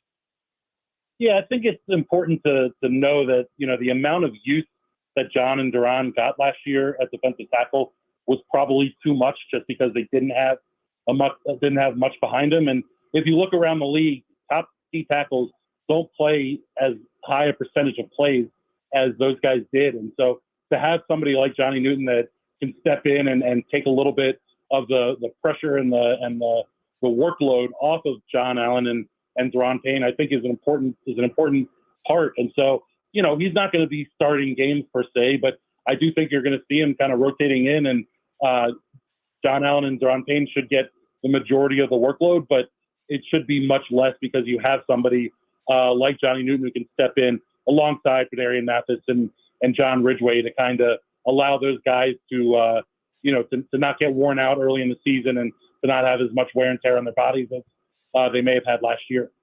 How did Jayden Daniels look today? He looked good. I mean, he stepped right in and he had the play of the day with a really nice red zone pass to Brian Robinson kind of in the corner of the end zone. And what I really liked about that throw and some stuff they were working on individual was they were working on a bunch of touch passes. And today was mostly red zone work for the offense. And in the individual portion of practice, they were working with Cliff Kingsbury, was standing, at the goal line or just inside with his hands straight up in the air. And Savita Pritchard, the quarterback coach, was kind of rushing the quarterbacks, and they were working on kind of feathering throws in to the back of the end zone. And Jayden just looks really comfortable, throwing some of those touch passes. And what I've seen, since he came into now hasn't been all that different, but he's able to throw the ball a bunch of different ways. And it's super important for a quarterback in the NFL to not just throw the fastball, but also, be able to use a little bit of touch. And he throws a really nice ball and is able to give his receivers an opportunity to go make plays. And quite frankly, that's what you want your quarterback to do. Mitch, you mentioned the OC. What is this offense really going to look like this year? I know that Kingsbury's bristled at the idea that it's an air raid. I mean, it's not, but it's modified. They're going to run the ball sometimes, I'm sure. And I know Daniels will probably, tuck and run a few different times. But how do you envision this offense looking maybe compared to years past? Yeah, I mean, particularly to last year, the Commanders were 32nd in the NFL in rush attempts, and I don't think anyone would be too surprised by that based on, obviously what we saw. He does run a variation of the air raid, but if you look back to some of the stats and numbers when he was in Arizona, they run the ball a fair amount, and I think you're going to see Brian Robinson used a lot more this year and, be a bigger part of the offense, particularly in the run game. And when you ask kind of big picture what it's going to look like, I think you're going to see the ball get out to these receivers and to their, athletic players in space and, ask those guys to go make plays. Again, today was mostly red zone stuff, but you saw some of that with kind of the quick, wide receiver outs and quick, almost screen passes to them. Let them get the ball in their hands and go make plays. And what I like a lot is there's a lot of timing in the offense in that they'll throw these, balls out to the outside and ask the O-line to, have the block for a second and then work on going out and going to pick off another man. And I like the idea of that. And too much last year, we didn't see Terry get the looks that he should have gotten early on in games. And I don't think Cliff Kingsbury is going to allow that to happen this year. And that should be a good thing. Jamin Davis was working with defensive ends, I saw. I mean, is that exclusively working at that position or just adding that to the portfolio for occasional usage? What do we think? It's starting to look more and more like that might be what they expect from him. To me, I thought the big indicator of that was the team does 11 on 11, which is obviously full offense versus full defense. They then go to a 7-on-7 drill. The 7-on-7 drills are linebackers and secondary against the offense.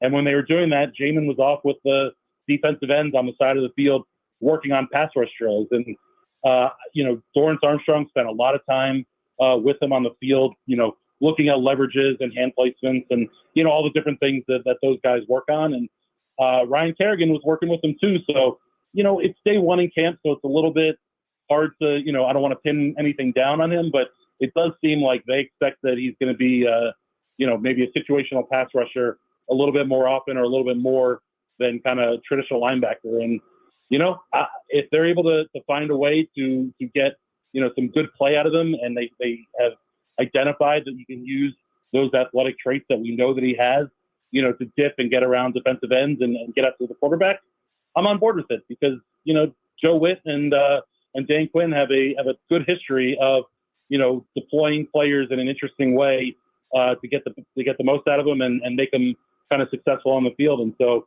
if that's what they envision for Jamin, I hope that he's able to step up and, and be that player and be be a little bit of a menace to Mitch, thank offensive you. line, quarterback. Sorry, but I didn't mean to cut you off. Thank you, buddy. Always appreciate it. Thank you. Be good, Mitch. There's Mitch Tischler, Monumental Sports, trying to stay comfortable in the heat at training camp. Day one today, practice this morning for the Commanders. Next, speaking of training camp practice, number one out in Ashburn, let's make some bold camp predictions. We can open up the phones for you guys to do the same at 800-636-1067. But I've got a list I put together. I know Danny does as well. It's time for our annual tradition as camp opens, bold predictions for the weeks ahead in Ashburn. Next on The Fan.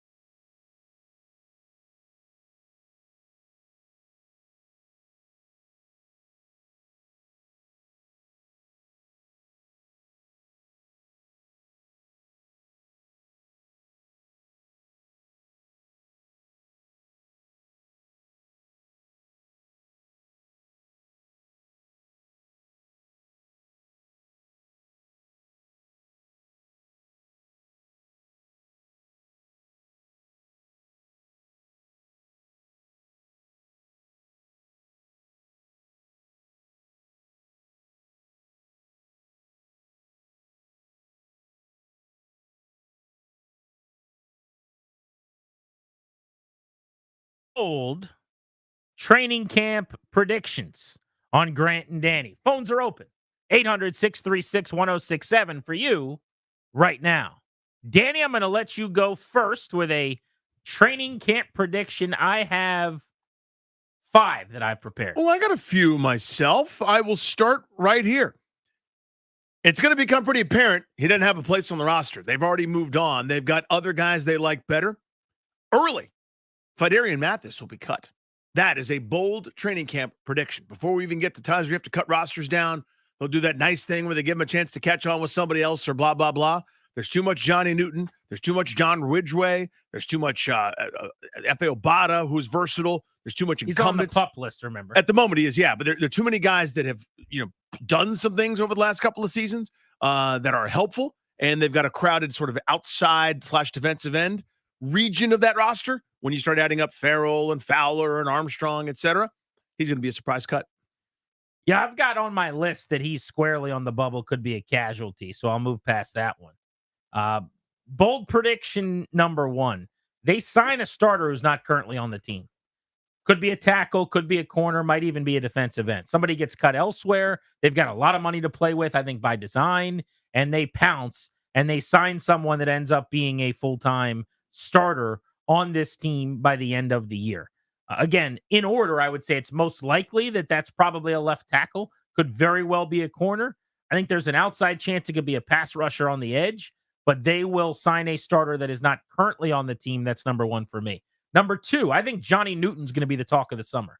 I think by the end of training camp, whatever we're calling that, a couple of weeks from now, really just, by the end of preseason games, frankly, Johnny Newton will be one of the talks of the team. How well he played, how good this kid is, how impactful he might be. I am buying all of the stock in Jayden Newton. I think he's a really, really impactful player. And I think if he's healthy, and they wouldn't have taken him off NFI already if he wasn't, in my opinion, I think he's got a chance to be a star of camp.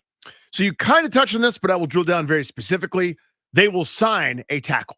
They're going to sign an offensive lineman, left tackle, right tackle, et cetera. Someone's going to be a training camp roster cut, sort of casualty, the way that Charles Leno was a couple seasons ago. Their left tackle is not on their roster right now, this minute. It's a dangerous way to live because you never know if someone's going to be available, who, how, what, when, or why. But I think after a couple days, they're going to say, yeah, we got to do something. And they're going to do something. They will sign a tackle. How about this one? I think this is bold. Now, I'd already written this one down before the blitz a few minutes ago. So a little bit of wind has been taken out of my sails, frankly.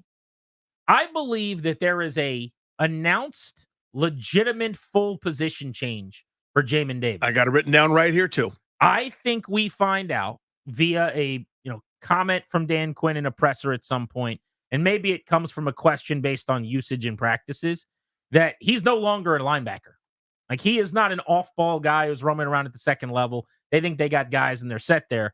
Jayden Davis is going to be used in a completely different position, essentially as an edge, but kind of a pass rushing jack of all trades, moving him around. But I think it's one thing to say he's getting some work with the group, or they're trying to figure out what his strengths are.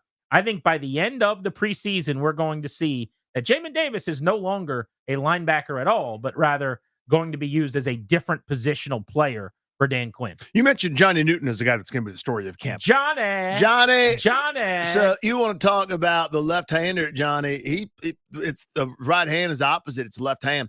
The guy that's going to be the story of camp is Emmanuel Forbes. Emmanuel Forbes, the forgotten gentleman who got benched for weeks at a time, who could not play. He was the story of camp last year. Can he be the story of camp 2 straight years? Yes. This time, though, I don't know if it's real or not, but he's going to be, because you got a bunch of people that know what the hell they're doing working with the secondary. They're not going to make him do stuff he's not good at doing. They're going to find something that he can do. And in theory, he'll do that well. Emmanuel Forbes, the Renaissance, the 2.0, the best shape of his life, the offseason hero. He'll be the story of camp this year. Boy, do I hope you're right. The leading receiver on the team in the preseason, a guy who's going to be shown making catches on the team's account constantly in practice, and then he will lead them in catches and yards in the preseason. Olamide Zaccheaus, the veteran who has played in Atlanta, among other places, went to University of Virginia. I don't even know if he makes the team, but I think he's going to play a lot in the preseason. It'll be veteran on an inexperienced guy in the second half of games. You're going to have McLaurin and Dotson and McCaffrey. locks to get in. I think you're going to have Diami probably as a fourth guy, but I think Zacchaeus ends up being their leading receiver. Maybe crowbars his way onto the roster in the process throughout the preseason. My bold prediction at a spot we don't think much about because we feel like these guys are pretty locked in. Chris Rodriguez will generate a ton of buzz Burbank. He will be like a bee humming around some honey. We're going to hear about Chris Rodriguez maybe poaching some touches from Brian Robinson, maybe even Austin Eckler in terms of toting the rock. We're going to hear a lot about Chris Rodriguez. This group's going to like him a lot. I hate how similar our lists are. My guy, Chris Rodriguez, their leading rusher in the preseason. There you go. I don't think that's particularly bold, I guess, now that I'm thinking about it. We're supposed to be doing bold pretty predictions. bold. Well, Brian Robinson and Austin Eckler are not going to be in bubble tape necessarily, but those guys are locks to make the team, so he's going to play a lot. Him and Jeremy McNichols will probably do some of the heavy lifting in the preseason. But yeah, I think Chris Rodriguez will have a very good camp, and I think it'll feel like, to your point, like, oh man, we've been talking so much about Robinson and Eckler. He's the forgotten man. Now, as the year starts, we're going to get back to Robinson's your thumper, Eckler is your outside zone guy, and maybe your pass catcher. But I think it will be the Chris Rodriguez show from time to time in Ashburn. My bold prediction, among the guys that regularly play, okay, that's going to emerge from training camp. So I'm cheating a little bit as we get into like the actual NFL season. Of the guys that regularly play, I don't know why that word regularly is hard for me to say. I'm having to really over-enunciate it, but here we are. Only 4 players from the Ron Rivera and Marty Herney era will start and contribute regularly on defense. That's what I got. 4 guys who start are going to be from the Rivera era. Will be holdovers. Is that bold? I think that's pretty bold. I mean, their projected depth chart right now to run through it would be Armstrong, Payne, Allen, and Farrell on the defensive line. So that's 2 starters. Luvu, Wagner at linebacker. So neither are holdovers. Secondary would be St. Juste, Chin, Forrest, Davis, Sanristil. So that is one. I mean, that's only 3. That's just their on-paper depth chart coming out of the offseason. It's Payne, Allen, St. Juste, and Forrest. Those 4 guys are going to be starters and play regularly. Everyone else is going to be somebody brand spanking new. But that's the current depth chart. Well, I mean, you would think Quan Martin is intimately involved. You would think Jeremy Reeves is involved, or Jamin Davis is a starter, or he's going to contribute an awful lot. To start. Okay.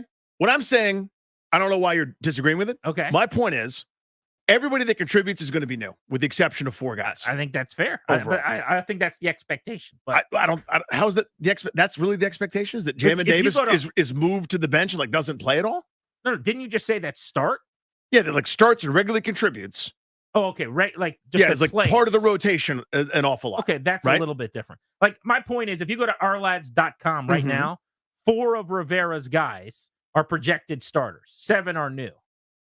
So I'm just saying it wouldn't be bold to say only 4 Rivera guys start. I think he only grabbed 2 of them, by the way. They were actually his selections. Yeah, pretty crazy. How about this one as a bold prediction? Benjamin St. Juste picks off 5 passes this season. I think you see the elevation happen in camp. Now, again, we're talking more about training camp, bold predictions. But Benjamin St. Juste has had for whatever reason, a hard time getting his hands on the football in his NFL career. He has now played in 37 games, I think it is. He has 1 career interception. You're talking about maybe Forbes being a guy that steps forward in camp with these guys. I think he's the better length, fit corner in a Dan Quinn defense. I think we see him get physical, make a bunch of picks in practice, and that carries over to a 5 interception season for Benjamin St. Juste. You picking up what I'm putting down? I smell what you're cooking in there. By the way, I always, every year at this time, do this for St. talk about Benjamin St. Juste, and then I end up looking silly as the year goes on. Bold prediction. Sam Cosmi signs a contract extension. Sam Cosmi signs a contract extension. I love that. I don't know how bold that really is. No, I it's think bold adjacent. You're saying before the start of the year, Sam Cosmi gets a deal. I think that's bolder than a lot of the things we've said. That's boldy. I like it. Brian Boldinger at Boldy on Twitter. It's just Boldy breakdowns. He posts tape of bold predictions, and it's always tape off of a laptop in a poorly lit room. You know how Boldy does it. Boldy loves it so much. That bit is for 5 people. Brian Boldinger. You can call us if you want to hop in, 800-636-1067. Let's go to Anthony in Calvert with a bold training camp prediction. What's up, Anthony? What's up, guys? Hey, How are you, bud? All right, sweet. Well, listen, I was on hold for way too long on your earlier segment. I had to drop, but I do have a bold prediction. Bold prediction. Cole Turner. He finally will come out of his shell. He will finally be utilized for the weapon he is. He's a tweener between a tall, lanky tight end and a little bit of an oversized, slightly slower wide receiver. Cole Turner. I wonder if it's ever gonna happen. Here's the problem with Cole Turner. You go and get Zach Ertz. You draft Ben Sinnott. You still have John Bates. He is the fourth guy. Armani Rodgers is back healthy for the time being. Armani Rodgers is a more athletic, interesting, kind of dynamic player. But Cole Turner, I think, has always showed pretty well with the chances he's gotten. The problem is it's a pretty crowded room now where did they bring you in or did someone else bring you in? They brought Ertz in. They brought Sinnott in. You're a holdover with Rodgers, Bates, among the guys they didn't bring in. It's tough for me to see a big breakout coming. I think last year would have been the year, and for whatever reason, he was out of favor. It wasn't a fit. I don't know if it's him or them. I don't want to blame him, but Ertz, Sinnott, those are the guys who are going to get most of the opportunities. Maybe he could supplant Bates as like the third guy, but he's going to have to block his butt off to do that because Bates has carved out a role, wouldn't you think, as a true blocker? He's kind of their 1A in the inline blocking, please don't throw him the football type tight end. This one is aggressive. So I think this one's pretty bold here. So I guess that's the whole point of this, right? I don't totally see this happening. I wouldn't bet on it, but that's the nature of the banter. True. Trent Scott overtakes Andrew Wiley at right tackle. Trenton Scott overtakes Andrew Wiley at right tackle. In this offense, in this system. That's bold. That's pretty bold. If we're just we're saying things that are crazy that could happen. This is not what I bet on. This is on the bolder side of the spectrum. One is, it's probably going to happen. This is the not that likely, but this is one of the ones I'm eyeballing. I remember they like their internal options at a couple spots of dire need. So I'm wondering maybe that could be one of them that also materializes. Beat up on a bunch of Wiley performances last year. He got a lot better as the year went on. Also, they're paying him good money. So for a lot of reasons, it's hard to envision that, but my guy's throwing a bold prediction out there. So it's bold. You got to think it's going to happen, though, and you don't necessarily with that one. Yeah, that one's I'm wavering on. I guess my point is, I think with a new system, with new asks, new designs, and different things, maybe a skill set's different for Wiley. Maybe I want you more in space. I don't know that he does that better than Scott. Just thinking about that. If Scott starts over, the 2% chance or whatever comes to fruition, but more likely Scott, like we find out tomorrow, is no longer with it's cut. Yeah. But like if that were to happen, I want your victory lap around this studio, just barking at me to be really loud and really fun. See, that's not one you get to do because I'm like, I don't really think this is going to happen, but we have 2 more minutes in the segment, so I'll do it. Let's go to Dickie in Arlington on Grant and Danny. Dickie, how are you? How are we doing, gentlemen? About it. My bold prediction is Jamin Davis. I wouldn't say has a career year. He has a takeoff year. He's used where he's supposed to be used because he finally has a competent coaching staff. He forces 3 or 4 turnovers and has about 4.5, 5 sacks. Nothing crazy, but it lands him a new contract in DC. Ooh, a new contract for JD52. Do not have that in the office pool. I would not be seen up about that, about him getting a new deal. It depends on the deal. Is it like 2 years, 12 Yeah, mil? I guess that's fair. I could do 2 years, 12 mil. For you to be my like 3rd or 4th guy off the edge. 5 sacks, though, would be a couple more than last year. He can run.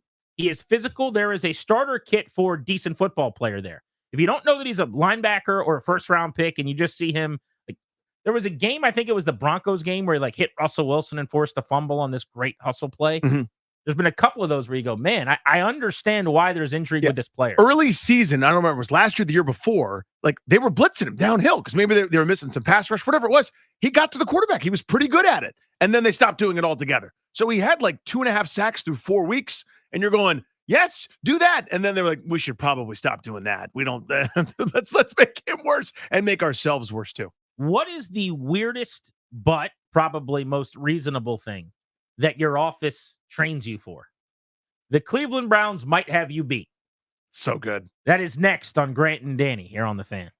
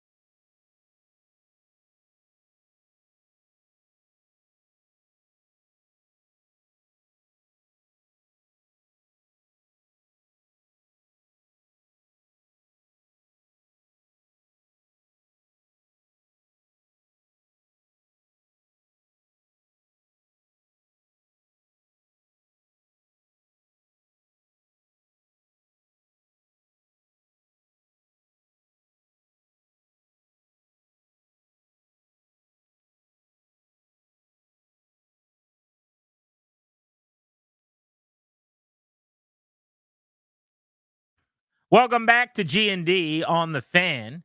You can listen to the show wherever you are, coast to coast, via the Odyssey app. You have the ability to pause and rewind the show that way, listen in chapters, which is nice. Of course, you can also watch us every single day. We are streaming video, 1067 The Fan's YouTube page. You can check us out right now if you'd like to do that here on Grant and Danny. So when I was in elementary school, I remember we used to have to do this thing like once a year where we did like a tornado drill. We would get under the table and we would like hear a siren and the teacher would tell us, okay, guys, we're doing the tornado thing. Uh-huh. And then they would say, okay, everyone out to the hallway. And then we'd go sit up against the wall in the hallway and we'd wait for Glenn Powell and Kate to come through and try to get their devices up in the air, and they wouldn't be able to. And then they'd start making out. Then we'd finally get back to the classroom. And we all knew That's how it always went. With all due respect, we're not in Oklahoma. Glenn Powell ain't walking through that door, right? But we got to be prepared just in case the tornado this time comes to old King George County. Okay? We did it.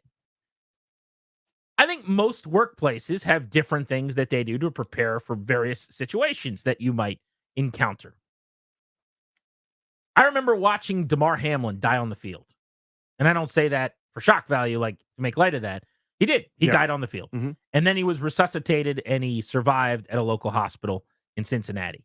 And I remember that one of the big stories that came out of that, and one of the things that amazed me was that the reason he survived was the drilling that had been done. I think even that week, like you have to do it X number of times per season. To keep your certification. And I think the story was that, like, just coincidentally, by the grace of God, that week was when that Bengals staff had gone through all the permutations of, if somebody's unconscious, how are we bringing them back? And how are we doing this and getting them to the ambulance and getting them to the hospital? Because they had drilled on that, they were able to do it. So this is a good practice. Like, you should just be prepared for all situations. Danny, I bring you a hilarious video. Made the rounds on the internet yesterday. The Cleveland Browns security practicing tackling a drunken, annoying, sprinting, cutting, jumping, leaping, elusive streaker on their field yesterday in their stadium. So good. I want to know who the person was that gets to play the drunk or the streaker. Or we just take turns? That dude was getting tackled. Yeah. He was getting brought to the ground with force. Is there a payment involved in that? Do you get extra that day? Because the entire drill, which is probably necessary, it's going to happen inevitably at the stadium that you work at this season. And as a security person, someone's going to try to cross in front of you and get on the field, and or successfully going to get on the field. And then what are you going to do about it? So they were drilling basically how they get this guy to the ground without him hurting any players. Right thing to do. But the video was just hysterical. It really is awesome. And again, I wonder if it's like a Facebook marketplace, like a job posting, like $100 for the day. Try to run away from and then get tackled by our security. They're practicing you being a drunken boob running onto the field, but it's so good. Do you think that they are specific in their ask? Like, hey, I'll do it. No, we need someone a little bit more athletic. Yeah. We need someone a little quicker. We need someone who can run. We need someone who can get away from these guys. We need to provide these guys a challenge here. Like, if I volunteer, they're like, I appreciate that. Thank you so much. We'll call you if we need you. But in the meantime, we're probably going to get someone who can give them a little run for their money. Like the dude that's running. He's moving a little bit. A couple cuts in there that are pretty good. Watching it is just so funny. I'm going to retweet it.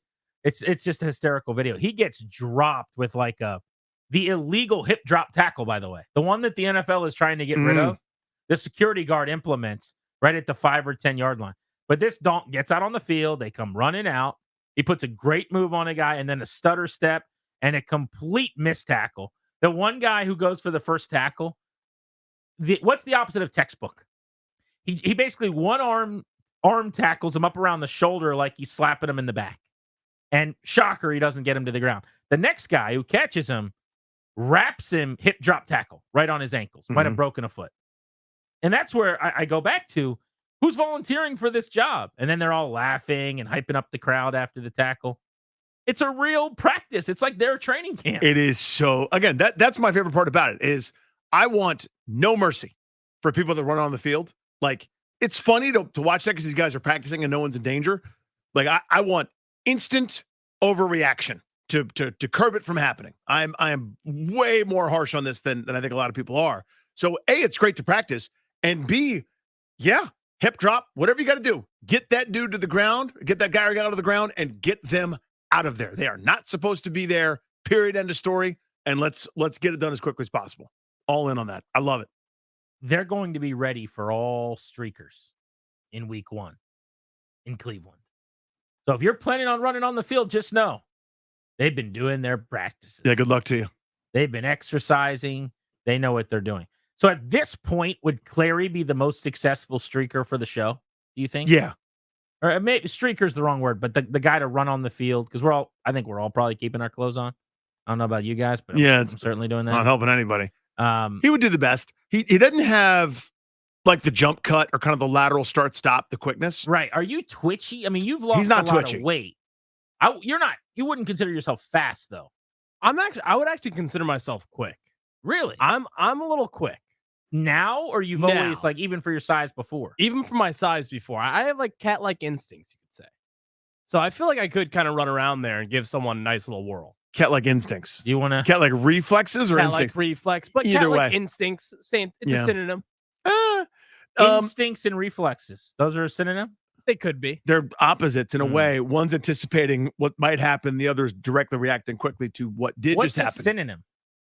The same. It's the same word. Same definition, but a different word. Okay. What's a simile? I don't know. That was so I honest. heard Darius. That was so honest. What's a simile? I don't know. What's a metaphor? Metaphor is like. Yep. I do know what a metaphor is. I use them. How would you describe a metaphor? That's a good question. Mhm. Yeah. It's a great one, isn't it? It's a good question. I just Yeah. don't have an answer at this point. But you use metaphors. Use I one. do use metaphors. Yeah, go ahead and use one. Whatever. You're staring at me like I got something. I don't. No, just I was doing the whenever you're podcast. ready. You're doing not. What do you mean you're doing the podcast? I was doing the podcast for the show. Oh, uploading our podcast. Yeah, is but he's what does saying. that have to do with what is a metaphor? Like I just got called upon, and I was at my train of thought is focused on the podcast. No, which I understand. But Right. now I'm asking you, as an aside, what is a metaphor? You don't need to have a big train of thought to figure that I one don't out. have it for you right Okay. What is a homonym? I don't know. Clary explains it all a homonym. Give us your best guess. What's a homonym? I don't have one. I don't know. Fire up the music, Darius. But what were we originally talking about? Oh, you getting away from security. So I don't think I think straight ahead quickness. Like in other words, starting and going forward, I think he's pretty good at that. He'd be the best. He'd be in the best shape. He'd run around the longest. Not a lot of shimmy in there. Not a lot of start stop. 100% though. Like and maybe this is something we could do as a show at the preseason opener or something. We could all run out there and see who could last the longest, like a bull rodeo. That would actually be a 10 for the G&D show. I mean, we're not going to do it. Don't worry, Commanders. But if we all bought tickets, Danny would have to be at FedEx. And then one at a time, that it was like to see who picked first in fantasy. who could be out on the Who field avoided longest. conflict longest? Yeah. That'd be hard. It'd be bad if you got the last pick or you drew the last straw because now that 3 people have gone onto the field from the same section, maybe they're like anticipating someone might else come. I sneaky think I could be silly at avoiding. The problem is endurance. Yeah. I would have none of it. Like as soon as you give me about 20 good seconds, I'm going to make a guy miss. He's going to think I don't have some wiggle. Then I make a move and he's like, oh, really big guy. That's pretty good. But now I'm done. Like now it's like, it's been like 10 seconds. Yeah. I don't know how long it would take for those security guys to get hands on you, me, and Darius. Do you know what I mean? Like, I don't think it would take them too long. Now, whether I got out of that first hit, that first tackle, TBD. Clary's got a shot. Clary's going to run around for a little while. Yeah. I think I wanted to know if he felt like he had a little twitch at this point. But I keep saying the same thing. I think he could run straight and kind of veer in a direction one way or the other. I don't think he's got that change of direction, start, stop, Barry Sanders, like in the whole quickness. I just don't think he has that. What would your plan be if you got out on the field, Clary? Would you try to go like out toward midfield so you can kind of hip on a swivel, see everybody coming? Or would you just like haul as far away from the close security guards as possible? Well, I'd try to get in some open space, so I'd probably aim for the logo. So I'd try to go midfield, run to midfield, and just kind of see where everyone is. and just find a little hole there like I'm Brian Mitchell and just run right through it. Now, don't forget, Bobby Wagner's on the team now. Bobby Wagner, famous for when there was a streaker on the field for the Rams Seahawks, I think, like Monday night game. Clothesline that dude. He was the one that just came off the sideline and ended that dude's night. Like he woke up and he's like, "Who hit me? What was it? Was it a truck or Was it a Wagner? A player?" So maybe Bobby Wagner ends Clary's night. That would not be that fun. That's awesome for the fan, but Bobby Wagner respectfully hasn't met Ryan Clary. No, I'm kidding. Bobby Wagner would kill me. he would kill me. I think I'm gonna give myself 11 seconds. I'm gonna say 14 seconds. Because it takes them a few seconds to really know what's happening. Right. Oh, what happened? Someone came. Now I got to get out of my chair. Yeah. I'm going to say, Darius, I'm going to give you 18 seconds.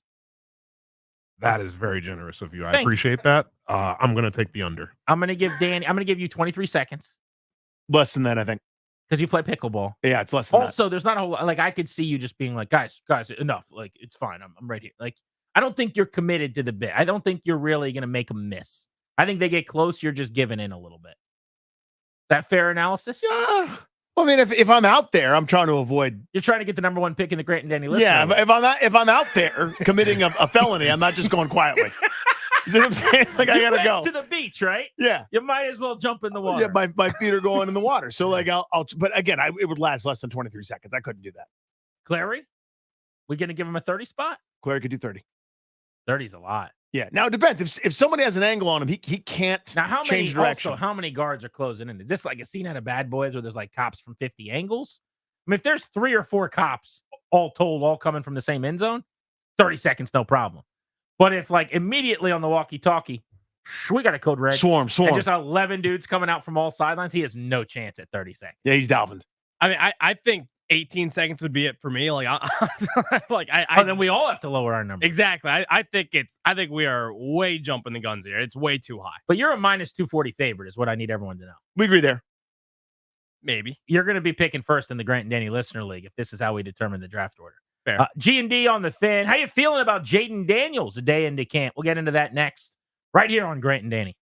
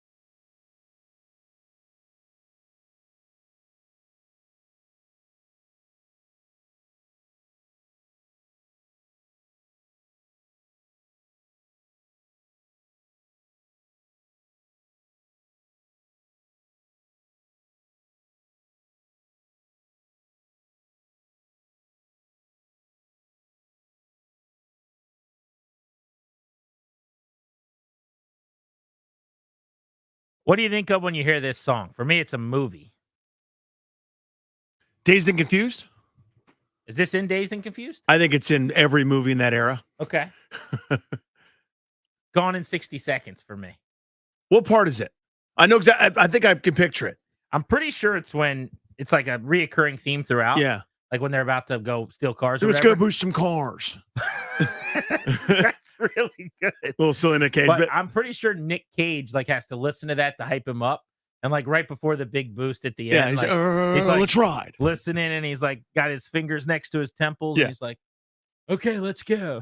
By the way, dueling Nick Cages, both good. I'm just doing a version of yours is good. But that's what I think of every time I hear this song. Yeah. And by the way, excellent movie. That is a good flick. I mean, it's so dumb, but that's not the point. It is really entertaining. I just gave Clary a movie rec a minute ago. Do you remember the movie Accepted? Yeah, Justin Long bit? Yeah. He was on a heater. Dude, Justin Long had a run. He did. He was in Dodgeball. He was in everything for a couple of years. Justin Long and Blake Lively was one of my favorite actresses of all time. How come? Blake Lively? Yeah. What do you like her? Incredible. She's uber talented. Now married to Ryan Reynolds. Yep. And seemingly one of the better power couples that actually is like, I don't know, in love and decent. Yeah, they seem happy. In Hollywood. Isn't that weird? Very weird. But the movie's called Accepted, a high school slacker who's rejected by every school he applies to, opts to create his own institution of higher learning, the South Harmon Institute of Technology, on a rundown piece of property near his hometown. Such a good movie. He invents a college, and like they have to, when their parents' weekend and stuff, they have to like make it seem like it's a real school. Now, Rhino's not going to watch it because I suggested it. Yeah. But I'm just telling you, good little flick. You can just tell him it's in the same universe as like not another teen movie or something, and he might check it out. If I told him Tobey Maguire played Spider-Man in it, we might have a chance. Are you more or less excited about Jayden Daniels than you were on draft night, Danny, as we're one practice down? Less. And it's not his fault. It is the fault of, I guess, ultimately, it lies at the feet of the front office to me. I don't think they've done enough to assist him. I don't think they've done enough to protect him. I think they've made a glaring omission here. They're trying to do a slow, patient team building approach, which in general, I'm in favor of. This is not in general. You just drafted a quarterback second overall, and anybody that does a ranking and anybody that does a list basically says, hey, your line is in the 20s, so are your receivers. That's wrong. That is the wrong approach. We've seen that here. We've seen that elsewhere. We've seen what that usually leads to. Now, if this front office is right, and you've got a Houston Texans situation, which is a moonshot, 1 in a billion type chance, where guys that weren't really that well thought of, all of a sudden now the Tank Dells, the Nico Collinses of the world are household names as stars. If you've got those guys internally, and you're right and I'm wrong, that's great.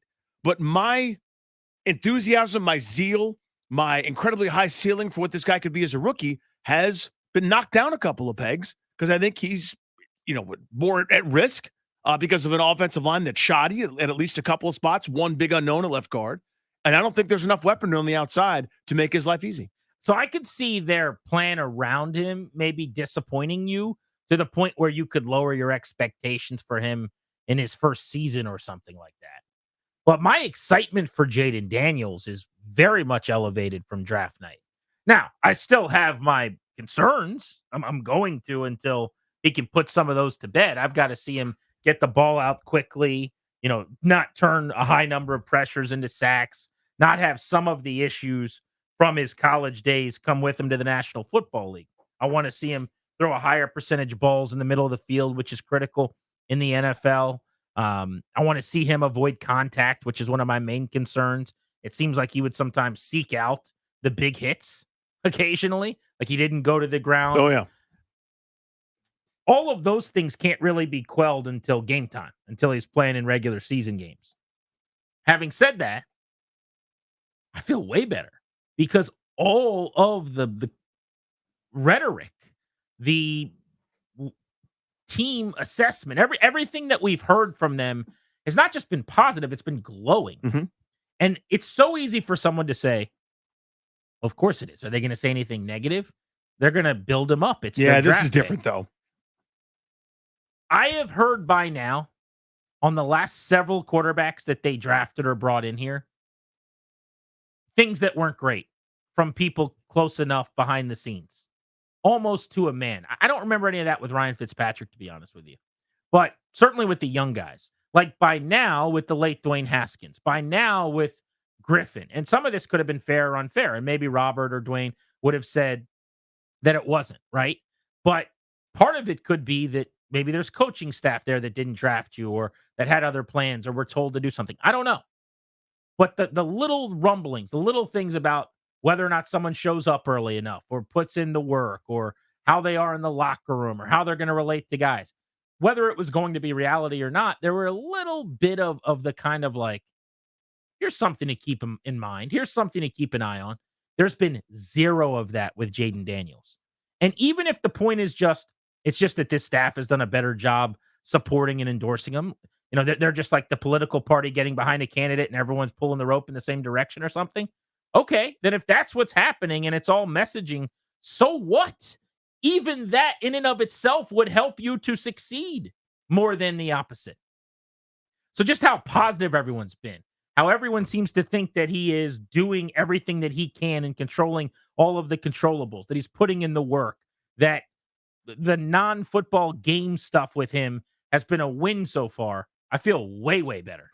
So the parts that he can control, I'm as enthused as I was before. This confirmed all my priors about what kind of kid he was, that he's not someone that feels now because he's a pro, he's arrived and his work is done. He knows that it's not. He knows what got him here. The elevation in his prep and being a pro before he was even a pro at LSU, to me, tells the story where he came from and where he ended up. Right?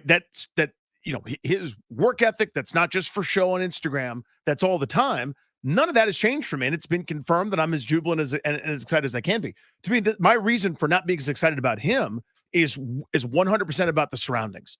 And I just don't think you can have as good a statistical year anymore as would have been possible had they spent draft picks, had they spent money in free agency, had they gone out and invested in what I think they should have, and they didn't. So to me, that's not some sort of like non-connected thing. It's not some sort of random coincidence where, well, I don't know how good your punter is. Ours is great. How good your punter is. So therefore, what kind of season Jayden Daniels going to have? Like, they should have gotten another weapon. They should have gotten a tackle, and they didn't. So that hurts him. Like, that directly is going to affect him and what I think he's capable of this year.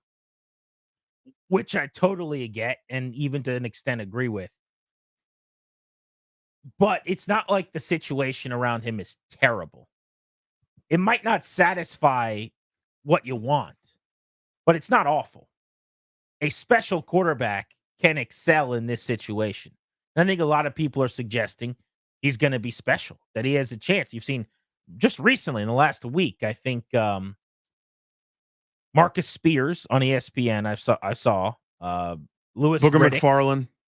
Louis Riddick on ESPN, Booger McFarlane on ESPN have all kind of done their own rants of he's going to outplay Caleb. He's that different. He's that much better. So that this is not a situation that should keep him from elevating his game. Maybe it doesn't make life as easy on you as you and I want.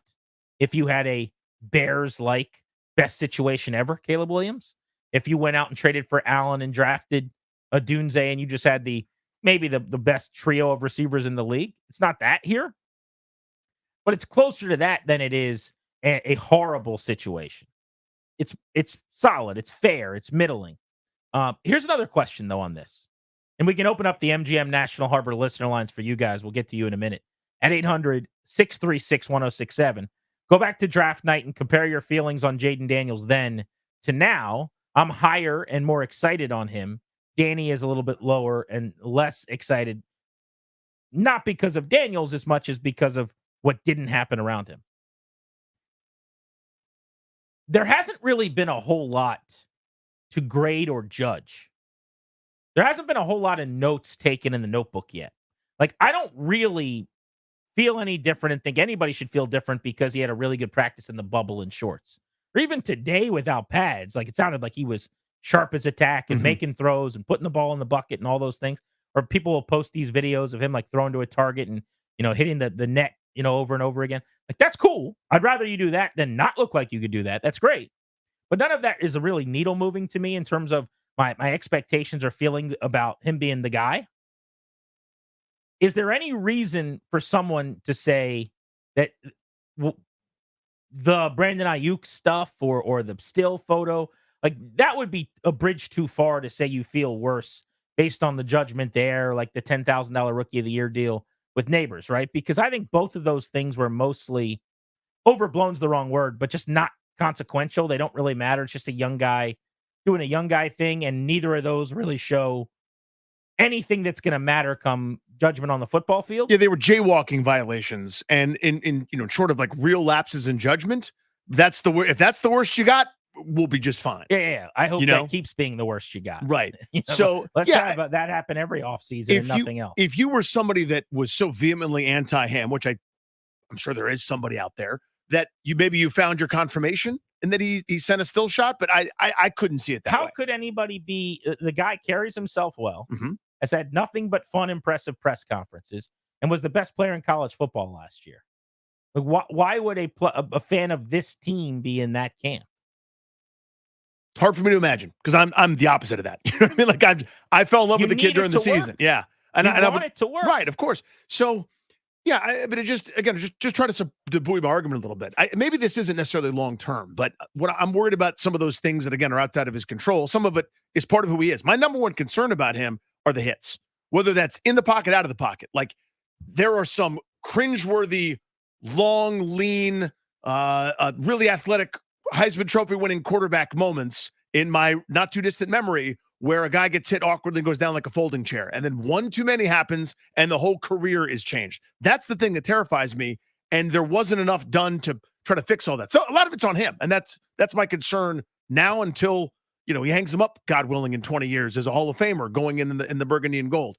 But, to me, I see it as more of an urgent thing that they didn't. So you look at all the best rookie quarterback seasons in recent history. Everyone from Cam Newton in 2011, Hall of Famer Steve Smith, Greg Olson. You look at Justin Herbert with Keenan Allen and Austin Eckler and Mike Williams. You look at some of the prolific totals these guys have put up, and most of them are supported by an excellent supporting cast. And I don't think you would have said that about C.J. Stroud last year. And again, every once in a while there's an exception. There's lightning strikes, and C.J. Stroud is kind of the new standard. That's just that. To me, that's lightning striking. That's impossible to count on. Yeah. It was, I guess, lightning striking, theoretically. I would say that, yeah. Mostly scheme. Yeah. Sixth-round running back. Garcon was available for an hour, and then it was Josh Morgan was their number one target, like fart noise. But, like, you plug in Aldridge, Robinson, and Niles Paul. Which is not great. You plug in Ben Roethlisberger to a great situation. Russell Wilson, good rookie year to a great situation with, multiple receivers, Agreed. great running game and stuff. I'm just saying, like, I think this situation is comparable to some of them that you're naming. See, that's where we'll disagree. I think when you look at the rankings are in the upper 20s in most of those spots. It's not the same. Russell Wilson throwing to? I mean, Corin Robinson and I'd have to go back and look, but I think Simeon Rice or something like the defensive end. No, that's Simeon. Who is the guy?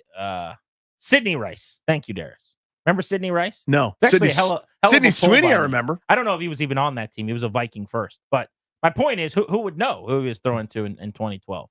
Now he handed the ball off a lot. In fairness. Like early career Russell Wilson wasn't Russell Wilson either. No, I mean, had a decent touchdown to pick ratio. He threw it 19 times a year. Yeah, Legion of Boom, turning it over every 7 seconds. Sidney Rice was on that team, as well as Doug Baldwin, Deion Butler, Jermaine Kearse, and Golden Tate. That was a good receiving core. A bunch of guys that were drafted in the mid rounds. I think Baldwin was undrafted, was probably his wide receiver one. Is that better than this? I don't know. 800-636-1067 is the number. So the question is, do you feel better, worse, or the same about Jayden Daniels now versus draft day? We're Grant and Danny on the Fan.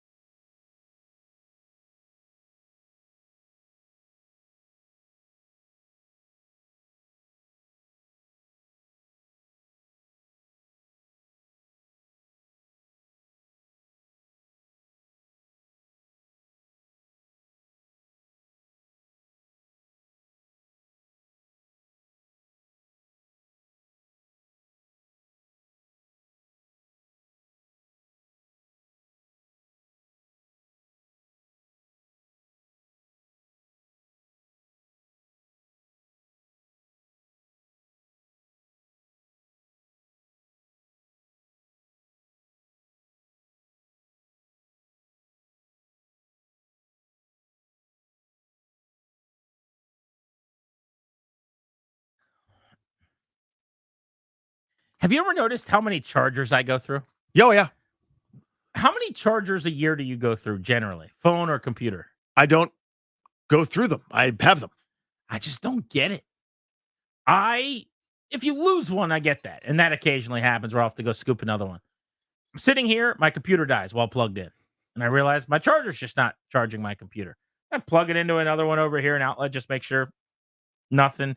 I'm like trying to rig it, move it around, see if there's a short. I get this sometimes with my phone where I have to like prop the wire up against the wall with a weird thing. And at just this angle, it'll actually charge it. And so I just took it into the producer room, and at a weird angle, it's now charging. It's now going. But I can't touch it. Like the laptop's gone. So I had to get a new computer charger in 2023. It finally conked out after probably a dozen years. And it was an emergency for me, and I hated it. Like there were a couple days I didn't really have it. It was annoying, but I got through it. You go through LA Chargers weekly. Every time you go on the road, you have to buy 2 chargers. Every time you go home, you buy a charger. Like you have basically increased a lot. Apple's net worth by thousands of dollars. So, and phone chargers, I will wear and say that's probably my fault to an extent because I lose them a lot. Totally true. Mm-hmm. But computer chargers, not as much. I don't know how. Clearly, it has something to do with me. It's something I'm doing. Most people use their laptop all the time, right? Yeah. At work, at Everybody home, does. Yeah, you're taking it in a bag, you're pulling the laptop out, you're setting it up and plugging it in and I don't know why, but I go through chargers all the time. And I'm old enough to remember when you could just go to a Best Buy. You say, I got this laptop. This is what I need. And they're like, oh, $43 or whatever. It's like $100 for a charger now. That's how they get you. Even, do you know what it costs for a phone, like a good phone charger now? You have any files? It's like $30-some, right? Oh, you're cute. You're a cute little boy. No? It's like $50-some. Is that right? For you go and just get a nice wall charger at like Verizon. Well, if they want these like little supercomputers that we hold in our hands to continue to be like fairly affordable, that's how they have to. It's like a printer where it's like, dude, we'll give you the printer for free with your computer. Really? That's awesome. If you want ink in it though, oh, buddy. Talking about Jayden Daniels. Draft night to right now. Is your level of excitement about him ascending or not? Let's go to Chris in Oxon Hill on G&D. What's up, Chris? Hey, how's it going, fellas? Definitely appreciate y'all taking my call. Yes, sir. I'm going to say, honestly, I feel like I'm still at the same level. I always thought that Jayden was going to do a pretty decent job. I'm hoping that he's going to make sure that we do better than a 4-13 record. But I think, he's going to do well. And I think that as long as we protect him, then we're going to be all right. But, whenever I call, I got to make that wrestling reference. I'm not sure if you all, this shows how old I am, if you all remember back in WCW, Bill Goldberg, of course, would spear people. Speared and everyone. I'm hoping that he learns how to slide so he doesn't feel that spear from some of those other.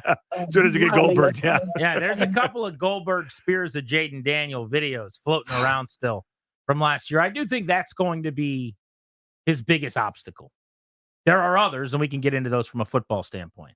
But his game is so unique and so advanced, and he's so good that if you can college-proof the offense some and let him run a lot of the LSU stuff, there's really not much of a reason why he can't have some initial success.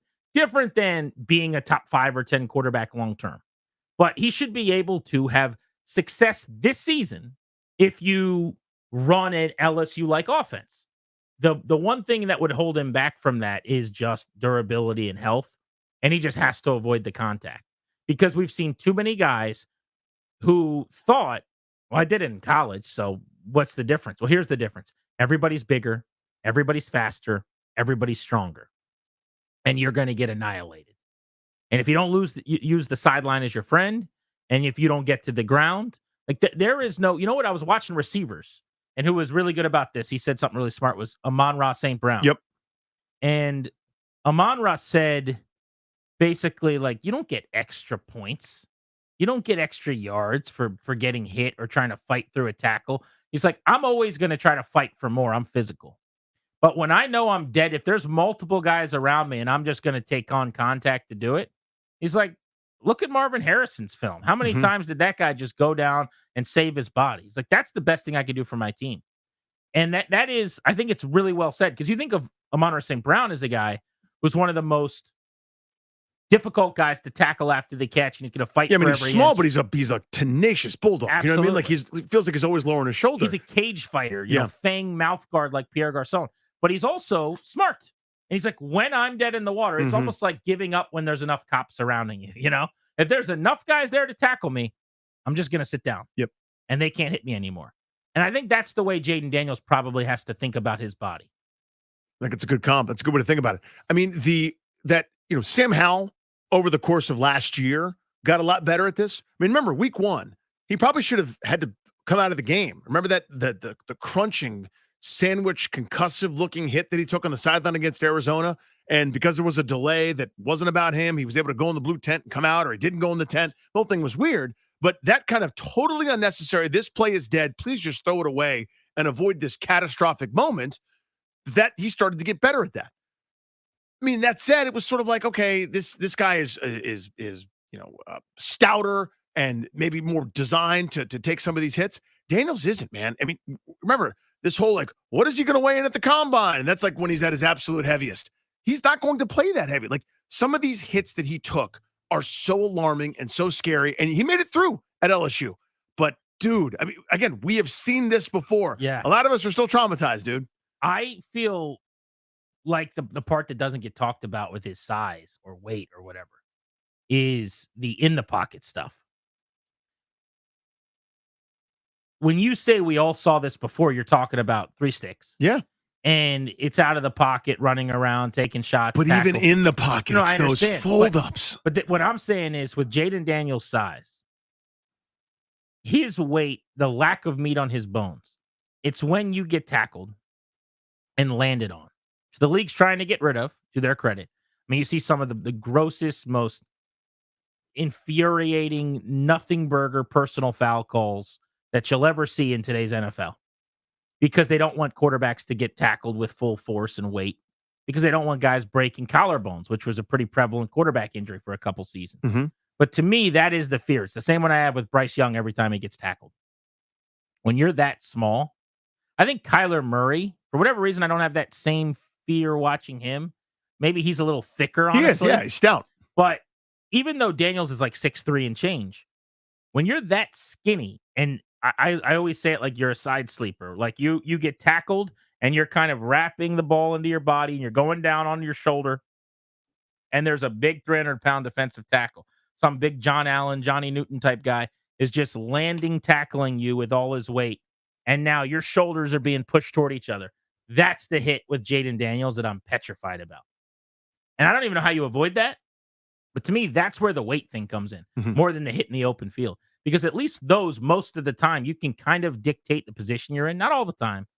That's part of it, too. There's definitely concerns there because of his willingness to take shots. Yeah. But I think that's coachable, fixable, slide, sideline, whatever. You can never avoid I'm being tackled and someone's landing on me, other than just being big enough to take on the wear and tear. That's the only those thing are you can inevitable. really do. Yeah, I mean, there's one of his highlights, one of his best plays. I think it's against Alabama. He scrambles out of surefire tackle for a loss, makes 7 different guys miss, and is 40 yards down the field. And you're like, oh my God, that was so electric. The end of the play, 2 different people catch him and throw him down in this like I don't know if you've ever seen this episode of Friends. At the end of Friends, they prank Rachel, Ross and his son Ben, by throwing a mannequin down the stairs that bends and contorts in all sorts of ways, wearing the same clothes as Ross was wearing to prank her. It looks like that when he's going down. Like it looks like a scarecrow falling down or like some crash test dummy sliding down. I mean, it was so gruesome. And he hops right back up because he's 22 and in the best shape ever, and he's more flexible than everyone else, and it all looks fine. Eventually, man, those hits, it's all it takes is that one where you go down that awkwardly on a great play. What about the bad play? What about the, in the pocket, et cetera? That's what's got me up at night about him. Grant and Danny on the Fan. You mentioned Friends. Friends a Pantheon show for you? It is, yeah.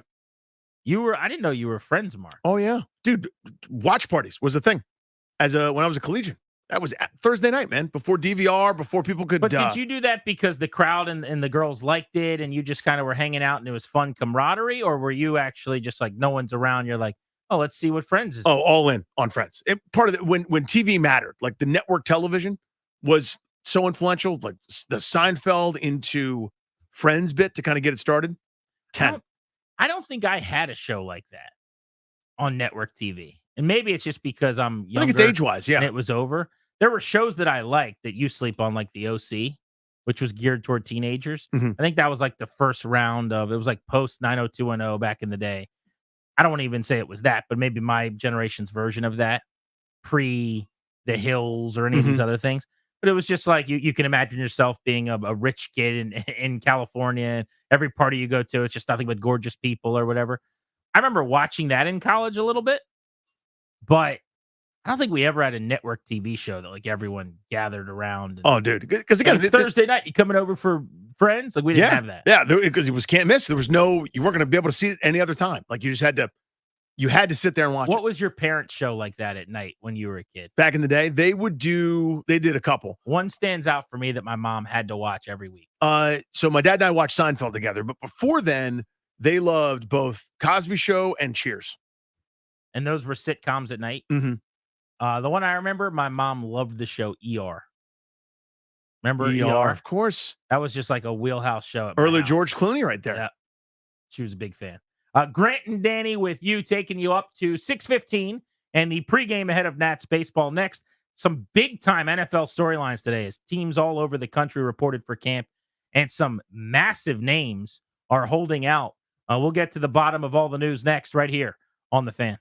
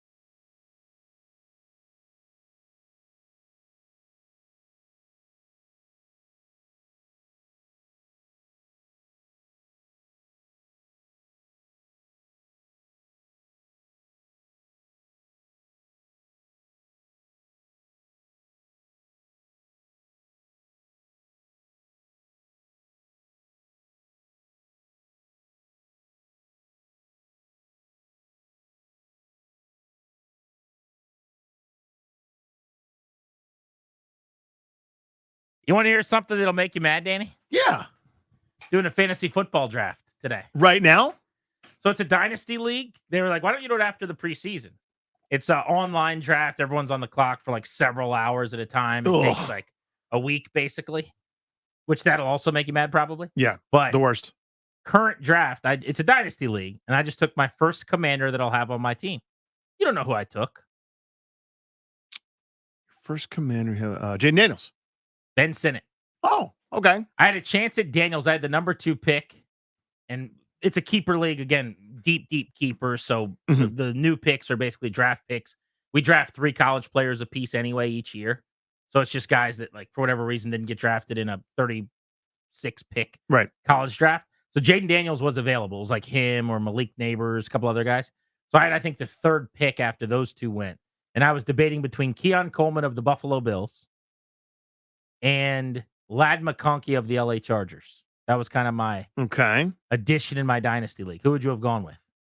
Probably, it depends on what you need. I mean, that's always so hard. I'm terrible at dynasty leagues because I can't think. Well, they're both receivers. I mean, so the need's the same, essentially. Yeah. So I suppose I would have gone, but so Daniels was an option? So yeah, Daniels or those 2 receivers. Probably, I think I'd probably go Coleman. 1. I did too, and I'm kind of regretting it already. I think I should have gone McConkey. I don't hate it either way. My thought on that, I was in on Ladd the whole time, thought that would be my guy, and then I changed to Coleman at the end. And my thinking is the Bills just are going to throw it more, and Jim Harbaugh can't wait to run it 40 times a game. Yeah, McConkey will block a lot. But, I mean, Herbert, he needs a guy. Yeah.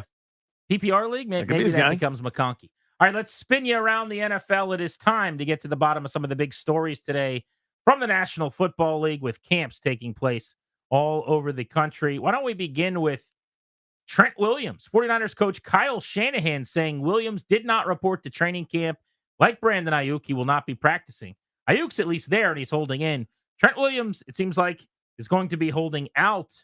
Shanahan says he did not seem worried about Williams' absence. He told reporters discussions between the player and the team have been going on for a while. Nobody's been talking about this one. I feel like that came out of nowhere, right? All eyes were on Ayuk. But if you look at the tackle market, it's exploded. Williams is the best tackle in football by most accounts. He's just got, I think, $21 million this year coming his way and no guaranteed money beyond that. So when you get to the point where you're out of guaranteed money, most guys don't want to keep playing without getting something given to them. John Allen's in this boat and could be doing the same thing. He's being a good soldier. Yeah, Trent Williams turned 36 this week, July 19th. This is his birthday, and has not shown any signs of slowing down. So this was kind of unfathomable a couple of years ago. Remember when he was, there was upset about medical situation here. Then there's also some contract stuff kind of boiled into it. The whole thing was a mess. And you're going, yeah, well, how long is he going to be good for? Plenty, I guess. Like, he's been excellent since he's gotten to San Francisco. Dateline New Orleans, Saints wide receiver Chris Olave has been activated from the non-football injury list. He's had a shoulder injury he's been working back from. Who am I? Let's do a quick game. I want you guys to guess who I am. Let me see. You're everybody? I'm Danny, sleeping on how good Chris Olave is. I'm sure. Chris Olave is that dude. I'm so sure. He is so good. Now, when Washington drafted Jahan Dotson, they chose not to draft Chris Olave, traded back. And then Chris Olave went to the Saints. Well, they have 2 of their starters, guys like Jahan Dotson and Sam Howell, as a result of that Chris Olave deal. I'm told they don't. And B-Rob's the other one, I think. Was B-Rob in that deal too? I just remember everyone over tweeting about, like, y'all telling me Olave's better? I got B-Rob and Jahan and Sam or whatever. Anyway, 72 catches for 1,000 yards as a rookie, 87 for 1,100 last year, and he missed a game. He's so good. Just watching him too. And it's not even like they've been a good offense or Derek Carr's played that well. He's only 24. Chris Olave is going to be special for a long time. Yeah, he's got everything. Like he's one of those dudes that looks like he's not moving that fast, but he is. Nobody catches him. He's got that like smoothness that I love on a wide receiver. How do you feel about the Browns? Here's your note on Cleveland going around the NFL on Grant and Danny. They placed right tackle Jack Conklin with a knee problem on the active PUP list. I ask about them because Mike Vrabel, I just found out the other day, is like heavily involved with Cleveland and helping Kevin Stefanski. I don't know what his role is. I think he's called like an advisor, but he's having him watch tape and even run some meetings maybe in season, it sounds like. So he's coming on to help out that coaching staff. The Browns are basically good quarterback play away from being a really, really legitimate contender. Where are you at on Cleveland this year? I have such a hard time with them because, as you said, like last year they won 11 games, I think, with like basically the Jets or worse quarterback situation. The guy off the couch who was bad in every previous stop, including probably not playing well on his own couch, Joe Flacco, led them to a bunch of W's. They are complete and really well built everywhere except quarterback. If they get decent quarterback play from Deshaun Watson, they are no pushovers. To Baltimore we go, home of Adley Rutschman, where Lamar Jackson returned to practice this afternoon. Jackson was sent home from the practice facility earlier this week because of an illness. We've talked about this on the show already. That guy is always sick. He has a terrible immune system, but he's a really, really good quarterback. He's back at practice. Nothing to fear. Are you with me that the Ravens will take a step back this year? Brutal schedule. They lost a lot on the coaching staff and defensively. I'm not. I'm still bullish on them. I don't think you could be correct in the sense that maybe they don't win 13 or 14 games, but I think they'll be atop of that division once again. I think it's the best division in football, but I still think the Ravens are a tough out for everybody. We talked about this earlier today, but I will reiterate for those of you just jumping in the car, leaving the office here as we go around the NFL. Again, with San Francisco in the headlines, Brandon Ayuk is not practicing at the start of training camp. He is going to be holding in, so he will be at every practice, but he will not participate. Kyle Shanahan saying today that he told the staff that he's got a sore neck and back. So that's why he can't practice. Shanahan also acknowledged we kind of know what's going on, but he said my neck and my back, he's little dealing Ezel. with a little bit of neck and a little bit of a back. The new ownership group is making the players at training camp feel a lot better with the digs. Wait till you hear where the Commanders are staying for camp. We're G&D.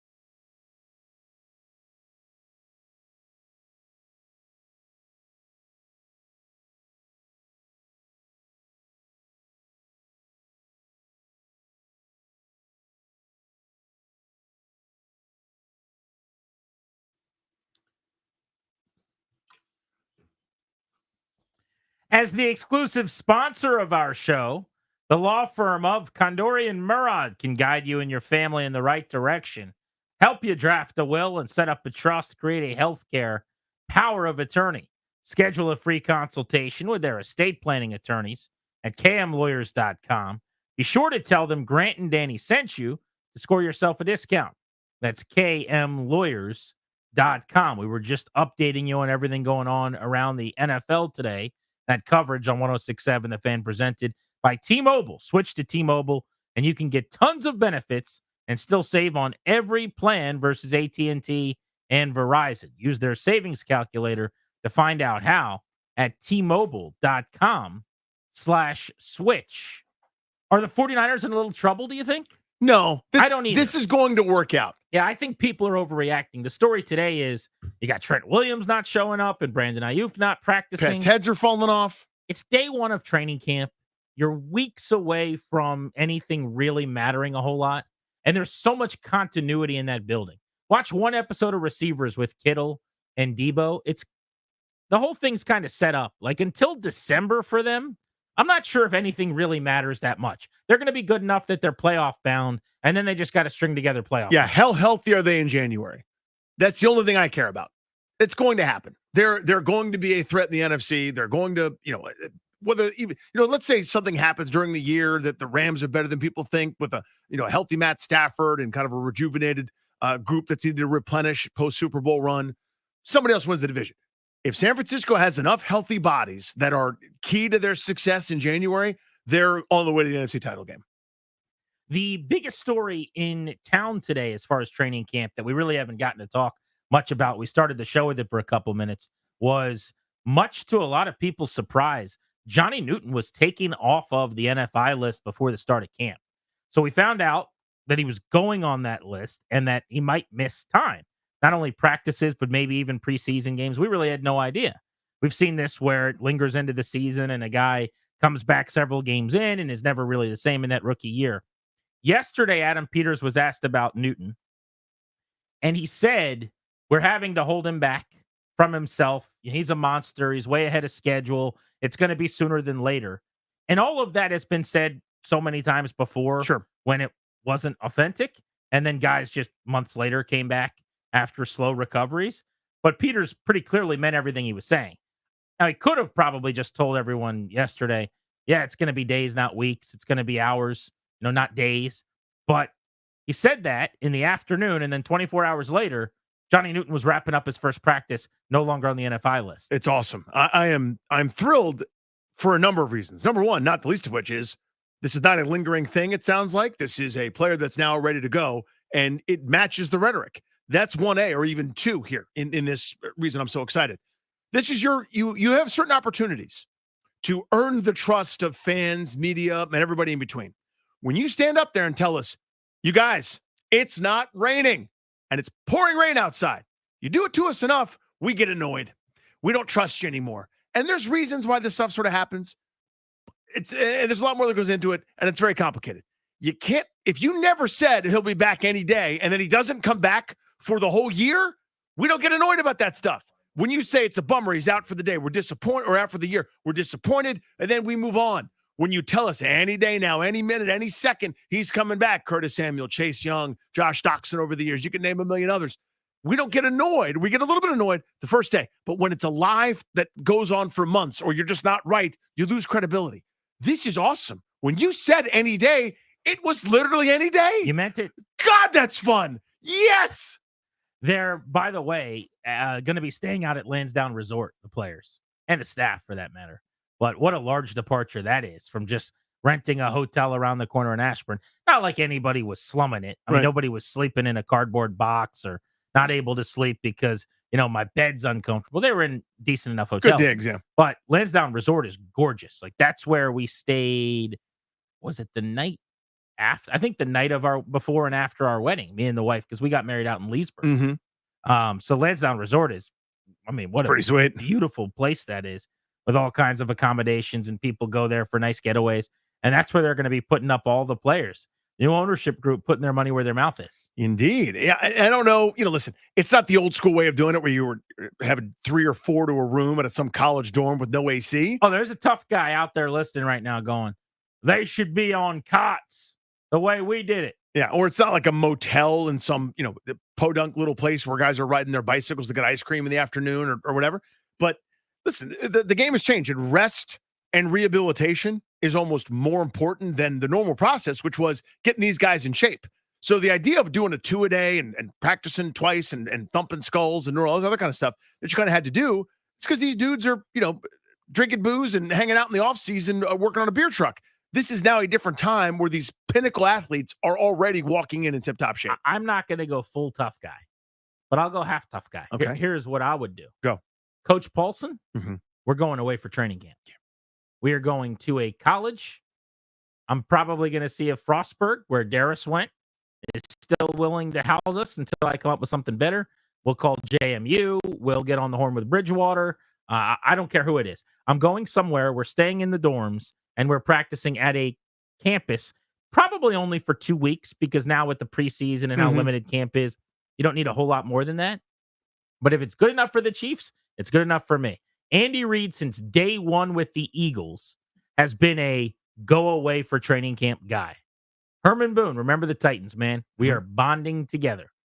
And I'm not going to quite compare the Washington Commanders in 2024 to the 1972 T.C. Williams Titans. There's some differences there, yeah. However, we are going to spend time with each other. We're getting away from families. We're getting away from distractions. There's going to be lesser media there probably because you got to pay and stay in a hotel and drive 3 hours into the mountains. Like, we are going away for camp. It's what I would always do. And you're sleeping in a dorm. That's what you're doing. You're going to have a buddy. Sorry, Travis Kelce. I know you were traveling the world with Taylor Swift last week. Now you're sleeping on a bed with springs that Darius was on in his freshman dorm. That's where you're sleeping. And across the, I hope that Isaiah Pacheco is not a snorer because he's in the room with you. Because if he is, we're doing it for 2 weeks, man. Sorry about it. That's how we are doing it if I'm running the show. But I do like for this particular situation and this current fit that this ownership group trying to win these players over and show that they're different is giving them about as nice a situation as you can have. That is a good deal. And, they're replacing that turf field that's there that's been an eyesore for so many years. They are actually, as you said, putting their money where their mouth is to try to improve the facilities, which are 32nd out of 32, but still the arrow's trending up. How would you describe your excitement for the first day of training camp? For me, I would say it's almost like the first day of school. I'm just that exuberance of kind of walking into the facility if I was there covering it this morning and all the feelings coming back and being back at school for like a day. It's awesome. It's not a bad comp. I'm trying to think of what I get more excited about, the first day of spring training or the first day of training camp. Good one. Because spring training, it's like the sights and the sounds and the smells. You hear the gloves popping, and it's a little bit different with football because it's more of an ease into it. But it is a signifier that dumb summer is almost over, and it's the time of correct temperatures coming very, very soon to a body near you. But it's similar. That's the best feeling I can come up with is, dude, pitchers and catchers report this day in February. How about the birthing process? Go on. How about the first day of training camp being like giving birth or being born? Okay. Ladies and gentlemen, I present to you the wackadoo and the winner. He's all in one bundle, Jim Harbaugh. Just the way it feels, feels like New Year's Day, feels like being born. Feels like coming out of the womb, it's like you're in there and it's comfortable and it's safe and now you're out, you're born, the lights are on, it's bright, got chaos, people looking at you, people talking at you, and just feels good to have it happen. I guarantee he's the kind of dude that you'd sit down and after a few minutes he'll be like, hey, listen, I remember when I was born. Look at me. Yeah. I remember it. He's got some Terrence Howard to him. Yeah, like I know what happened. I remember being in the womb. Yeah. I remember my mom singing to me when I was in the womb. In the womb. I actually drew a picture. I've got it on the fridge. Right. That's right. I put it on the fridge. Because you could tell he went out there with an analogy and he's like, it's like being born. And then he had a couple of things. He's like, the lights are on there and there's people talking and you're in a room. There was a time where I did not like him. I don't think I dislike him at this point. I do find him unlikable, if that makes sense. It does. But he's been kind of out of sight, out of mind enough. Very prevalent at the University of Michigan as a national champion with some rules violations, allegedly, along the way. Some tomfoolery. Yes. But because he hasn't been on my NFL radar, I'm not out. I will say I think covering him would be a blast. I envy and I really wish, I've got some FOMO just not being able to be in that room on a beat at some point with Jim Harbaugh because of whatever that was, that Jim Zornian wacky moment there.